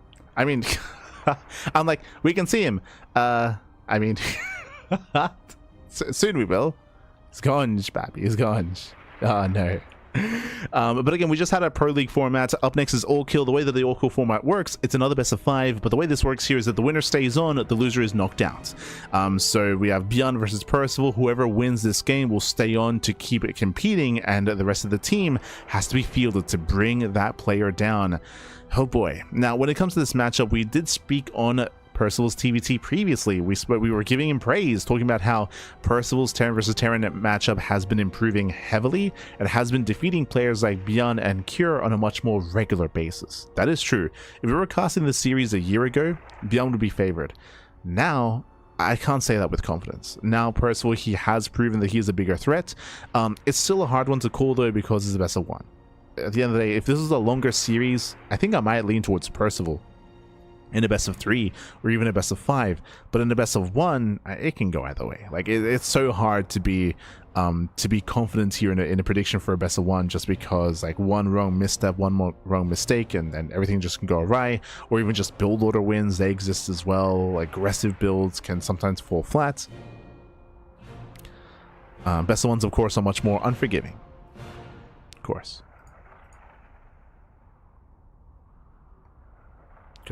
We're being flooded by emotes right now.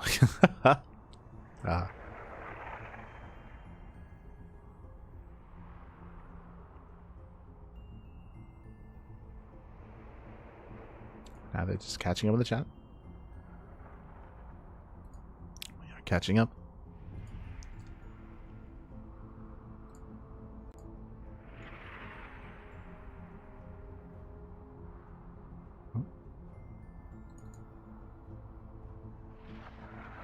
Bearing in mind as well that if Shopify can win this format, the All Kill format series, that will lead into the Super Ace match. We didn't get there in the last series. We might get there this time. We'll see. But basically, because no GG already have a point on the board with the Pro League format win, if Shopify win this series and it goes all the way to the Super Ace match, it'll come down to one final best of one. We'll see if we can get there. We shall see. For now, though, players are setting up. As I mentioned, this time we will have a Bjorn cam. Oh. Countdown has begun. And we're jumping in. Jumping in. Jumping into lockdown.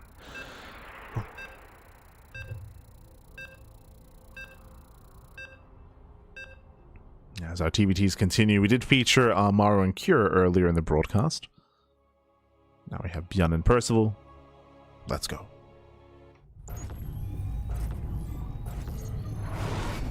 As spawning in the bottom left-hand corner of Lockdown, we have the red Terran player. We have the South Korean Terran representing Shopify. It is Bjorn. And this time we have his cam. Let's go. And spawning in the top right-hand corner, we have the blue Terran player. The blue Terran, the South Korean Terran representing Team No GG. It is Percival.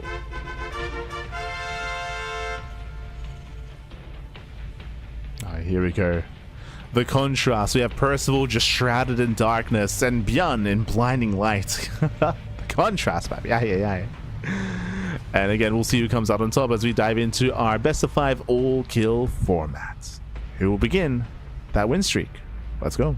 Let us go. Up first here, we are going to be opening up. Welcome to Lockdown. Lockdown is a larger map of the map pool, larger map, longer rush distance by grounds. Likewise, you have a very secure setup here on 2 bases with a ramp coming into the natural, so high ground natural. You have the high ground 3rd base and even another ramp coming into the opposing 3rd base as well. Because of this, we often do see longer games. We often do see a lot of mid to late game on Lockdown due to how secure these bases are, depending on the matchup, of course. But it is possible to try to wall up and try to wall off. In saying that though, Bjorn is a very active player in TVT. Very, very active. We actually brought Bjorn up earlier in the broadcast when we were casting Maru. Remember Maru, he went for a 3cc 3-racks build. He got punished for it.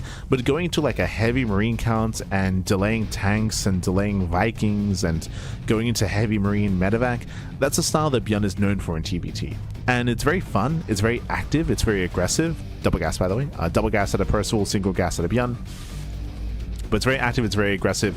The downside though is that once your drops stop working, once Bjorn starts losing momentum, then things can look really dicey and very dire for Bjorn. Just because typically, traditionally, Bjorn's like mass bio style doesn't scale too well in head-on engagements. But we'll see how it all pans out. Once again, because of the single gas opener, Bjorn has a faster command center. Because of the double gas opener, Percival, he has a faster factory. So different openers. I would say that technically Percival's build is safer. Bjorn's build is greedier. That is true. So you have a safer build out of Percival, greedier build out of Bjorn. We have a divergence when it comes to the openers, and we'll see how we develop from here. From here, we can open up Reaper Hellion, we can go into Safety Cyclone, we can go for early tank drop. Tech Lab tells us we're not going to be opening up Hellion. No Reapers either.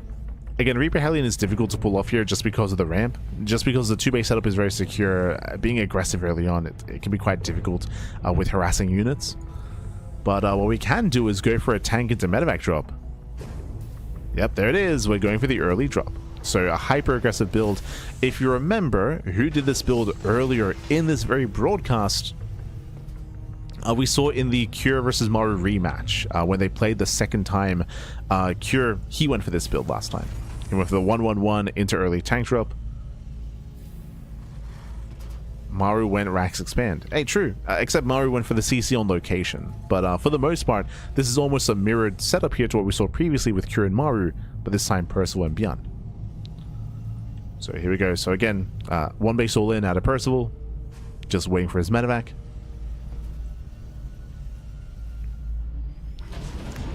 And in the previous series, it led into a really crazy base trade because Cure was also on the map. Cure was on the map, Maru was on the map, and we just passed by each other, went for the base trade. Likewise, Percival, he has to get damage done with this. I say damage done, he's looking to end the game. Looking to straight up end the game. Rallying Vikings, rallying tanks, dropping into the main base. Marines are getting in position. Oof. Tanks quite well. Does focus on the Marines. Yeah, 1, 2, 3, 4 Marines going to be going down. Boys being pulled, but the Marines, they get focus fired. Down to 1 Marine.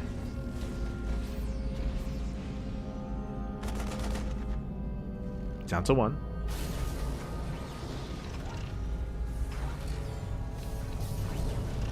As Percival is still gaining ground. Did trade decently. You see here that Percival killed 5 Marines for 3 of his own. Tanks now within range of production, going for the depots. Ooh, Viking has arrived. And remember, the longer this game goes on, the better it is for Bjorn. Bjorn has a base. Bjorn is mining. And he has a greater economy. Forced back to his tank. Losing his depot. But still holding on. Again, all like the terrain here working against Percival. Cannot get up the ramp. Boys being pulled, can we get on top of the tanks? Oh, not quite. Yeah, not quite here. Bjorn does not have enough. A bit of an overextension, bleeding out the SCVs. But does buy time for the second tank. It's worth it. Yeah, he's buying more time. Percival, he's forced to expand. A very late expansion. Percival, he is far behind. He needs more damage. He's down 10 SCVs and mules. How does Percival recover? Double expanding. 3rd CC. You can see he's double expanding, getting the natural and the 3rd CC at the same time. Desperation out of Percival.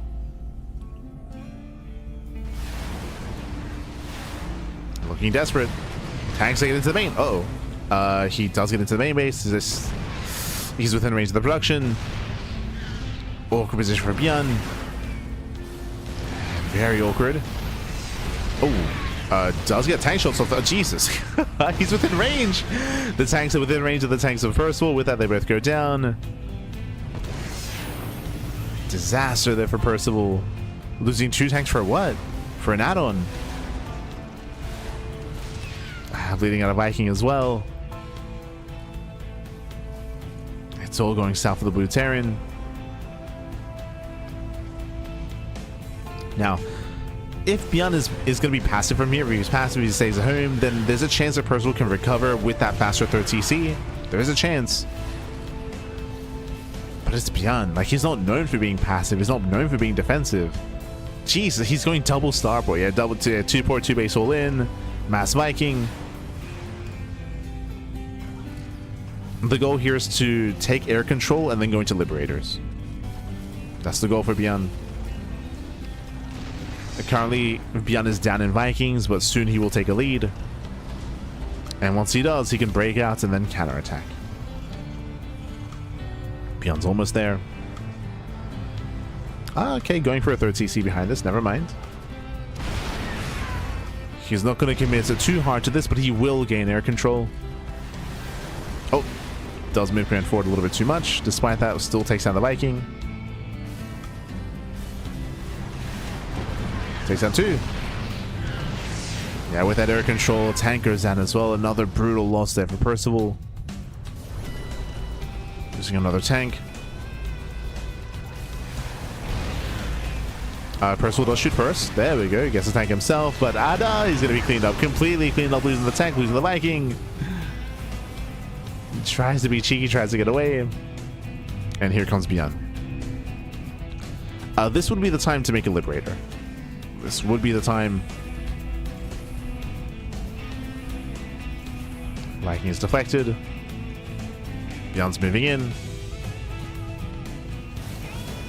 So he's down to 2 tanks, and again he has lost air control. Bjorn going for a second factory? Mech? Okay. That's not quite what I was expecting. Getting the Viking behind, still chasing the Vikings. Gets 1. Oh, doesn't quite get the other. And not quite. It's a little bit messy there by Bjorn as Percival can repair. Lands on the production anyway. That's one way to deny Stim, is to kill the racks, not the tech lab. There we go. Does focus on the tech lab. Stim is denied. No Liberator out of Beyond, but I mean, regardless, it's still maintaining air control. At least trying to. Can we force back? Did see Beyond overextend earlier, losing 2 Vikings. Now we'll lose another 2.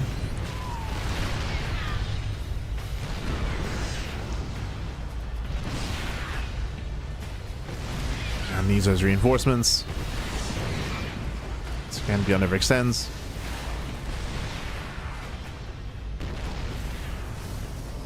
Oh, Percival, very bold move here. He's going to lose his tanks here. 1, 2 tanks go down. Bold move out of Percival. And Beyond is mass expanding, getting a 3rd base, 4th base on location. Beyond is getting out of hand. He's snowballing out of control. It's crazy, Pappy. And in the end, the aggression of Percival again just was unsuccessful. Remember, this all came down to the 1 base all-in that Percival opened up with. Boy, failed to get damage done. Failed to do enough.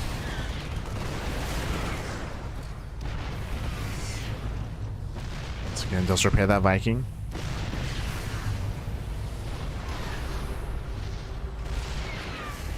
I still stand by first. Sorry, if Beyond had gone for an earlier Liberator, like, he could fully make use of that and push in a lot faster.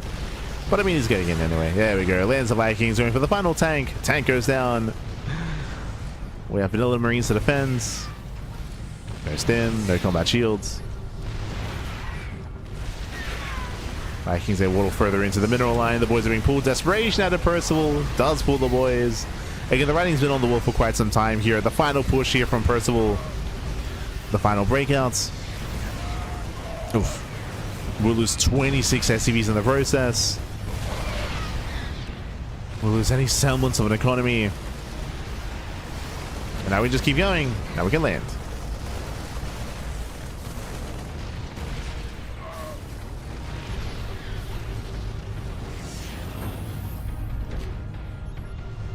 Lands the Vikings. 2 more factories on the way. Again, to re-emphasize, this is mech here from Beyond, technically.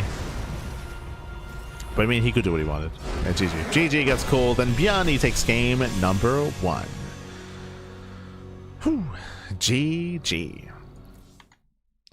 Don't forget the stretch. True. Don't forget the stretch. But GG, well played. Beyond, who'll take a lead in the series. Percival, he is out of the all-kill format. Again, it all did begin with the opener, with the build of choice. Percival, he went for a 1-base all-in, failed to get damage done. Beyond, he defended with 2 expansions, so he had a massive economic lead. Because of that, we did see... Oh. Did not notice. Do we not have any music going? But because of that, Percival, to catch up, he did double expand. He double expanded to try to make up for that. Going for the natural and going for the 3rd CC as well. But in the end, he wasn't quite able to get away with that. He never took a 3rd, right? He could never land it, I should say. Could never land his 3rd base. Beyond, he just doubled down, going into double starport, mass Viking to gain air control, into double factory, mass tank, and just snowball from there. Just keep the pressure up. GG. If Beyond was more passive, if he himself was expanding, then there's a chance that Percival was given the room he needs to build back up. But Beyond was hyper aggressive, did not let him stabilize. GG. GG, well played. With that, it is going to be up to No GG to pick their next player. Who's it going to be here? We have Classic, Solar, or Clem. We have 3 options, 3 players.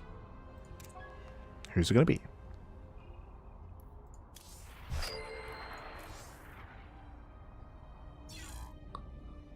I'm assuming... No, sorry. I was like, oh, Shin's here. I believe Shin is also casting. Shin is casting. Oh, and I do see a rogue Solar looking to join the party. Okay, so it is going to be Solar stepping up next, stepping into the ring.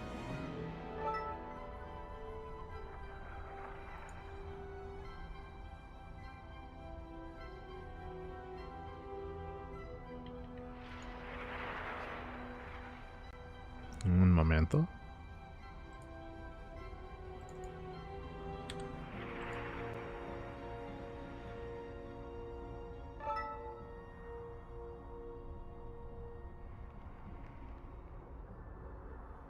Oh no. Oh no.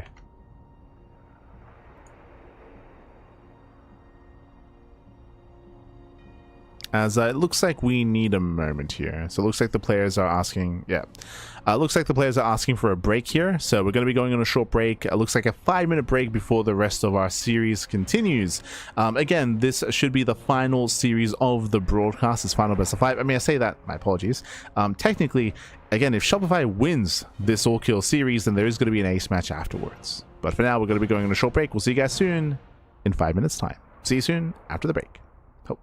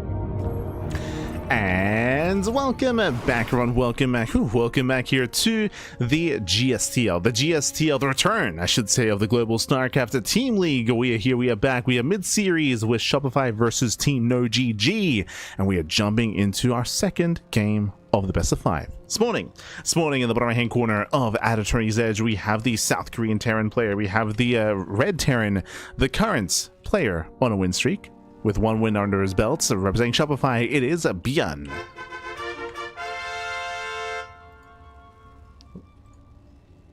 Man, beautiful. And spawning in the top left hand corner, we have the blue Zerg player. The blue Zerg player himself representing Team NoGG. It is Solar.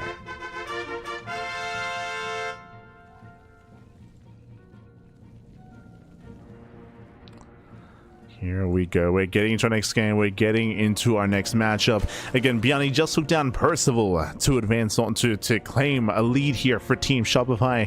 Can Bjorn continue that win streak and keep the ball rolling, or will Solar fight back and put a point on the board? Here we go. Here we go. The pressure is now on somewhat. Still best of 5. We still have more room to wiggle room, more room to grow here, more room here to have some leeway one way or the other, but you don't want a player to have too much of a win streak leading into this, as it's only a best of 5. Not that many games ahead of us here. We'll see how this turns out. We'll see how we open up. So far, CC first. CC first out of Bjorn, going for the faster CC into the later ranks. A greedier build out of our Terran player, but welcome to Attorney's Edge. This is a very large map in the map pool. Large map, long rushes, and spy grounds. So Bjorn will be cutting some corners. At the same time, Solo going for his own hatch gas pool. We're settling in.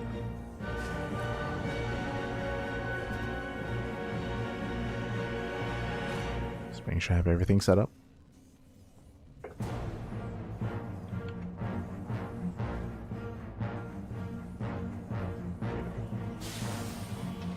Just making sure.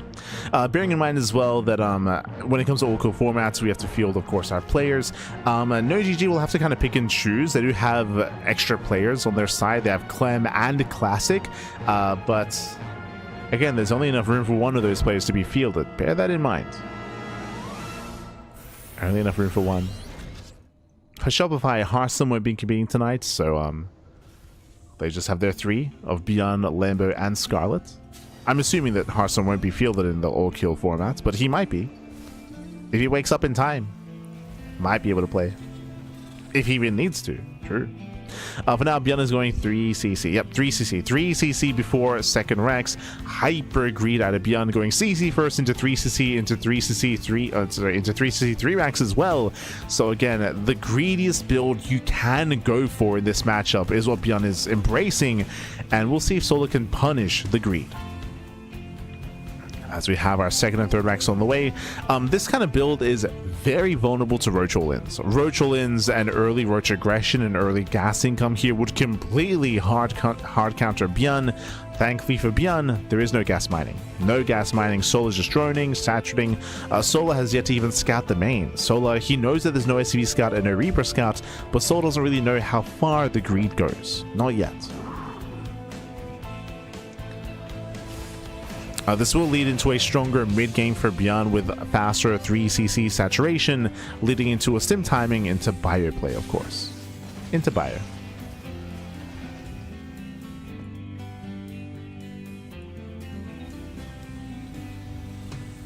So again, we will get there.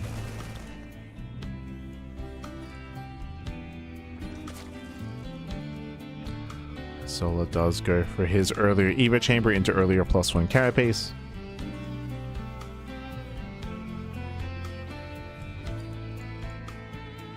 This is ideal against by a heavy play, of course. This is typically seen against 2-on-1, specifically against the 3CC 3 racks, though. Like, I do favor Bjorn, so far at least. Stronger position, better economy.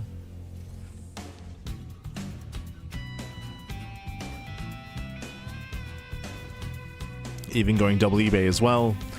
I will see if Bjorn goes one step further. I don't think Bjorn is one to embrace 8-Raxes. We did see an 8-Rax recently, of course, but it's still very rare. It's still few and far between. We were casting Moja, of course, who's known for that sort of thing, but it's very out of the meta. Very out of meta.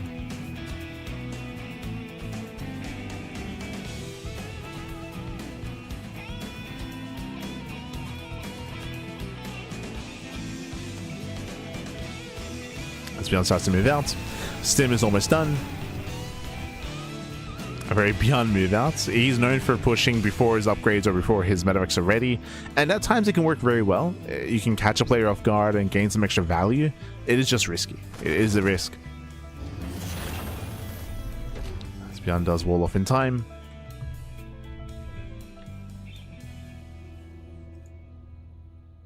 He walls up, he walls off.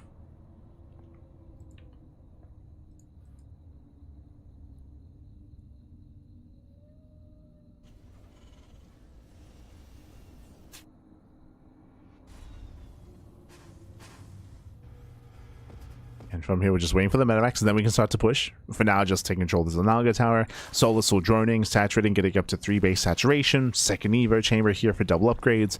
The pressure will soon be on Beyond, though, to start the ball rolling and to put the pressure on. We'll see if we can. The last thing you want to do here is just allow the Zerg players to just mass expand, join up to 80 workers. This goes back to the previous TVZ between Lambo and Percival, where Percival was very in the face of Lambo and ensured that Lambo did not have an easy time droning and did not have an easy time establishing his 4 bases. We need to see that out of Beyond as well. Here we go. Beyond sims in. Takes down some of the active tumors, gets a queen. Yeah, 1 queen does fall. Bailing speed is not going to be a factor here. Trades very well, but forced to pick up. Yeah, forced to pick up. Jumps further into the main. Can we get another queen? We can. Oh, not quite. Yeah, the queen will survive. Takes down the spore instead. Beyond pulls out. And solo holds. Oh, as we bleed out a lot of marines, actually. Only 1 medevac escapes. Yeah, 1 medevac full of marines. Oof. Did I speak too soon? Oh, the medevac is going to go down as well. We got to get out of here. Boost is not available. Does pull away. Whew. And that was a strong defensive from Solar. Again, Solar, he bled out queens. That is true. Did lose queens, did lose creep. But Beyond did throw away or did bleed out a lot of marines in the process. We're going to keep this going. Beyond catches another queen. Not bad. Mines have arrived. Shows the mine shots. Ooh, doesn't quite connect. Yeah, not quite. Mines are cleaned up. Solar collapsing in. Very nice melee connection. And Solar's holding. Solar, he's holding. Beyond is losing control, losing momentum. We spoke earlier how you just cannot let a Zerg player drone up to 4 base saturation. Solar, he's getting up to 80 workers. It's getting out of hand. The plus side is that Beyond did have a very fast third and had faster SCV production. That is true. But Beyond still needs more.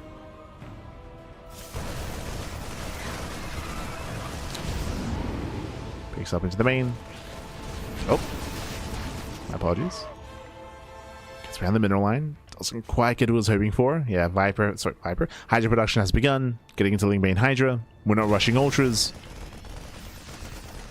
There's a much more robust style here out of Solar. And Beyond is trying to be active with the second group, a second army, but so far has not found a way in. Oh, stims forward. Solar ideally wants to lure him in. Oh, my shield does not connect. Baits out the other. And Beyond, he cannot drop. He can't move in. He cannot move in. Behind this, Beyond is now slowly taking his 4th base, but as he takes his 4th, Solar's maxed. Solar, he's maxed out. I will say this pit is a little bit late. It's a little bit later pit here, so a little bit later Hive Tech here from Solar, but he's on the way.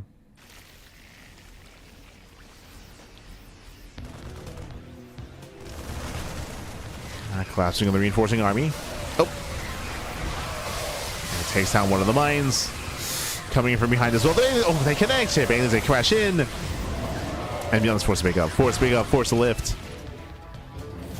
Bleeds out his mines. The 4th base is denied. And even the SCVs will go down as well. Thankfully, won't kill the CC, but again, Bjorn is being contained. And Solar keeps maxing. Just keeps remaxing. Oh, actually taking up into lurkers. Okay. Throws down the den. Getting ready for lurker attack. Oh. Oh. My shot once again. Force a friendly fire. Some brutal friendly fire there on Bjorn's army. Paintings they roll in. They should not connect. It's close. Oh my god, one does. And one crashes in, and the army once again is turned away. He's turned away from the fourth base. Solo does overextend. We need more Ling Bane. He's lacking Ling Bane, lacking support. Has to pull away at the same time. A drop does hit the third. And Bjorn will get some drones here. 3 workers go down. Bjorn breaks out. Uh-oh. Bjorn breaks out. Solar did overextend. Oof. Still catches at the bio though. Solar is lacking Banelings, but here they come. Yeah, they're coming in to reinforce. Solar, he does have enough to defend. Bjorn has to pull out. Nice drag. He drags the mine away. The other mine does not connect either. And Bjorn, he's running out of steam. He's running out of Marines. It's just pure Marine, pappy. He cannot keep up. Not like this. You see Solar peel off the rest of his army. Once again, it hits the 4th expansion. Jumping on reinforcements, and Solar, he snowballs out of control. Just snowballs out of control. In the end, Bjorn just could not be aggressive across the map. GG gets called, and Solar takes a lead or fights back and puts a point on the board. GG. Oh. GG, well played. Solar, he will fight back. And with that Solar, he now is, I was almost at the king of the hill. I mean, kind of in a sense. Solar, he's going to be our remaining player here. Bjorn is out. Bjorn is out. And we have 2 players left for Shopify. We have Scarlet and we have Lambo. Bearing in mind that Scarlet did defeat Solar earlier in the Pro League format. So we might see Scarlet sent again. We'll see. Who's more confident in ZVZ? That's the real question. Who is confident? Winding it back, when it comes to the game itself, Bjorn had a very greedy build, that is true, but the build is full of greed, not really aggression. By the time the bio army really came online, Solo was given so much time himself to join up to join up to 80 workers, get up to 3 base saturation, deflect the first push, and again, I feel like the first move out from Bjorn, he did bleed out too much. Remember, when he first pushed with two medevacs full of Marines, he bled out a bunch of Marines pushing into the 3rd base because he couldn't fit them into the medevacs, and then he lost a full medevac worth of units pushing into the main as well. That did, I should say that Bjorn lost a lot of momentum in the process of doing that, and it meant that Solar had more free time to get away with droning, to drone, to saturate, and to stabilize, and to take a lead from there.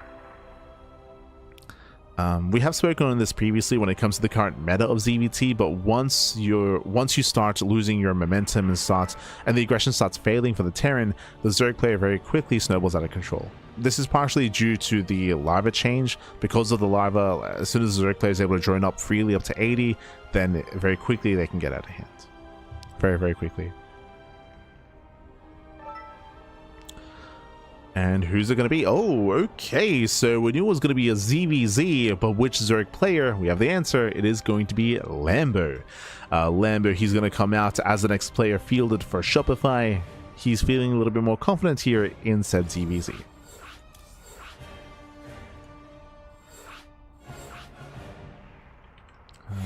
Do we have cams there?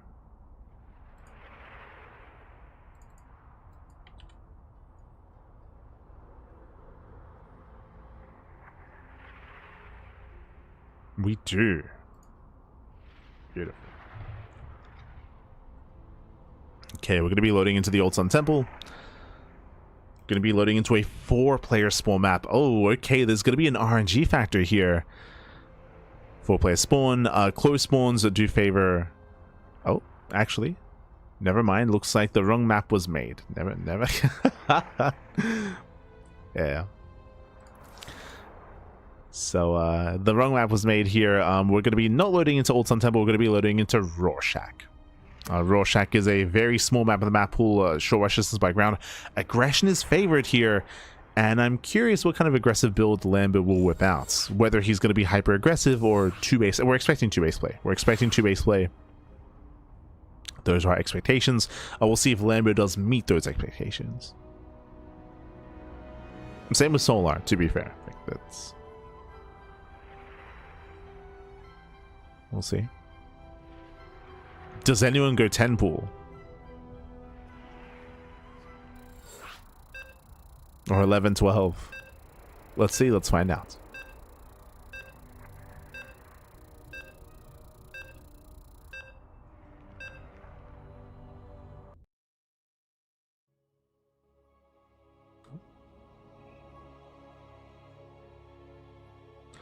If you want to take a 5-minute break, Solo declined it. Oh, okay. But here we go. Here we go. Spawning in the bottom right-hand corner of Rorschach, we have the blue Zerg player. The blue Zerg player. Oh, blue Zerg player himself. Currently putting a point on the board here for his team, for Team No GG. It is Solar.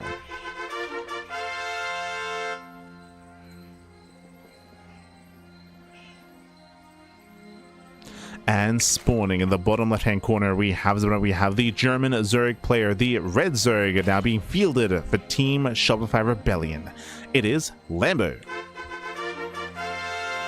Going for the 11 pool. Let's go. Here we go. So I believe this is going to be an 11-12, if I recall correctly. So 11 spawning pool, and we're expecting a 12 gas geyser. So what is this build, and how does this dynamic unfold? So first things first here, this is a hyper aggressive build. It is very, very aggressive, borderline all in. This is meant to look like a 10 pool. What is a 10 pool? A 10 pool is kind of like the equivalent of the 12 pool previously. It's not an all in, it's a way to move out with lings, to harass early on. You typically expand behind it.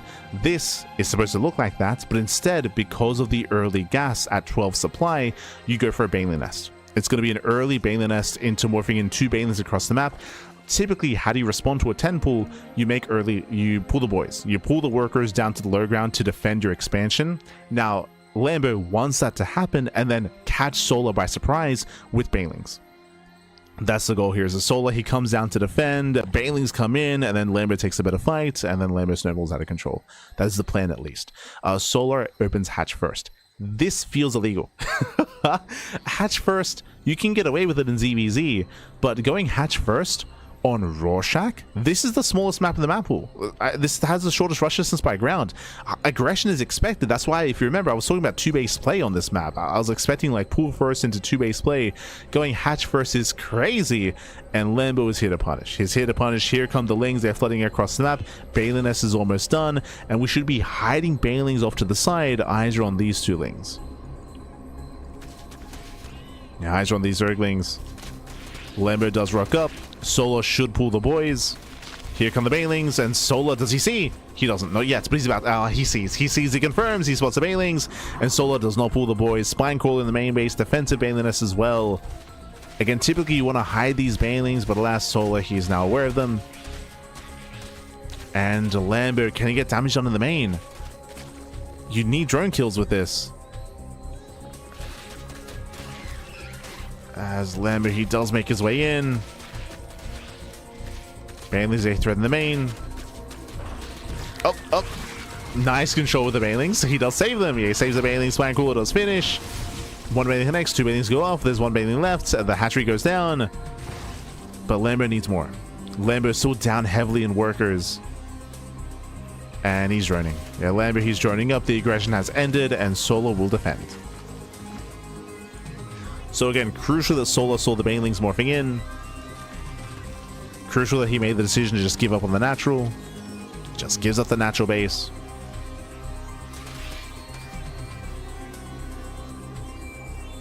And things are looking rough here for Solar. Sorry, for Lambo.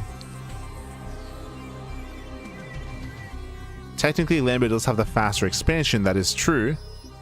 And he's delaying. Yeah, he's doing a great job delaying the expand. Keeping Solar on a 1-base economy. Ling speed is on the way for Solar. Bear that in mind. He's trying to bait out the Baneling. Oh. Trying to, and he will. Baneling goes up. And Solar expands. Now, as the dust settles here, Lambo, he will be able to take a worker lead, as he has a faster natural and more larva. Solar gets across the map. Spots the defensive Banelings. Link speed is about to finish, but Solar is droning. So the game will slow down. And in the end, I will say that Lambo, I believe, takes the lead just because of the faster base. He is going to be able to re-drone and resaturate, or just drone up and saturate. Is going to be down in tech technically because he has no link speed, but should be able to wall off.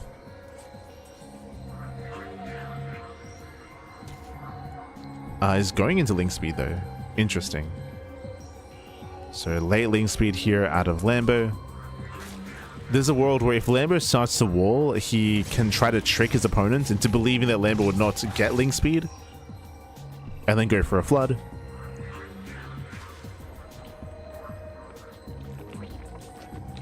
He cancels. Never mind. He cancels. Never mind.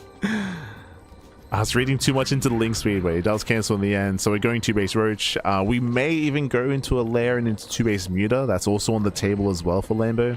Meanwhile, Solar behind this is likewise saturating his bases, claiming a third. Bearing in mind that because Lambo has no link speed, he's stuck on 2 bases. Solar can freely take a third expansion.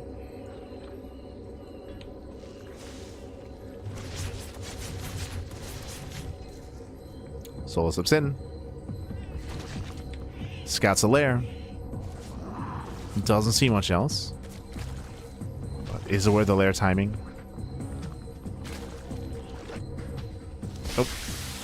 Baits out Banelings. Better trades here for Solar. Better trades.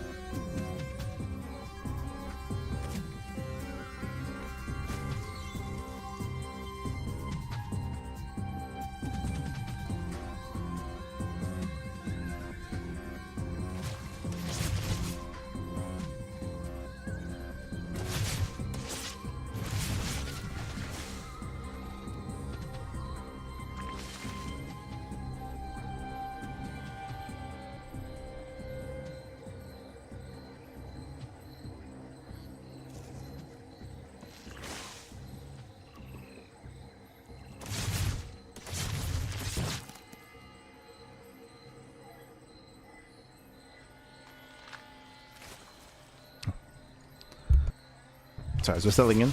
From here, we are settling in. Lambo is building up his roaches, getting into +1 carapace, getting into roach speed as well. So he's about to push here on 2 bases. Behind this, Solar has been droning up, actually droning up to 50 workers. So droning up a little bit further here. This might have been too greedy. Lambo's 2-base all in. He's going for the 2-base all in, pushing out here with Roach Queen. So I was just making sure that everything was set up. I was like, to apologize.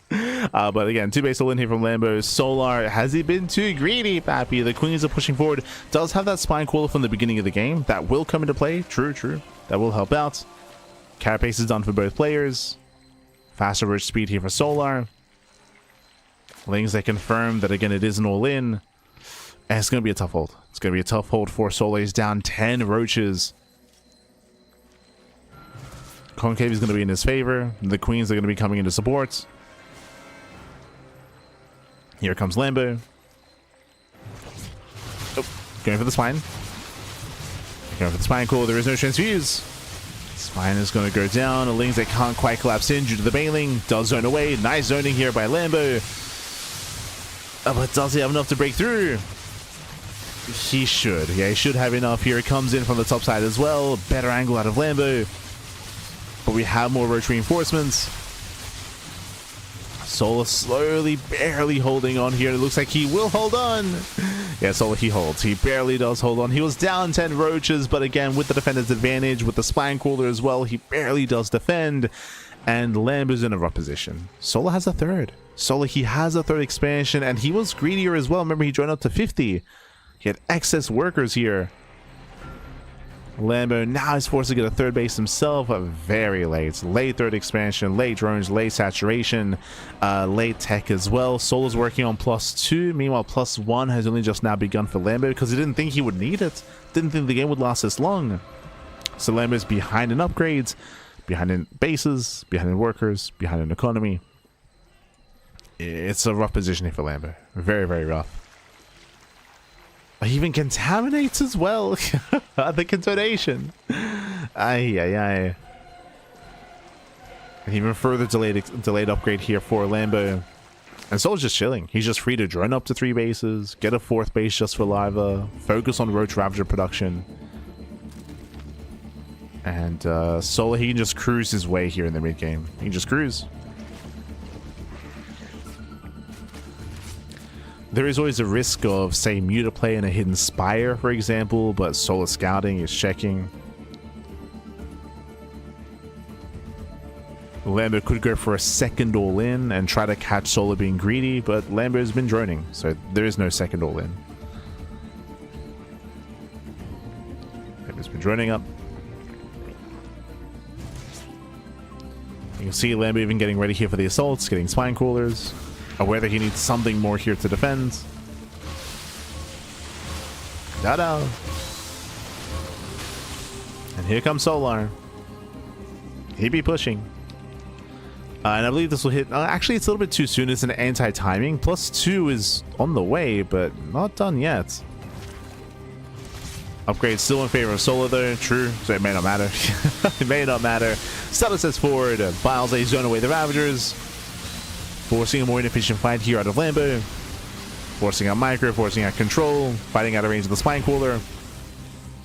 And Solar's just happy to trade. He's just happy to trade here.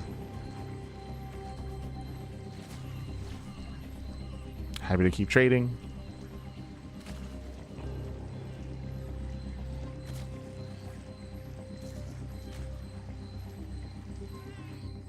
Oh. Soul's moving in. And moves in, zones away.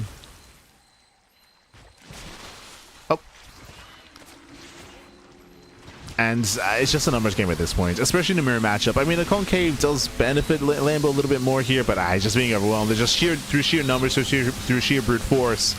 So he overwhelms, breaks through the roaches, pushing into the natural, pushing into the third, and GG gets called. Solar, he does take a lead for himself and for Team No GG. Oh, GG. GG will play it against Solar. He will overwhelm. It was a hyper-aggressive build here from Lambo, winding it back. Remember, it all began with the 11-12. With the 11-12 out of Lambo, going for the early pull into the early gas, into the early Baneling nest, if you recall. I will say that it was crucial that Solar saw the Banelings ahead of time, so Solar could make the decision to just give up on the natural. Just give up on the natural, get a Spine Call in the main base, and defend in the main. If Solar hadn't seen the Banelings, there's a higher chance that he pulls the boys, and he tries to fight for the natural. Could have been a very different dynamic there, but he saw the Banelings, so he had a much cleaner defense from the side of Solar. And from there, of course, the game continued. We got into the early game instead. Lambo went for the 2-base all-in, and it looked like he might have enough. Lambo, he was up by 10 roaches. He even had queens to support as well, but it barely wasn't enough. Solar, with that defender's advantage, he barely was able to hold on, had the spine call as well. He brought all the queens together, and with that, Solar snowballed out of control. GG. GG well played with that. We do see a lead here for Team No GG, and now there is a 1 player left for Shopify. Bjorn has been taken out. Lambo has been taken out. Up next, we're expecting Scarlet, but is Hearthstone awake? Hearthstone could also be an option here as well. So here we go. Looks like we have our answer. I believe it is going to be Scarlet. Okay. Here we go.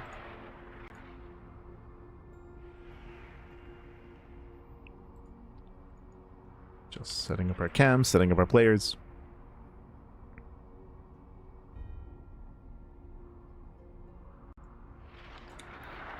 Before jumping in. And again, Solar is 1 game away from all killing. It won't be a clean 3-0 technically, because Percival he lost earlier, but again, Solar, he's the one responsible for knocking out Bjorn and Lambo. And again, 1 game away from that all kill. Otherwise, if Scarlet can win this game and claim this win, we can force the ace match. or we can force out the final player from no GG. I will say that Scarlet did defeat Solar earlier. True, did defeat Solar in the Pro League format, so if anyone can stop Solar, it is going to be Scarlet. But we'll see. Again, ZVZs can always be very intense. They can be very intense, very dynamic, and things can end quite early as well, depending on how aggressive we plan on opening up. As we are loading into game number 4, we're going to be loading into the Old Sun Temple. Let's go. Let us go.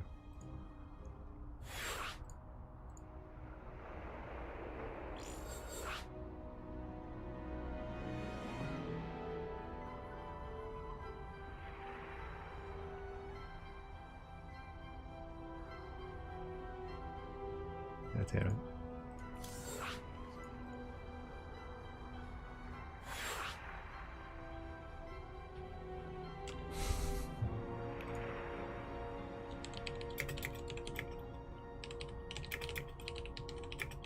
Alright, we're good. We are good to go. We're loading it. We're loading into our next game. We're going to be loading into the Old Sun Temple.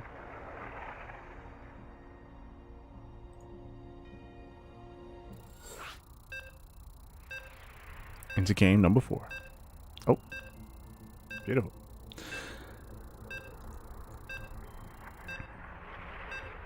Sorry, I got to lock in, Pappy. True.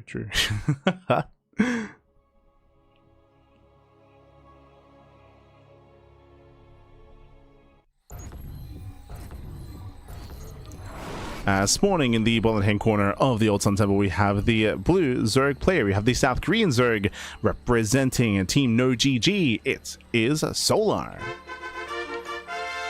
One game away from claiming the series and for pulling off the all kill as well. Oh, there we go. There we go. As spawning in the bottom right hand corner, we have the Canadian Zerg player, the red Zerg representing Shopify Rebellion. It is Scarlet. Let's go. Embracing the darkness, just like Percival. True. What we really needed was a Percival versus Scarlet match, as Solo's going for the 10 pull. Let's go.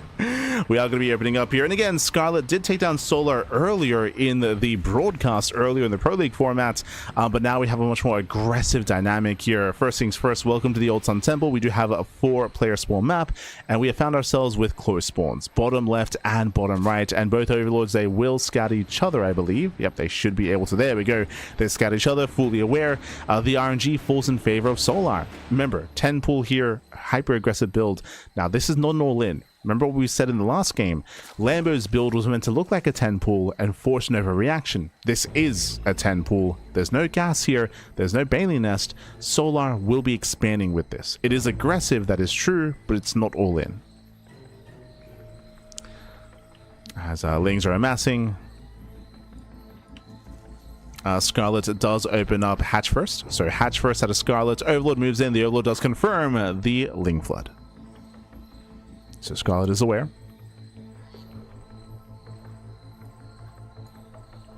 Is aware of what's coming her way.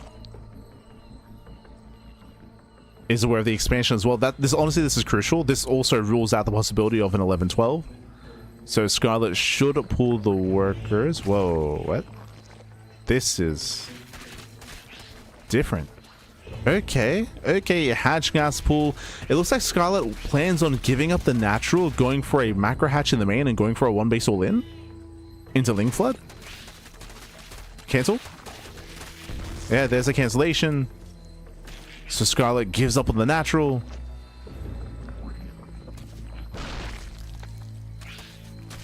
And we're gonna have to minimize losses. Yeah, it all comes down to worker control here for Scarlet. Does pull back. Oh, we'll lose 2. Yeah, 2, 3 drones catching up the Lings as they pop out from the larva, and this is too much.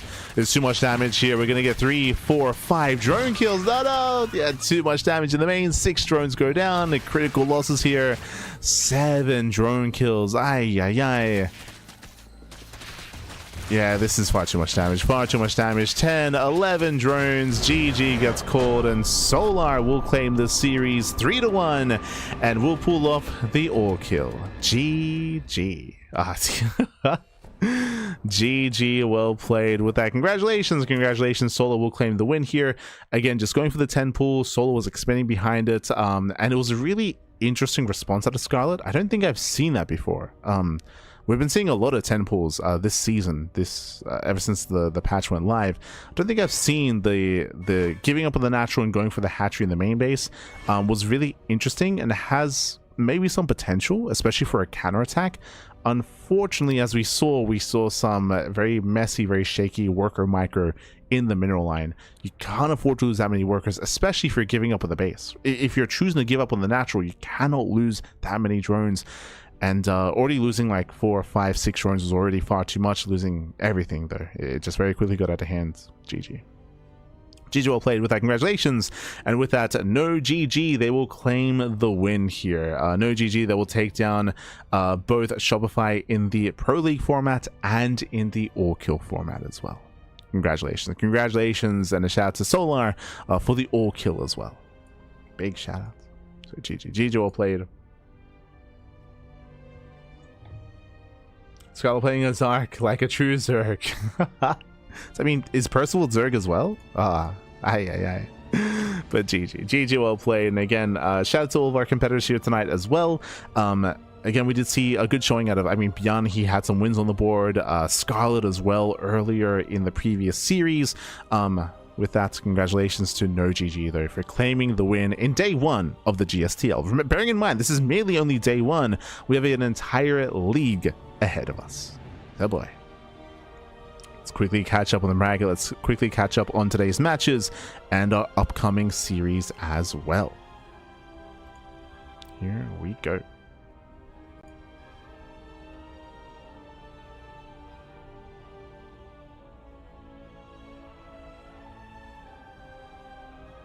As I do need to move this over. Beautiful. Okay. So from the top again, you can check out the overall scores and the overall series over on Wikipedia. From the top here, we do have our group. It is a group of 5 teams here in the GSTL. We have No GG, T1 Onside, Basilisk, Hwasong, and Shopify Rebellion. This was merely only day 1 of the league. As you can see here, Team T1 Onside, they took down Hwasong 2-0. They won the All Kill format and the Pro League format. I believe individual series details will be showcased I think on another tab, and likewise No GG, they take down Shopify in both the All Kill and the Pro League format as well. Scrolling down, next week we're going to be live here with day number 2. It's going to be Basilisk. We have yet to feature them, of course. Basilisk, they're also competing in this league. They've yet to play their matches. Next week we'll be able to feature them. Basilisk versus T1 Onside, and Hwasong versus Basilisk as... Sorry, I misspoke. I'm looking at the wrong week. It's going to be Basilisk versus No GG and Hwasong versus Shopify. We then have the next broadcast days. That's going to be on the 25th. Then we have the 29th with our next set of matches into September 1st, into September 8th as well. Again, it is a round robin group stage leading into the playoffs. Yeah, it leads into the playoff bracket here. Towards the end, it's going to be a long league here, full of StarCraft, full of matches. Look forward to it. Do look forward to it. Again, it's going to be live casted over on SOOP, and we'll be rebroadcasting this, or the VODs will be available on YouTube, of course. It will be available. I know that it can be quite difficult to watch on SOOP, especially if you're not native to Korea. I know that it's in Korean, of course. It is a Korean streaming platform, but again, you can tune into live broadcast if you happen to be awake at the time. I know it's a very late time in the Americas, for example, but you can tune in on SOOP, or again, VODs will be available a little bit later on over on YouTube. Likewise, a big shout out to SOOP for organizing and for hosting the event. A shout out to Intel for sponsoring. And if you want to help support the GSTL and support GSL as a whole, patreon.com/GSL. You can help fund the next season of GSL for 2027. And of course, more events like this, like the GSL CK, GSTL proper, GSL seasons. Like, it's all funded via the Patreon. So thank you so much for the support. Once again, just to reiterate why we even have the GSTL, originally the plan was to have a 3rd season of GSL this year. There was going to be 3 seasons. We only had 2, but that 3rd season didn't get funded. There was not enough support on Patreon, so there was no 3rd season of GSL. But you know, we still did raise a bunch of money there, and didn't want it to go to waste, of course. So SOOP, they did decide to take that, and to, instead of having a 3rd season, because we didn't quite reach that goal, to instead have a GSTL instead, to host GSTL, a bit of a more fun team league event after so long since we've had it. Again, the last GSTL was back in 2013, a long time ago. But yeah, I feel very honored to be able to cover it and cast it. GSTL was one of the first big events that I really got into. Again, for those who are unaware, the CranKy, we're here with the CranKy Ducklings. We did originate from Crank J1 Choi. If you remember, he was on Axiom. He was on Axiom back in the day. He was a captain of Axiom.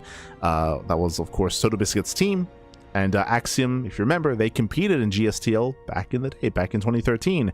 It was Axiom Acer back then. Acer, they partnered with Axiom, joined forces. Back then, that was, fun fact, Scarlet, she played in the last season of GSTL. True. Back in 2013, she was also competing back then. It was Scarlet, Innovation, and MMA. They joined forces with Crank, with Ryung, with Alicia, with Mia as well, with Heart, competing together in the GSTL, and they were the last champions. They were the last champions of GSTL up until this point. I know that CranKy even made a post on Twitter. He made a post talking about how he isn't competing anymore, but he is a part of Onside. So technically he's still a part, and same with Ryung as well, of course. They're both a part of Onside, so they're technically the previous champions of GSTL are still a part of GSTL, even here 13 years later. It's crazy. 13 years. Crazy, might be crazy. Been so long. So yeah, with that, we are going to be wrapping up here for the time being, of course, and we'll see you guys next week for some more GSTL, or we'll see you next time for some more StarCraft. When it comes to the rest of our broadcast schedule, as you can see here, we are live on a daily basis. We're going to be live later on tomorrow with Biggest Cup. We have Biggest Cup, we have Kung Fu Cup, we have the rebroadcast of GSTL over on YouTube, of course. We have the Pondcast, the Patches Patch Clash, MSO, and STC. Plenty of StarCraft here on the channel as always. Otherwise, we'll see you guys next time. We'll see you guys next time for some more GSTL, or for just some more StarCraft in general. See you then. See you next time. Until then, hasta luego. Ciao, papi, ciao. Hasta luego.